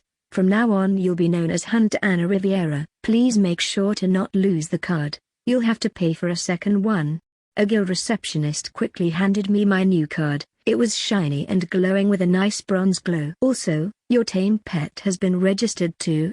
Here, please equip this adjustable collar on him so he can be recognized as a tamed monster. Thanks a lot. The bronze card said in big letters, E-rank hunter. I had yet to truly become as strong as a D rank, so an E-rank hunter is a nice rate for now. If I want to improve that, I'll have to hunt monsters, complete dungeons, and overall gain renown to improve. Hunter ranks and overall battle power and utility ranks are separated. So a person that has S rank overall battle power can still be an F rank but will easily rise the ranks by clearing dungeons and protecting the city. This is how my brother did it, easily jumping from his former F rank to A rank in a matter of months. Normal people can still grow stronger even without a system, but those who possess a constellation as a backer can do so very quickly. According to the novel, people can grow stronger by absorbing magic crystals from monsters, which would slowly improve their magical power and then their overall physique. I have tried doing it myself, but the thing is, aside from the boss crystals, I don't seem to be capable of doing that. Instead, I've got the easier way, to just gain EXP and level up. So it's not like it is a bad exchange. It's pretty much the same way my brother grew up. Oh, and there are special trials that are similar to quests that people with constellations can go through, which once completed might reward them with an improvement to all their stats, new skills, and even items. In the Second Awakening, these trials will appear, but won't be personal anymore, up for grabs for anybody that gets to them first. Sometimes, however, Only certain incarnations are allowed to enter, and others don't, such as the floating continent of Asgard-themed dungeon, where only those incarnations of Norse gods can enter, usually, and many more. Well, now that you're finally registered, we should get out of here for now. For the next months, you should relax and begin studying to do your exams online. Once you finish your studies, then you can start hunting, and only with me at your side. My brother said. Eh? No way. I said. I am legally an adult, so you can't just go ordering me around. Nope. I love you, but don't be a tyrant, Anna. My brother sighed, although he blushed a bit when I said I loved him. I'll study and also hunt and earn money. I've got big plans. I insisted. You're not like I expected you to be. It has only been a day since you woke up and you're feeling like hunting more monsters? My brother felt worried. She has a righteous spirit, Henrietta said with a smile. Anna, are you interested in doing some newbie hunter courses? In these places, newbie hunters create a group and go explore low-ranked dungeons to get the gist of it. My little brother recently became a hunter too, so I was thinking that you two could create a party for your first dungeon dives. Wait, we didn't talk about this, and why are you talking like you have a saying? You're not part of this family, Henrietta. My brother said with a cold stare. Geez, calm down and be nice to her. How can't you tell she's into you? His density is so immense he's about to create a black hole. I want to slap my big brother for being rude to a cutie like her, but Jack, she has a big future ahead of her. Wouldn't you rather have your sister develop as much as possible? Henrietta wondered. Come on, that's what she wants. Are you going to deny her freedom after all this time she has been in a coma? She was certainly less annoying than in the novel. Yeah, I'm in, sister-in-law, I said with a nod. Sister-in-law? Henrietta giggled a bit. If you want to, you can even call me Big Sis. Ha ha ha. You're in? My brother felt surprised once more. In the novel, Anna was a very passive and calm girl. She never wanted to get into dangerous situations either and was constantly sheltered by her brother. This time, my brother is having heart attacks every second I talk because of how different I am compared to his perception of his little sister. I still have that side within me. After all, I have Anna's memories and lived as her this entire life. Yet, the more I think about it, the less I want to be a burden for him. I want to be someone who can help him progress through the challenges and dangers of his life from now on, not a burden. Come on, brother. If you agree, I'll make your favorite pancakes with extra whipped cream, I said with a smile. He simply couldn't resist that. Fine. My brother gave up, giving me a head pat, but not immediately though. Henrietta, when is this starting? Oh, around next week? Henrietta said, but there are many more through the next weeks. There are many courses through several months. She doesn't have to come next week either, but I would recommend it. After having checked the Hourglass of Calamity, I was able to see several dungeons in countdowns. These dungeons had yet to exist and were in the countdown because they were soon about to appear in a dungeon break. Amongst them, I found the abandoned temple, the dungeon I want to explore, which is actually a double dungeon that will show up from within another one. It will be happening in a few more weeks from now. I think that's 2 to 3 months. It is dangerous, but this might be the best opportunity to get there without my brother's intervention. Having his help would be great, but with him slaying all the monsters I won't be able to grow stronger. I see, a week from now is fine. I want Anna to rest and settle down for a bit before anything. My brother sighed. Yeah, I want to rest as well. I nodded. Then it is decided. My brother's going to be so thrilled. Henrietta seemed so happy. She was literally a sunshine so bright it burnt our faces. Like that, we moved back home after having lunch at home. For dinner, I made my brother his favorite pancakes, which were Mom's special recipe that utilized a bit of cinnamon and vanilla extract for extra flavor. For the first time in a while, my brother was showing an expression of bliss and happiness. Oh, this is such a nostalgic flavor. My brother sighed, eating the pancakes happily. Oi, give me some more. These are to die for. Why are they so fluffy? And this cinnamon flavor, I want more.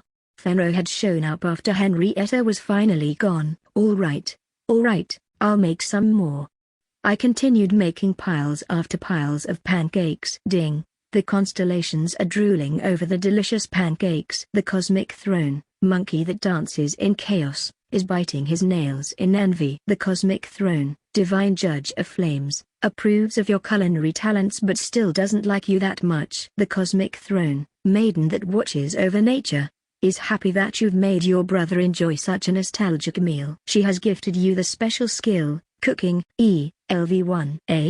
I got a cooking skill. Ding. The Cosmic Throne, Trillion-legged millipede that swarms the cosmos, asks you to free her from the ceiling jewel and feed her some pancakes. No. She begins to sob like a baby.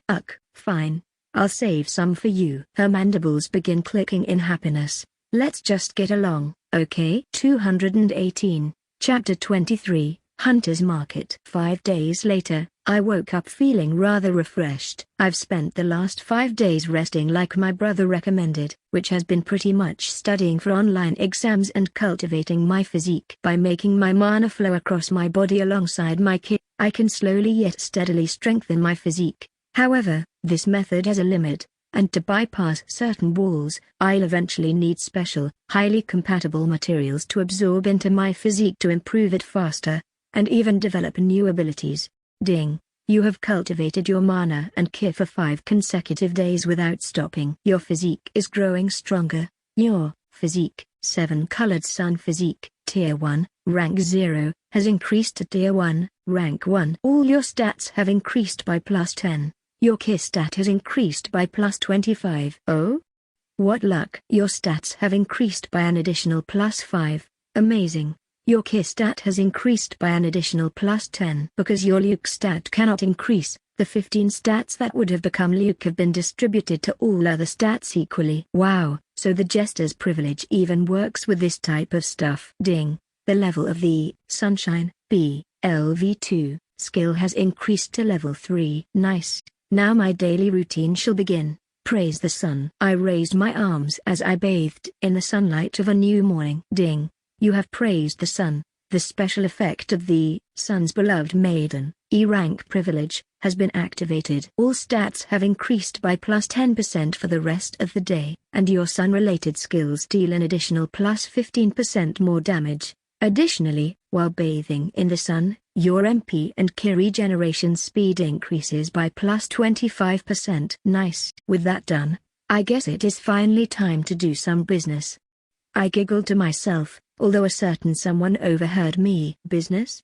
Wondered a little ghost-like millipede behind me. What are you up to this time, Master? Seppa has finally begun to behave a bit better lately, and she has slowly begun to become someone I can talk to relaxedly, about any topic. Violet can't answer back so he doesn't count. She began to get nicer after feeding her sweets and maybe a bit of shaking her jewel around. Caillou.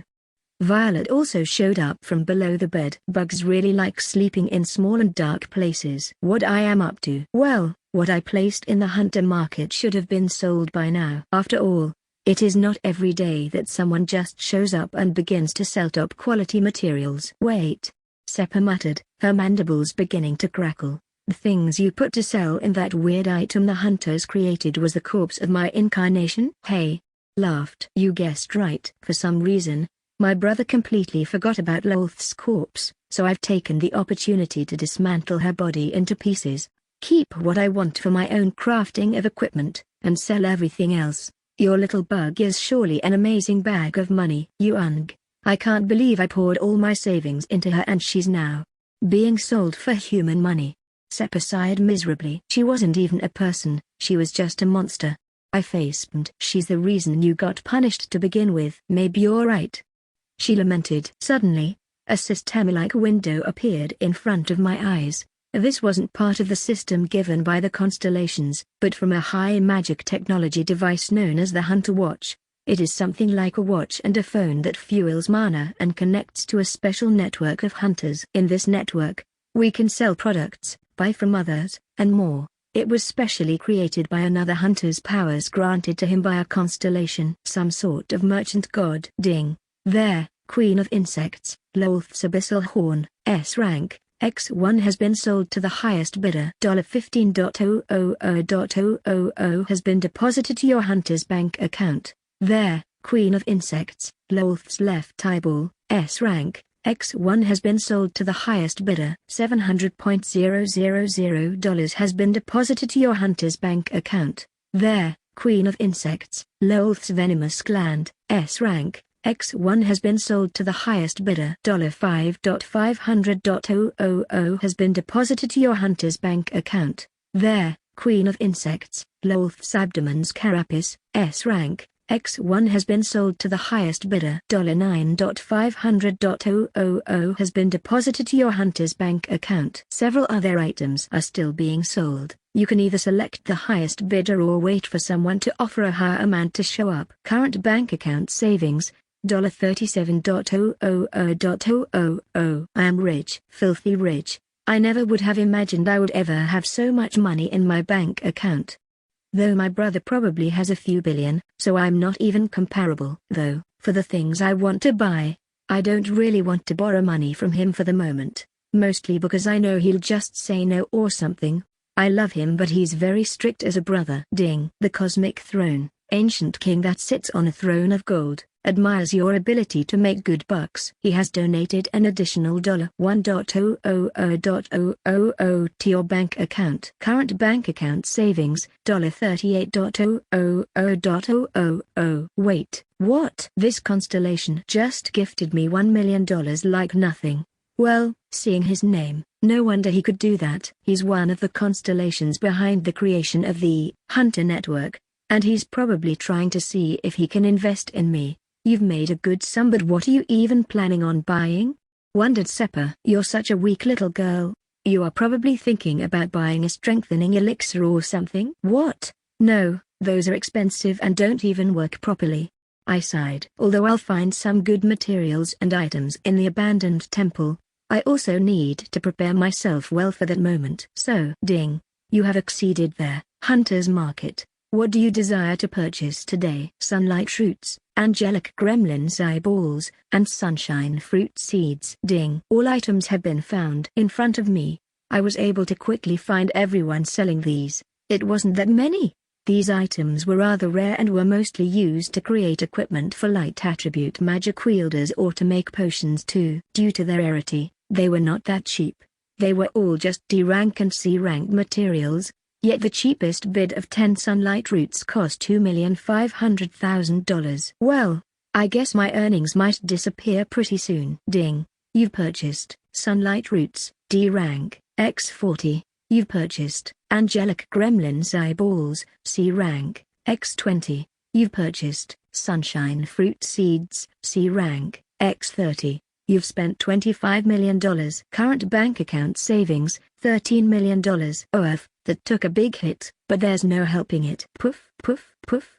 The items all quickly appeared over my bed. This hunter market could deposit and sell items inside of this space, and also easily retrieve them out through it as well. They were all shining brightly with fire and light attribute auras, ready to be consumed, although eating them raw would upset my stomach, and it would be a bit disgusting to eat raw eyeballs too, so I better cook them out. Ding. You've exchanged 15 skill points, and you learned their alchemy, ELV1, skill. With this and balm, I quickly retrieved an old alchemy cauldron, D rank, that my brother purchased for me on the way back from home after getting my license. It was old but good enough to mix materials and create new stuff. Yeah, it's time to do some alchemy now. Despite how overlooked a skill like this is, with enough luck and materials, you can create incredible items. Now I slowly sliced the palm of my hand, creating a small wound. Then, I poured some mana and blood inside the cauldron, activating its functions. There was a special magic circle inside, carved into the metallic pot. It had many special runes for the activation of alchemical components. Flush! The old-looking cauldron began shining brightly, gaining a new light and beginning to shine brightly. Its interior suddenly produced a rainbow-colored liquid. This was liquefied mana. The cauldron responded to the blood of an alchemist, and it easily began working once I acquired the corresponding skill. Ding. There, old alchemy cauldron, D rank, has awakened after absorbing the blood of an alchemist. Add new materials inside to start synthesis. Alright, Seppa, Violet, help me out pouring everything inside. Also Seppa, you're going to be very useful right now, while we mix the materials. Keep imbuing your mana and cosmic energy inside. What? What if the whole thing blows up? She asked furiously. Don't worry and just do it. I winked at her. Fine, but if you die the constellations can't blame me for that. It was all your idea, Anna. Seppa sighed while grumpily cracking her mandibles. As if you didn't want me to die to begin with. I sighed. Like that, we dropped the materials I bought with almost all of my savings inside the cauldron, mixing their essences with my mana and then Seppa's own mana and cosmic energy. At her current state, her cosmic energy is very weak, but it is pretty much an extension of her divinity. By adding this to items I make, their quality and effects will exponentially increase. Blub blub tilde. The cauldron was beginning to bubble and boil the materials, as I utilized my newly acquired alchemy skill to fuse them through synthesis, a technique within the alchemy skill which allowed for the combination of materials into brand new items.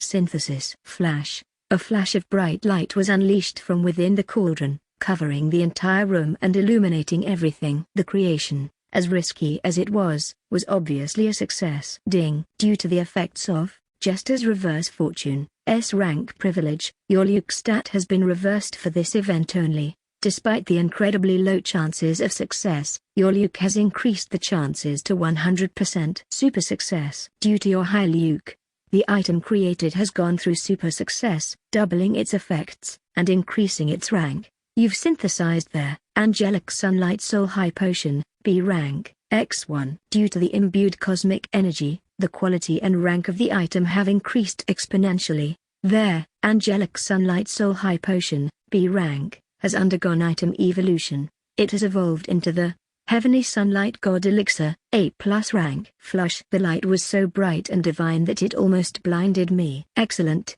This is what I would call an absolute cheat. I laughed like a mad scientist. With the combination of the Jester reverse fortune, my insanely low Luke, and Seppa's cosmic energy, I can make items several ranks above their ingredients ranks. Like this, I could probably invest the rest of my money and make HP and MP elixirs and sell them for 3, 4, or even 5 times the original amount of money I spent buying the materials to create them, though that would take a lot of time. Nonetheless, Heavenly Sunlight God Elixir, A+ rank, a wondrous elixir that can only be created when the power of a god is imbued into its ingredients. It contains enormous quantities of sunlight essence and yang energy. Once drank, all HP and MP will be healed in an instant, and the entire body will undergo a power-up, gaining immense power temporarily, while also leaving behind some enhancements permanently. Because it is the only one of its kind, it is a complete mystery what other effects it might contain. So, I've made myself an even stronger sunlight pill, with even better effects, and that can give me, on top of the permanent effects, a temporary buff, which is just what I need for my next endeavor. With this, we should be covered up with the basics. We need to buy this, and this, and this. I spent the rest of the day making higher ranked potions and crafting a brand new armor set for myself. But why was I investing so much before the week even ended? Well, it was because today I was delving into a dungeon nobody had ever gone to before. Should be done by now. I placed the D rank spatial stones in a magic circle that Seppa helped me create, and she quickly nodded and imbued her powers into it. Flush. The power of the trillion-legged millipede that swarms the cosmos is reacting with the spatial stones. D rank. A small, golden gate emerged in front of us. It led to a tomb that had yet to even open. It was no other than the tomb of Seppa herself, which was located not in America, but in Egypt itself. You have created a gate to the ancient tomb of the Egyptian death gods. Several constellations have taken notice of what you've done. The cosmic throne, black jackal that judges the death, is watching you attentively. The cosmic throne, lady that soothes the souls of the death, is interested in what you're up to. Several other Egyptian deities show some interest. Of course, Anubis and another pesky one already noticed me. 199, Chapter 24, The Tomb of Anubis. In front of me, there was a large and ancient-looking hall, one that belonged to the ancient pyramids of Egypt. This dungeon in particular was divided into several sections and was so huge it was considered a labyrinth. However, not just anybody could enter this place even when it appeared. Only those qualified by the constellations themselves and the administrators, would be given the chance of entering these trials. After all, it was a special place that held the powerful ancient relics of the gods of death of Egypt, Osiris, Anubis, and our little friend over here, Sepa. Ding. You are the first one to have entered the ancient tomb of the Egyptian death gods. Several constellations have taken notice of what you've done. The cosmic throne, Black Jackal that judges the death, thinks you're not worthy of entering his dungeon and strictly asks you to not violate the rules. He orders you to leave immediately. The cosmic throne, lady that soothes the souls of the death, jiggles at Black Jackal that judges the death, fit of rage, and encourages you to enter her dungeon instead. Several other Egyptian deities show some interest. Most of them seem angered that trillion-legged millipede that swarms the cosmos allowed you to enter. Some of the administrators are panicking. The scenario doesn't go this way. Yikes. Everyone's getting angered. Well, it can't be helped. I've entered here knowing I could make some of the constellations upset, but I really need to get stronger fast, and this is one of the shortcuts. Even if I'll make them upset, or even make a few enemies along the way, it will all be worth it if I can get this power. Blame yourselves for allowing me to have her as my loyal retainer. I sighed. I am sorry, Lord Anubis, Lady Osiris, cried Sepa, bowing her head to the higher gods. To think even their administrators would begin moving. I laughed. Aren't you geese supposed to come out at the second awakening? I guess there's no helping it since I entered already. I might as well serve myself some relics. I walked straight into the ancient-looking stone altar in the middle of the hall. There were several ancient Egyptian texts. It was some sort of test, the first of the many trials that people who explore these cursed pyramids must go through. Among all constellations, the Egyptian nebula is well known for being cruel. Every tomb they had was full of dangerous monsters and traps everywhere. And that's without even mentioning the unfair trials. Sepa, can you translate this for me? Am I your walking translator now? Don't be so lazy, you bugger. Millipedes are not actually bugs. We belong to a completely different clade of arthropods and, I know, just get over it. Help me out. Come on. Sigh, to be ordered by this brat. Life has turned so miserable now. While lamenting, Sepa quickly floated over to the altar and began reading it. Her big insectoid eyes began shining brightly as the words written on the altar started floating in midair, showing all kinds of Egyptian hieroglyphs I couldn't understand at all. Maybe I should pick some language comprehension skills, but I feel that it would be a waste of skill points right now. To the bold ones that dare step into the altar of the death, place your heart over the balance and allow the judge of the dead to see if you're worthy of facing the trials ahead. I see, so Anubis has to see if I am worthy? Most likely, but as he said earlier, you're not. Yeah, I know. I quickly touched the altar without even caring. That quickly triggered the first trial or test. Even though it wasn't either of the two, this game was rigged from the start. Flush. My hand got stuck into the altar, as a divine power started to flow wildly from within it. It slowly turned into a cloud of shadows engulfing me, but then it took some humanoid shape. I stepped back, seeing the gigantic manifestation of a constellation feared by many. Ding. The cosmic throne, Black Jackal that judges the death, has manifested himself before you. A gigantic man with the head of a black jackal emerged.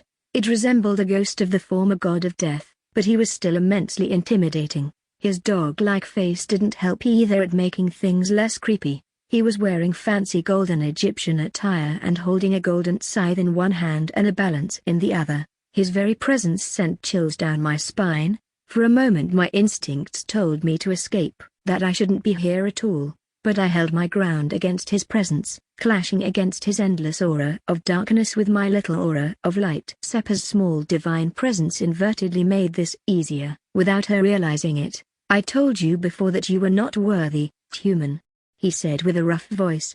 Do you truly believe you're the only special one in this world to be so bold as to step in these tombs that have yet to emerge outside? I think I am worthy enough of at least a relic, I said with a smile. HMPH, fool, I shall see that myself, he said, quickly touching my chest with his right hand index finger, and taking apart my very heart. It didn't hurt, but once he grabbed it, a really hollow sensation took over my very being. He mercilessly placed my still beating heart over a balance. One side was my heart, and the other a white feather. It was honestly creepy how I wasn't dying after that.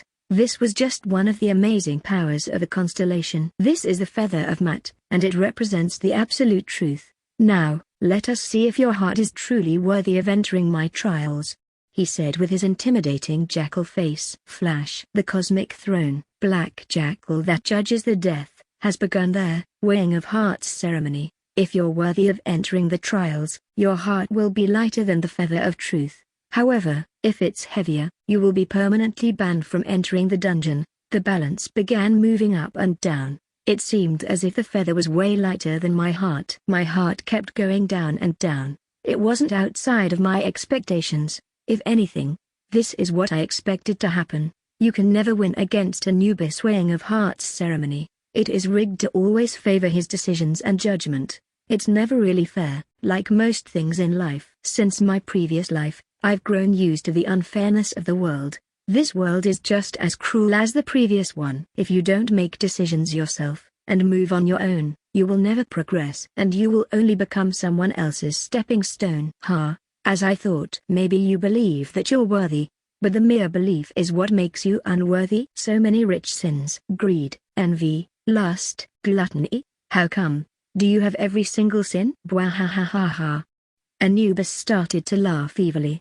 Now, Sepa, let's do it. Flush. Within my body, the power of Sepa quickly began surging. My entire body started overflowing with her limited divine power. My aura transformed, resembling an endless swarm of insects. It was something incredible, and the feeling of strength was like nothing I ever felt before. Sepa's strength is mostly sealed, but even then, she's strong enough for this, at the very least. Ding. The cosmic throne, trillion-legged millipede that swarms the cosmos, has temporarily possessed your body through the hollowness left after your heart was taken away. All your stats have temporarily increased exponentially. For only the duration of this buff, you can utilize their trillion-legged millipede that swarms the cosmos. Divinities. Duration, 1 minute. Anubis was so concentrated laughing at my own sins that he gave us a small window of time. He was so shocked he started coughing, choking on the saliva he spat as he gasped. I am sorry, Lord Anubis. Sepa cried. In a mere second, I jumped as high as I could and quickly reached Anubis' balance. I summoned my new weapon, a gigantic spear made using the stinger of Lolth, and enchanted it with Sepa's divinity and cosmic energy, and then quickly sliced apart Anubis' arm with Twin Cutter and Sunshine, combined with Sepa's divinity of death and divinity of fertility. All of this was just for this moment. I cannot fail. I cannot give myself the privilege of failing anymore. You are, what the, against all expectations. Anubis' arm was sliced cleanly, and the balance fell to the ground, suddenly turning into a solid object. It released sparkles of golden divinity. It was a relic right in front of my nose. Don't ever think I'll just give it back to you happily, you dog-faced bastard. Ding. Their weighting of hearts ceremony has been interrupted. The cosmic throne, black jackal that judges the death, screams in fury as you've sliced his weighing arm. What? How is this possible? Sepa, you traitor. Anubis roared in fury, shaking the entire dungeon. He stretched his remaining arm towards me as if it were made of some ghostly energy, attempting to grab me with his gigantic, clawed hands. You damned human. However, it was too late. My hand already touched the balance of Anubis, and it quickly disappeared, while my heart went back to my body at the same time. Ding. You have stored the Anubis Divine Weigher of Hearts. Rank, X1. You have stored the Maat's Feather of Truth. Rank, X1. You've restored your own heart. The effects of constellation possession are becoming unstable. Too late, dogface. I smiled back at him. Were you after my own weigher this entire time? Anubis gritted his sharp fangs. Give it back. You cannot possibly comprehend the power of a relic as ancient as that one. Of course, I do. I read it all in the novel. Sadly, I just can't tell him that straight to the face though. Anubis' enormous arm hit the floor, making the entire dungeon tremble once more. I quickly began jumping around, evading his sluggish attacks. He was simply a manifestation of himself, so it wasn't as strong as the real deal. He was very slow too. With Sepa's boost, I was much faster than him. Well, I can't rely on this buff for much longer either. Give it back. Give it back. Army of the Dead. Flush, Anubis roared, as a cloud of darkness quickly erupted from his ghostly body. It swirled around, creating a circular portal leading to the Egyptian underworld. From within the portal, countless skeletons, mummies, and ghosts rushed out, aiming their weapons at me. Your sins know no limits. Now, you have sentenced yourself to a painful death before the armies of the dead. Devour her flesh and soul. Anubis roared, don't have mercy on this damned brat. Okay, I guess it's time for that.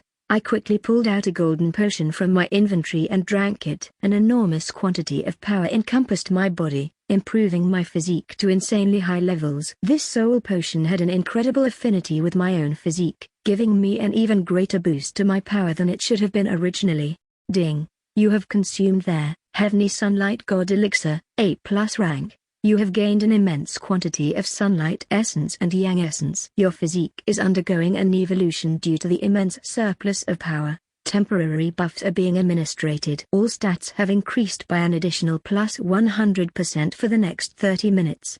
A radiant divine aura of heavenly light itself is surging from your body. Sunshine. Flush. I swung my hand, as an enormous blade of sunshine materialized, slashing apart the undead rushing towards me and hitting Anubis really hard. His ghostly body wavered, as he fell into the floor, shaking the dungeon once more. Pieces of the ceiling started falling. You have purified.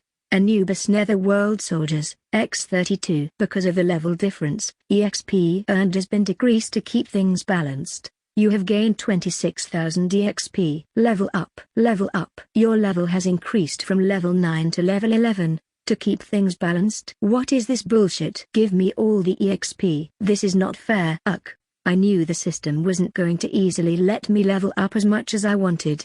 LNNGGGH. Anubis groaned. This power, is this another divine power? How come? Is there another constellation backing you right now? No, that was just a potion I made. I laughed. Now, how about we continue with Act 2? I quickly took out a purple jewel from my inventory, which began shining brightly. The jewel released a powerful aura of cosmic essence. Anubis' eyes widened. He instinctively felt surprised when I revealed this item to him. That stone. You can't possibly.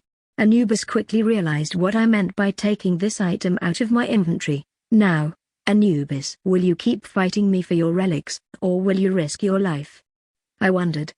Ding. Several chaos-aligned constellations are spectating your actions while laughing maliciously. They have sponsored 500 plot points. The Cosmic Throne, just filled with lies, is intrigued by what are you planning to do now. 201, Chapter 25, reverse card. Jack's entire life has changed since his sister awoke from her coma. Owing to the elixir he created for her, he used to wake up every day feeling bleak and empty. His eyes never seemed alive, and he seemed to be getting paler by the day. He frequently wondered, why am I even doing this? Or what's the point of this suffering? Despite being the protagonist in a novel that was written in another universe, he was a real person here. Those who read the story might have thought he was an unstoppable monster, ravenous for power and more power, and with an inflexible will. It was designed so that he would be a great blank slate for readers to fill, to self-insert themselves into this unstoppable and badass person, someone who hyped them every time he did something witty and brutal, emotionlessly. Yet reality couldn't be so far from that. The many battles Jack underwent, the many hardships, and the life or death situations he had to constantly go through, all of them were piling up on his shoulders like traumas that only increased his daily stress. He didn't know if he had already gone insane. Not only had he killed so many people he couldn't remember anymore, but he had also devoured people. He had become a cannibal due to the powers of Fenrir. Yet he always felt conflicted when he realized he felt nothing. Deep inside, he still wanted to remain with some hint of sanity for the only person he truly cared for the one for whom he was doing all of these insanities. In this world filled with hardships and gods that treat people like their puppets, was there any point in even continuing to live without anything to hold tightly with your hands? Something precious for you that would make you go so far as to do these horrendous things your past self would have never considered, not even in their wildest of nightmares. Deep down, Jack thought that when his sister woke up, He would have to babysit her and take care of her constantly to always protect her from danger at any moment, and that, due to being a normal person without awakening, she would remain weak and pathetic. Indeed, a side of him, perhaps the side that he only showed to his most hated enemies, thought she was going to be a nuisance. Yet in the end, she ended up becoming someone completely different. What did change? How did she become like this? His expectations of her were completely shattered. Yet he couldn't help but secretly root for her as he showed his responsible older brother figure to her. Deep down, he began imagining her becoming the strongest hunter out there. However, that would take a lot of time before it could become a reality. Oi brat, are you overthinking things again? Ah, no. Jack sipped a bit of coffee while seeing the sun slowly ascend from the horizon. It has been a while since I saw you this happy. Look, even your eyes are shining now. Fenrir, his companion, his savior, and his curse seemed surprised over Jack's own change. In the original story, Jack would simply descend into even more insanity, becoming even more ruthless, even more monstrous, and even more inhumane. Yet the week he spent with her had healed his heart quite a lot. Maybe her food, which had a very magical glow to it, was also helping. Shut up, sighed Jack. In a few more days, Anna's going to the dungeon for the first time with those newbies. I hope everything goes well. Will you go with her as a familiar? HMPH, am I your babysitter now or something? Fenrir angrily said. Just say yes, you mutt, Jack said. Fine. Fenrir grumpily said. More importantly, are you going to eat those eggs? Fenrir, they're raw eggs. I am hungry. Feed me. Jack was completely unaware of what sort of insanity his little sister was up to. Anna's puff. Anubis flinched the moment I showed him the purple jewel in my hands. It was, of course, their constellation sealing stone, a magic item crafted by the constellations themselves to seal a constellation inside, a power made by the constellations to deal with constellations. It was very obvious what I was implying. However, Anubis was a crafty and intelligent god and wouldn't just fall for a bluff. Do you truly believe I would fall for such a bluff? You can't seal me inside of that stone. It already harbors Seppa's soul within. Anubis said. I was one of those who voted against Seppa's punishment. To think you would betray me so shamelessly now. I'm so sorry, Lord Anubis. Seppa cried, trying to apologize. But don't get so angry. It is just a relic. I remember you have like 100 of those feathers and balances in your divine realm's treasury. Silence. Each one is important. Anubis gave a tantrum. Mummies of the fallen pharaohs, deal with these women. I am tired of pointlessly talking with them. Flosh. Suddenly, several coffins appeared around him. Seeing how his army of normal undead was purified by the effects of the amazing potion I drank, he decided to bring the high-level undead, the ancient pharaohs, who were all rank and above.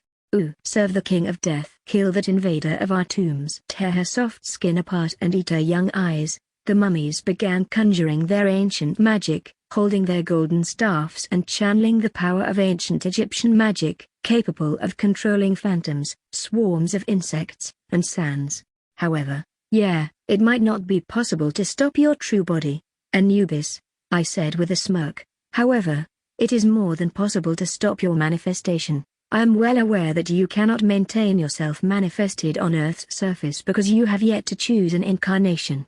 I showed Anubis a large arm I had cut off his phantasmal yet solid manifestation. Violet, which has been sneaking around this whole time, brought it to me tightly wrapped in silk. I used the sealing stone's powers to easily seal the entire arm in place without letting Anubis' manifestation grab it back. Well done, Violet, I said, quickly combining my light aura with Seppa's temporary divinity and completely covering Anubis' arm with it.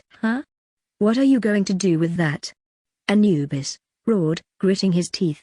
You damn mummies, stop her. The mummies conjured an endless sea of shadows against me. Endless death night. This was such a powerful spell that it could easily cause instant death to anybody slightly weaker than the mummies. It was the reason why this dungeon was so deadly and why the monster that emerged from this place had wiped out the nearby cities in a matter of days. Flosh, The darkness encompassed my entire body, but the power of my aura and Seppa's divinity protected me easily against instant death magic. Nonetheless, the deadly power slowly began consuming my powers and pushing us back. "Anna, I cannot take this much longer," Seppa cried. "I am almost done," I said. "Ding, you have combined there, Insect Queen Lilith's magic crystal, rank X1, Anubis Manifestations Severed Arm, rank X1, and Anubis Divine Weigher of Hearts, rank X1 through the powers of alchemy." Flush, the three items quickly converged into a beautiful golden and purple jewel, overflowing with phantasmal power and holy energy. The light of the crystal alone quickly unleashed a shockwave, destroying the mummy's spells and blasting them away. Their bodies were very frail, so as they fell to the floor, they quickly crumbled apart into ashes. Boom! What the? Anubis was left flabbergasted, glaring at me with the utmost fury. In my hands, the crystal shone with a divine light. Ding! Due to the effects of the Jester's Reverse Fortune, S-rank privilege, your Luke stat has been reversed. Due to your incredibly high amount of Luke, the chances of the success of this synthesis have improved from 0.7% to 100%. You have successfully synthesized their Anubis Divine Magic Crystal, SS rank X1. Absorb. Flush, the power of the magic crystal, already belonging to a high-level boss, quickly transformed into pure energy, reaching my body and combining itself with my very soul. The powers of the ingredients used to create it all fused with me. For a moment, I saw the vision of the underworld of the ancient Egyptians and an enormous line of dead souls waiting for their hearts to be weighted by Anubis. Each of their hearts was weighed, and most of them were too heavy to be saved, instead being thrown into hell to be devoured by the demonic gods that lived there. Only a handful of blessed souls, the pharaohs themselves, who lived in luxury, were forgiven only because they were the ancient incarnations of the gods. Such an unjust system. I can tell why so many souls hate Anubis. When I opened my eyes, I felt as if they were glowing with a bright red color. A sudden tattoo appeared in my hand, shining with golden light and resembling a balance. "No. This can't be." "What have you done?" Anubis felt shocked. "Is this even possible?" "Ding, you have successfully absorbed their Anubis Divine Magic Crystal, SS rank. All your stats have increased as a result. Your physique has improved amazingly. You learned their Anubis Judgment, SLV1, skill. You learned their Ruler of the Dead, SLV1, skill. You acquired the special privilege, Death's Little Sister, B rank privilege. No. That power could only belong to me or my incarnation. How come?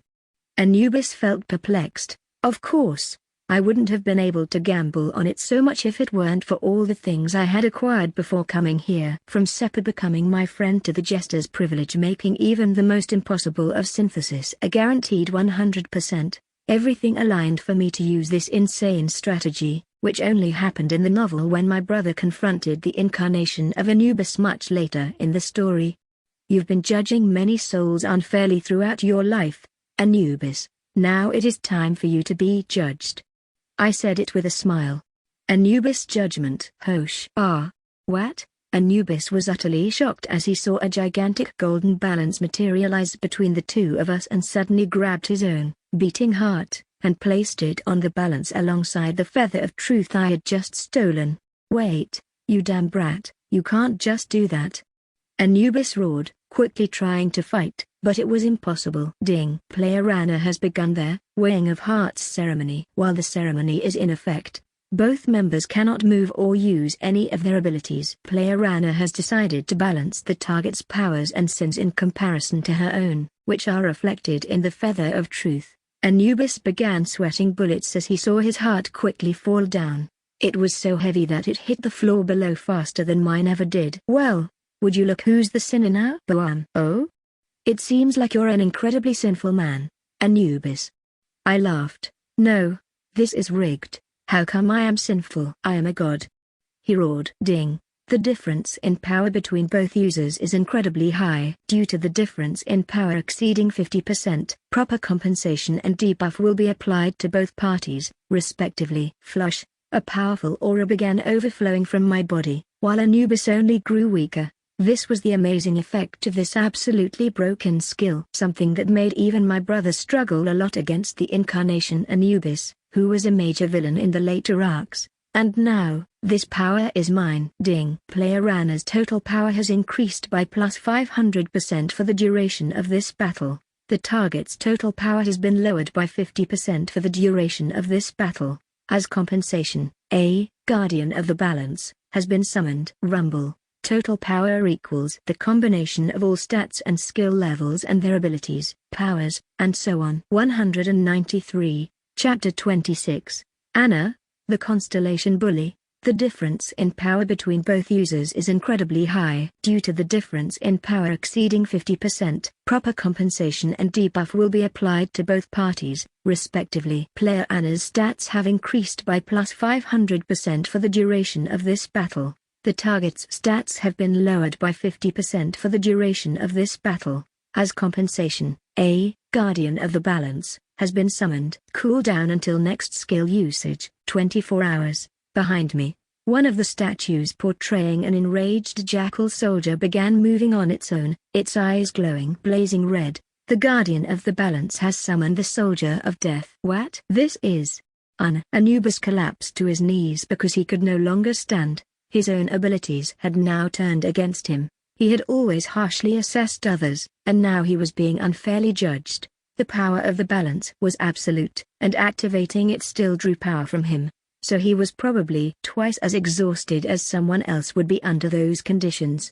This is quite a sight to behold. Stop this! As he observed everything, Anubis began to tremble and sweat bullets as he saw all three of us charging at him. I began attacking him with my spear and countless rays of sunshine. While Seppa's possession had already ended, Violet attacked him with his gigantic scythes, while the Guardian pummeled him into the ground with his massive stone spear. Bam, bam, bam.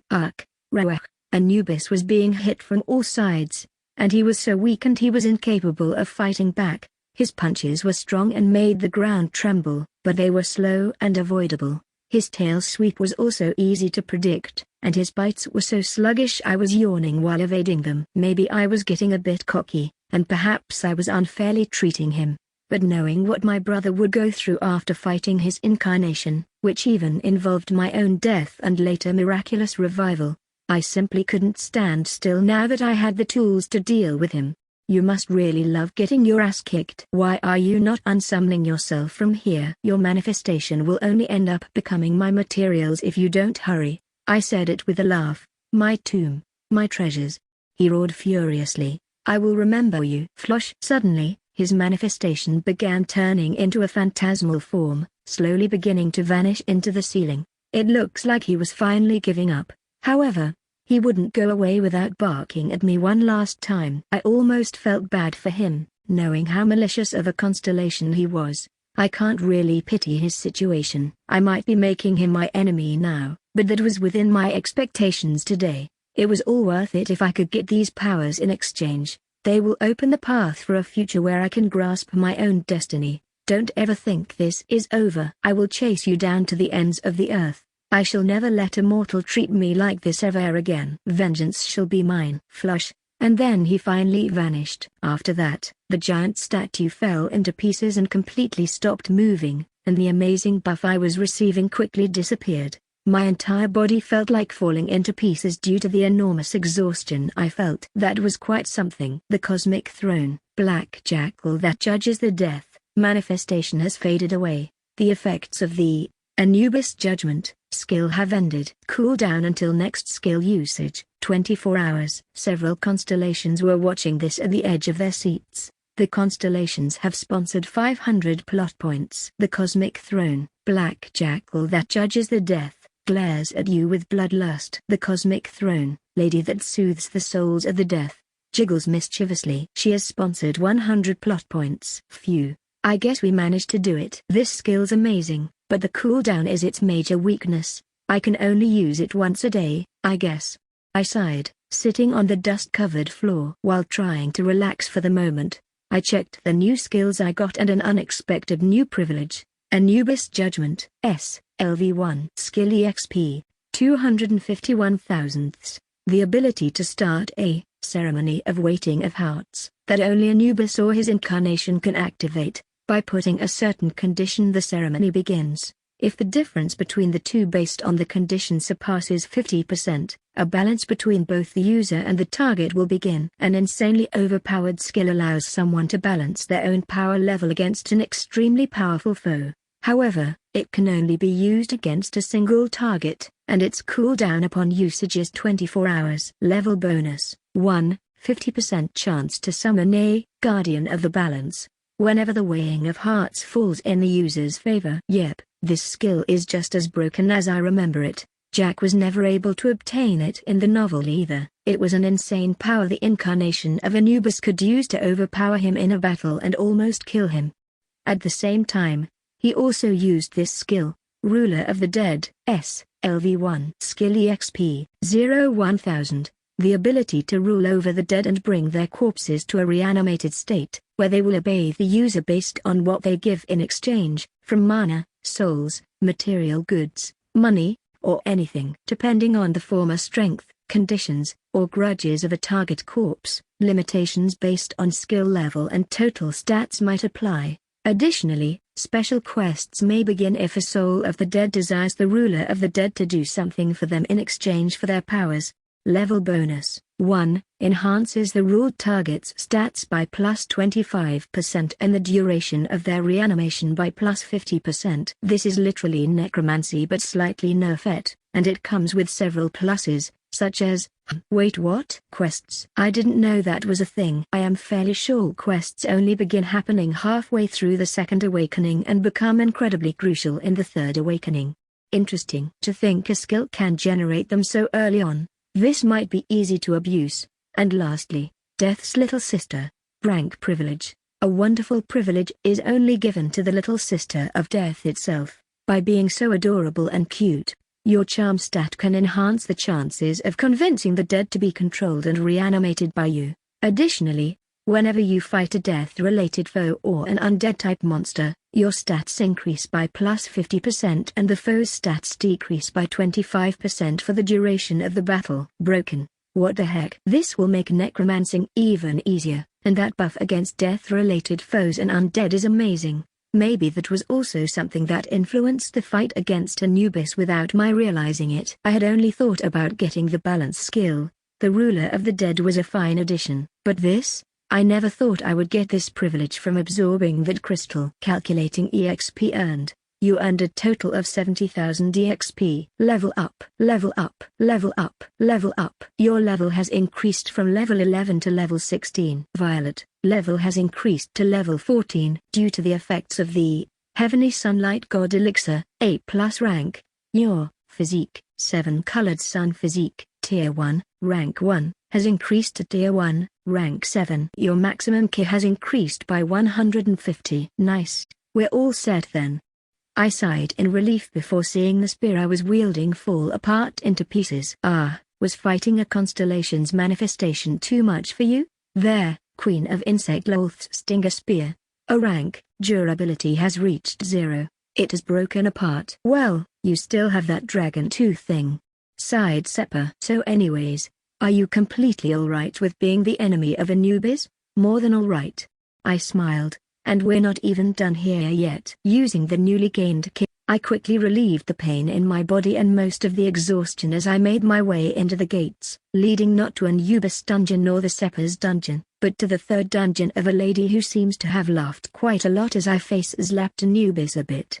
You meet all necessary qualifications. Do you wish to enter Osiris Dungeon of Trials? Yes. 195, Chapter 27, Osiris Trials. The Cosmic Throne, lady that soothes the souls of the death, invites you to her dungeon. After what you've done with Anubis, she finds your existence very amusing. She's thinking about making you her incarnation. As the gates to Osiris dungeon opened, I received some words from the goddess, who had been peeking at me for a while. Although she controls the authority of Osiris, she's not truly Osiris. He was a male god. After all, the goddess that's watching me is, however, someone very close to him. I am fairly sure she is Isis, the wife of Osiris and the Egyptian goddess linked with funerals, motherhood, and even magic. But why is she in control of the authority of Osiris? Where is Osiris? Well, this is a spoiler from the novel, but the thing is, Osiris is in trouble. A battle between the Egyptian gods happened long ago, named the Dawn of Ra. Anubis managed to seal Osiris and take back the Egyptian underworld in such a battle, sealing Osiris in the depths of the underworld. Isis was left alone after the battle once settled when the leader of the faction of ancient gods acquired the Eye of Ra, the ultimate power said to be the embodiment of the sun itself. However, before being sealed completely, Osiris gave his wife his last remaining divinities, as he didn't want Anubis to acquire them for himself. This is the reason why she enjoyed me beating the shit out of the annoying dog. And I think I could curry favor with her even more. After all, I want to make some constellations my allies, especially the good and righteous ones that aren't chaotic or outright evil. Hence, the mission Isis has with this dungeon is to find a suitable incarnation for her powers and those of her husband, so they can battle against Anubis' incarnation. Incarnations are a way for constellations to descend into our world and settle their grudges by fighting against each other to death. The losers often have to forbid their powers or even end up getting sealed. This is because they imbue part of their very souls into them. It is a gamble, but if they win against another incarnation, they grow stronger by absorbing the incarnation powers that belong to their constellation. They're watching us not just for their own amusement, there's something they can earn out of all of this. A good example is what happened with Seppa. She foolishly chose an incarnation that was just a monster, which was defeated. As a result, she was punished by the rules of battles between incarnations. Of course, for such rules to exist among such powerful entities as constellations, there must be even higher authorities out there, right? Well, that's where the Council of Nebulas enters, but that'll be for another time. Now, I should better concentrate on what's in front of me. The Cosmic Throne, lady that soothes the souls of the death, welcomes you to her dungeon of trials. If you want to obtain the relics and treasures here, you have to complete the first 3 trials. Additionally, the Cosmic Throne, lady that soothes the souls of the death, will see if you're qualified to become her incarnation. I see. I am looking forward to that. Of course, I wasn't planning on becoming anybody's incarnation, but for now, it is nice to make her think I am interested so she can give me rewards and stuff. Huh? Are you sure you want that crazy Isis as your constellation? Wondered Seppa, beginning to sob. Too thought. Sniff, you wanted to become my incarnation instead. I feel betrayed. What are you sobbing at? I sighed. Why would I become your incarnation? Seppa felt even more terrible. Come on, just cooperate, and once we're back, I'll make you some pancakes, I said. And fried eggs with bacon? Sure. And peanut butter jam sandwiches? Fine. And, okay, don't get too cocky. Welcome to the Osiris Dungeon of Trials. You have entered the first trial, the Trial of Defeat. Suddenly, we found ourselves surrounded by several statues of various Egyptian gods. The entire old-looking hall changed, now resembling something like an ancient arena. It startled me for a bit, but I quickly kept my calm. These trials needed my full concentration, or I would fail, and my life was on the line here. It began already? Seppa panicked. Caillou. Violet was just as surprised. Calm down, I said, looking around my surroundings. The statues surrounding us began overflowing with dark and golden auras as their eyes shone bright red. The arena slowly started to tremble before their ever-growing presence. Their first trial, of the Osiris Dungeon of Trials, has begun. The Trial of Defeat. Difficulty level, S+. Defeat and victory go hand in hand. In our lives, we face many trials, but out of them all, most of them will be defeats. However, in such a life or death situation, can you give yourself the benefit of being defeated? Without victory, you simply cannot advance, and with defeat, you'll only fall. Now, what is the path you want to take? Defeat or victory? Objective: defeat all foes. The statues slowly began moving towards us. The entire trial had a really stupid description, and it was obvious it was completely ridiculous. Defeating S-rank statues such as these was suicide. My fusion with Seppa had already ended, and the buff of the potion was also gone, and I couldn't use Anubis balance skill for 23 hours. These S-rank monsters, we're done for. Cree. Violet panicked, quickly beginning to unleash attacks against the approaching statues. His scythes generated aura attacks that released powerful explosions upon contact. Boom, boom. boom, boom. However, the statues were unscathed. They continued approaching slowly. Seppa only continued trembling in fear, while Violet grew more nervous. This is useless. We're going to die. Caillou. As Seppa and Violet panicked, I kept my calm, sitting cross-legged on the floor. Are you just meditating there? Seppa asked. Seppa, Violet, do you guys trust me? I looked into her bug-like eyes. I don't. Seppa cried. Caillou. Violet agreed. Then just sit still, do nothing. I said, smiling. Do nothing? What do you mean by doing nothing? I only know about my own dungeon's trials, so what is even your plan? We're gonna get demolished. Seppa sighed. Caillou. Violet seemed to panic. Trust me and do nothing, I said. The two glanced at my eyes and then seemed to remain silent, remaining by my side. The statues reached us, and then they started hitting us. They were so strong that with just a few stomps and fist attacks, we died. Stomped like rats. Boam. Yes, we died. Yet Caillou. Violet panicked, suddenly seeing himself in his phantasmal form. I was also in my phantasmal form. It was as if we had truly died, and our souls were slowly rising out of our bodies, like in cartoons. It was very funny. See? I told you it was going to be fine. Also, Seppa, you're not even part of the trials. Were you just worried about me? I giggled. You died. Then what? What is going on?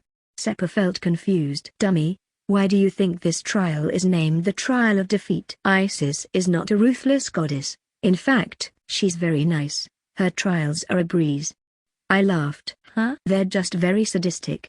I pointed at the message that appeared in front of us. You've been defeated. You died.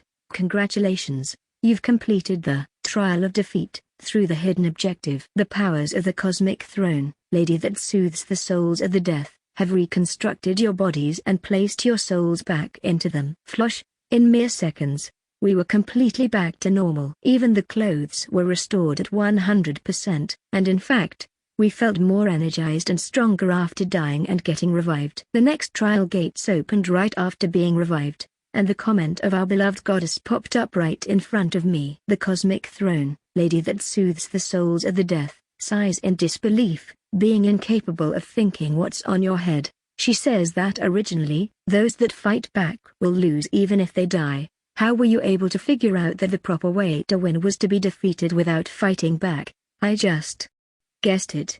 I shrugged. It was something my brother learned about in the novel I read. Isis' incarnation became one of his allies, and she told him about how she was killed and then suddenly revived in the first trial. After that, he simply did the same and realized how stupidly easy Osiris' trials were. We stepped into the second trial while Seppa was still wondering what just happened. In front of us, a gigantic sphinx glared at us with glowing red eyes. Yes, a sphinx that could move and talk too. There, second trial of the Osiris Dungeon of Trials has begun. The Trial of Ignorance. Difficulty level S+. Sometimes they say that ignorance is a bliss, but is it truly a blessing to not know anything? To not comprehend the things most important in life? To not be able to answer the most important of questions? Is it truly a blessing to be ignorant of everything? In this trial, ignorance is a curse. Objective: answer all questions correctly. The Sphinx immediately started talking. Welcome to the second trial, Hunter. I will give you 3 riddles. If you answer 2 correctly, you will pass. She said. Let us begin. Which is the creature that has 1 voice but has 4 feet in the morning, 2 feet in the afternoon, and 3 feet at night? Ah, it already began. A horse? I asked, acting as clueless as I could. Wait, no. A cat? Incorrect. The Sphinx glared at me with anger. Let us continue with the second riddle. You better answer them correctly this time. Just because you seem stupid, I will let you pass if you answer just one correctly. Okay? Sure. I looked straight into their eyes. Well then, there are 2 sisters. One gives birth to the other, who in turn gives birth to the first. Who are they? She asked. Oxygen and carbon dioxide cycle with plants and animals. Wah. What sort of stupid answer is that? Are you that dumb? It was day and night. How come? She muttered. Fine. Just answer this simple question and you can pass. The Sphinx was losing her mind. What can bring back the dead, make you cry, make you laugh, make you young, is born in an instant, yet lasts a lifetime? she asked. Life. I wondered. No. It is memory, memory, you damn little brat. You. She roared furiously, opening her gigantic jaws. Anna, what the heck did you do? She's going to eat you now. Seppa cried, running away from the scene. Crunch. However, she didn't attack me, she began devouring herself, bite by bite. Ag, I was this close to eating you instead. How can the goddess desire such dumb people as her incarnation? I don't get it. Ultimately, she devoured herself until she just disappeared. Congratulations, you've completed the trial of ignorance, through the hidden objective. The cosmic throne, lady that soothes the souls of the deaf, smiles at your sincerity. Rumble. The gate for the third and last trial has been opened. And we're done, I said with a smile. What? That was it? Seppa was shocked. Isis, what the fuck? I put so much effort into my own trial, yet you make stuff like this? Come on, leave her alone. I patted Seppa's little head. She just wants someone who is selfless and honest. People tend to despise innocence, idiocy, and ignorance, but sometimes that's what makes a person worth trusting, when they're not more cunning than yourself. People of emotion and bonds. Do you get it? Phew. No, I don't. That's stupid. Seppa complained. To me, it seems she just wants a dumb person. Ha ha ha. I guess so. I shrugged, but it works pretty well at catching rats that think they're smarter than they truly are. We stepped into the third trial without hesitating. Their third trial, of the Osiris Dungeon of Trials, has begun. The trial of vulnerability. Difficulty level, S+. Everyone in the world is vulnerable. However, only a few of them can get past their own vulnerability and strive forward, to gain new strength and let go of their fears and weaknesses, to become strong so nobody can ever hurt them anymore. Some people are not afraid to show their vulnerability to others, but in this trial, it will mean your death. Objective: defeat all foes. BBBZZTT. The sound of a gigantic swarm of insects echoed at the end of the large hall. Countless venomous bugs of all types began rushing towards us. Scorpions, centipedes, spiders, wasps, everything. It was the entire goddamn plague. Oh, bugs? I think I can handle these. Seppa said. Just stay still. I sighed. Eh? Seppa was surprised. You too, Violet. Don't intimidate them, I said. Caillou? Splash. And then we were drowned in millions of disgusting, venomous critters. I felt hundreds of stingers piercing my skin constantly, jaws biting my skin, and even some bugs getting inside my mouth and ears, and even biting my own eyes. It was painful and rather horrendous, and at any moment I felt like screaming, but I resisted the agony. After minutes passed and I lost consciousness, I suddenly woke up in the middle of the hall. All of the bugs were gone, and Violet was fine. Seppa was once again confused, looking around with many questions clear on her face. It was as if the bugs were never there to begin with. What there? Did the bugs just disappear? Where are they? It was obviously an illusion. What? An illusion? No fucking way. Congratulations, you've completed the trial of vulnerability, through the hidden objective. The cosmic throne, lady that soothes the souls of the deaf, is amazed by your amazing willpower. See? It is not just for dumb people, either. It is for people of strong faith. Isis wants someone who has faith that she won't hurt them, and also someone capable of bearing with horrendous agony and torture for such faith.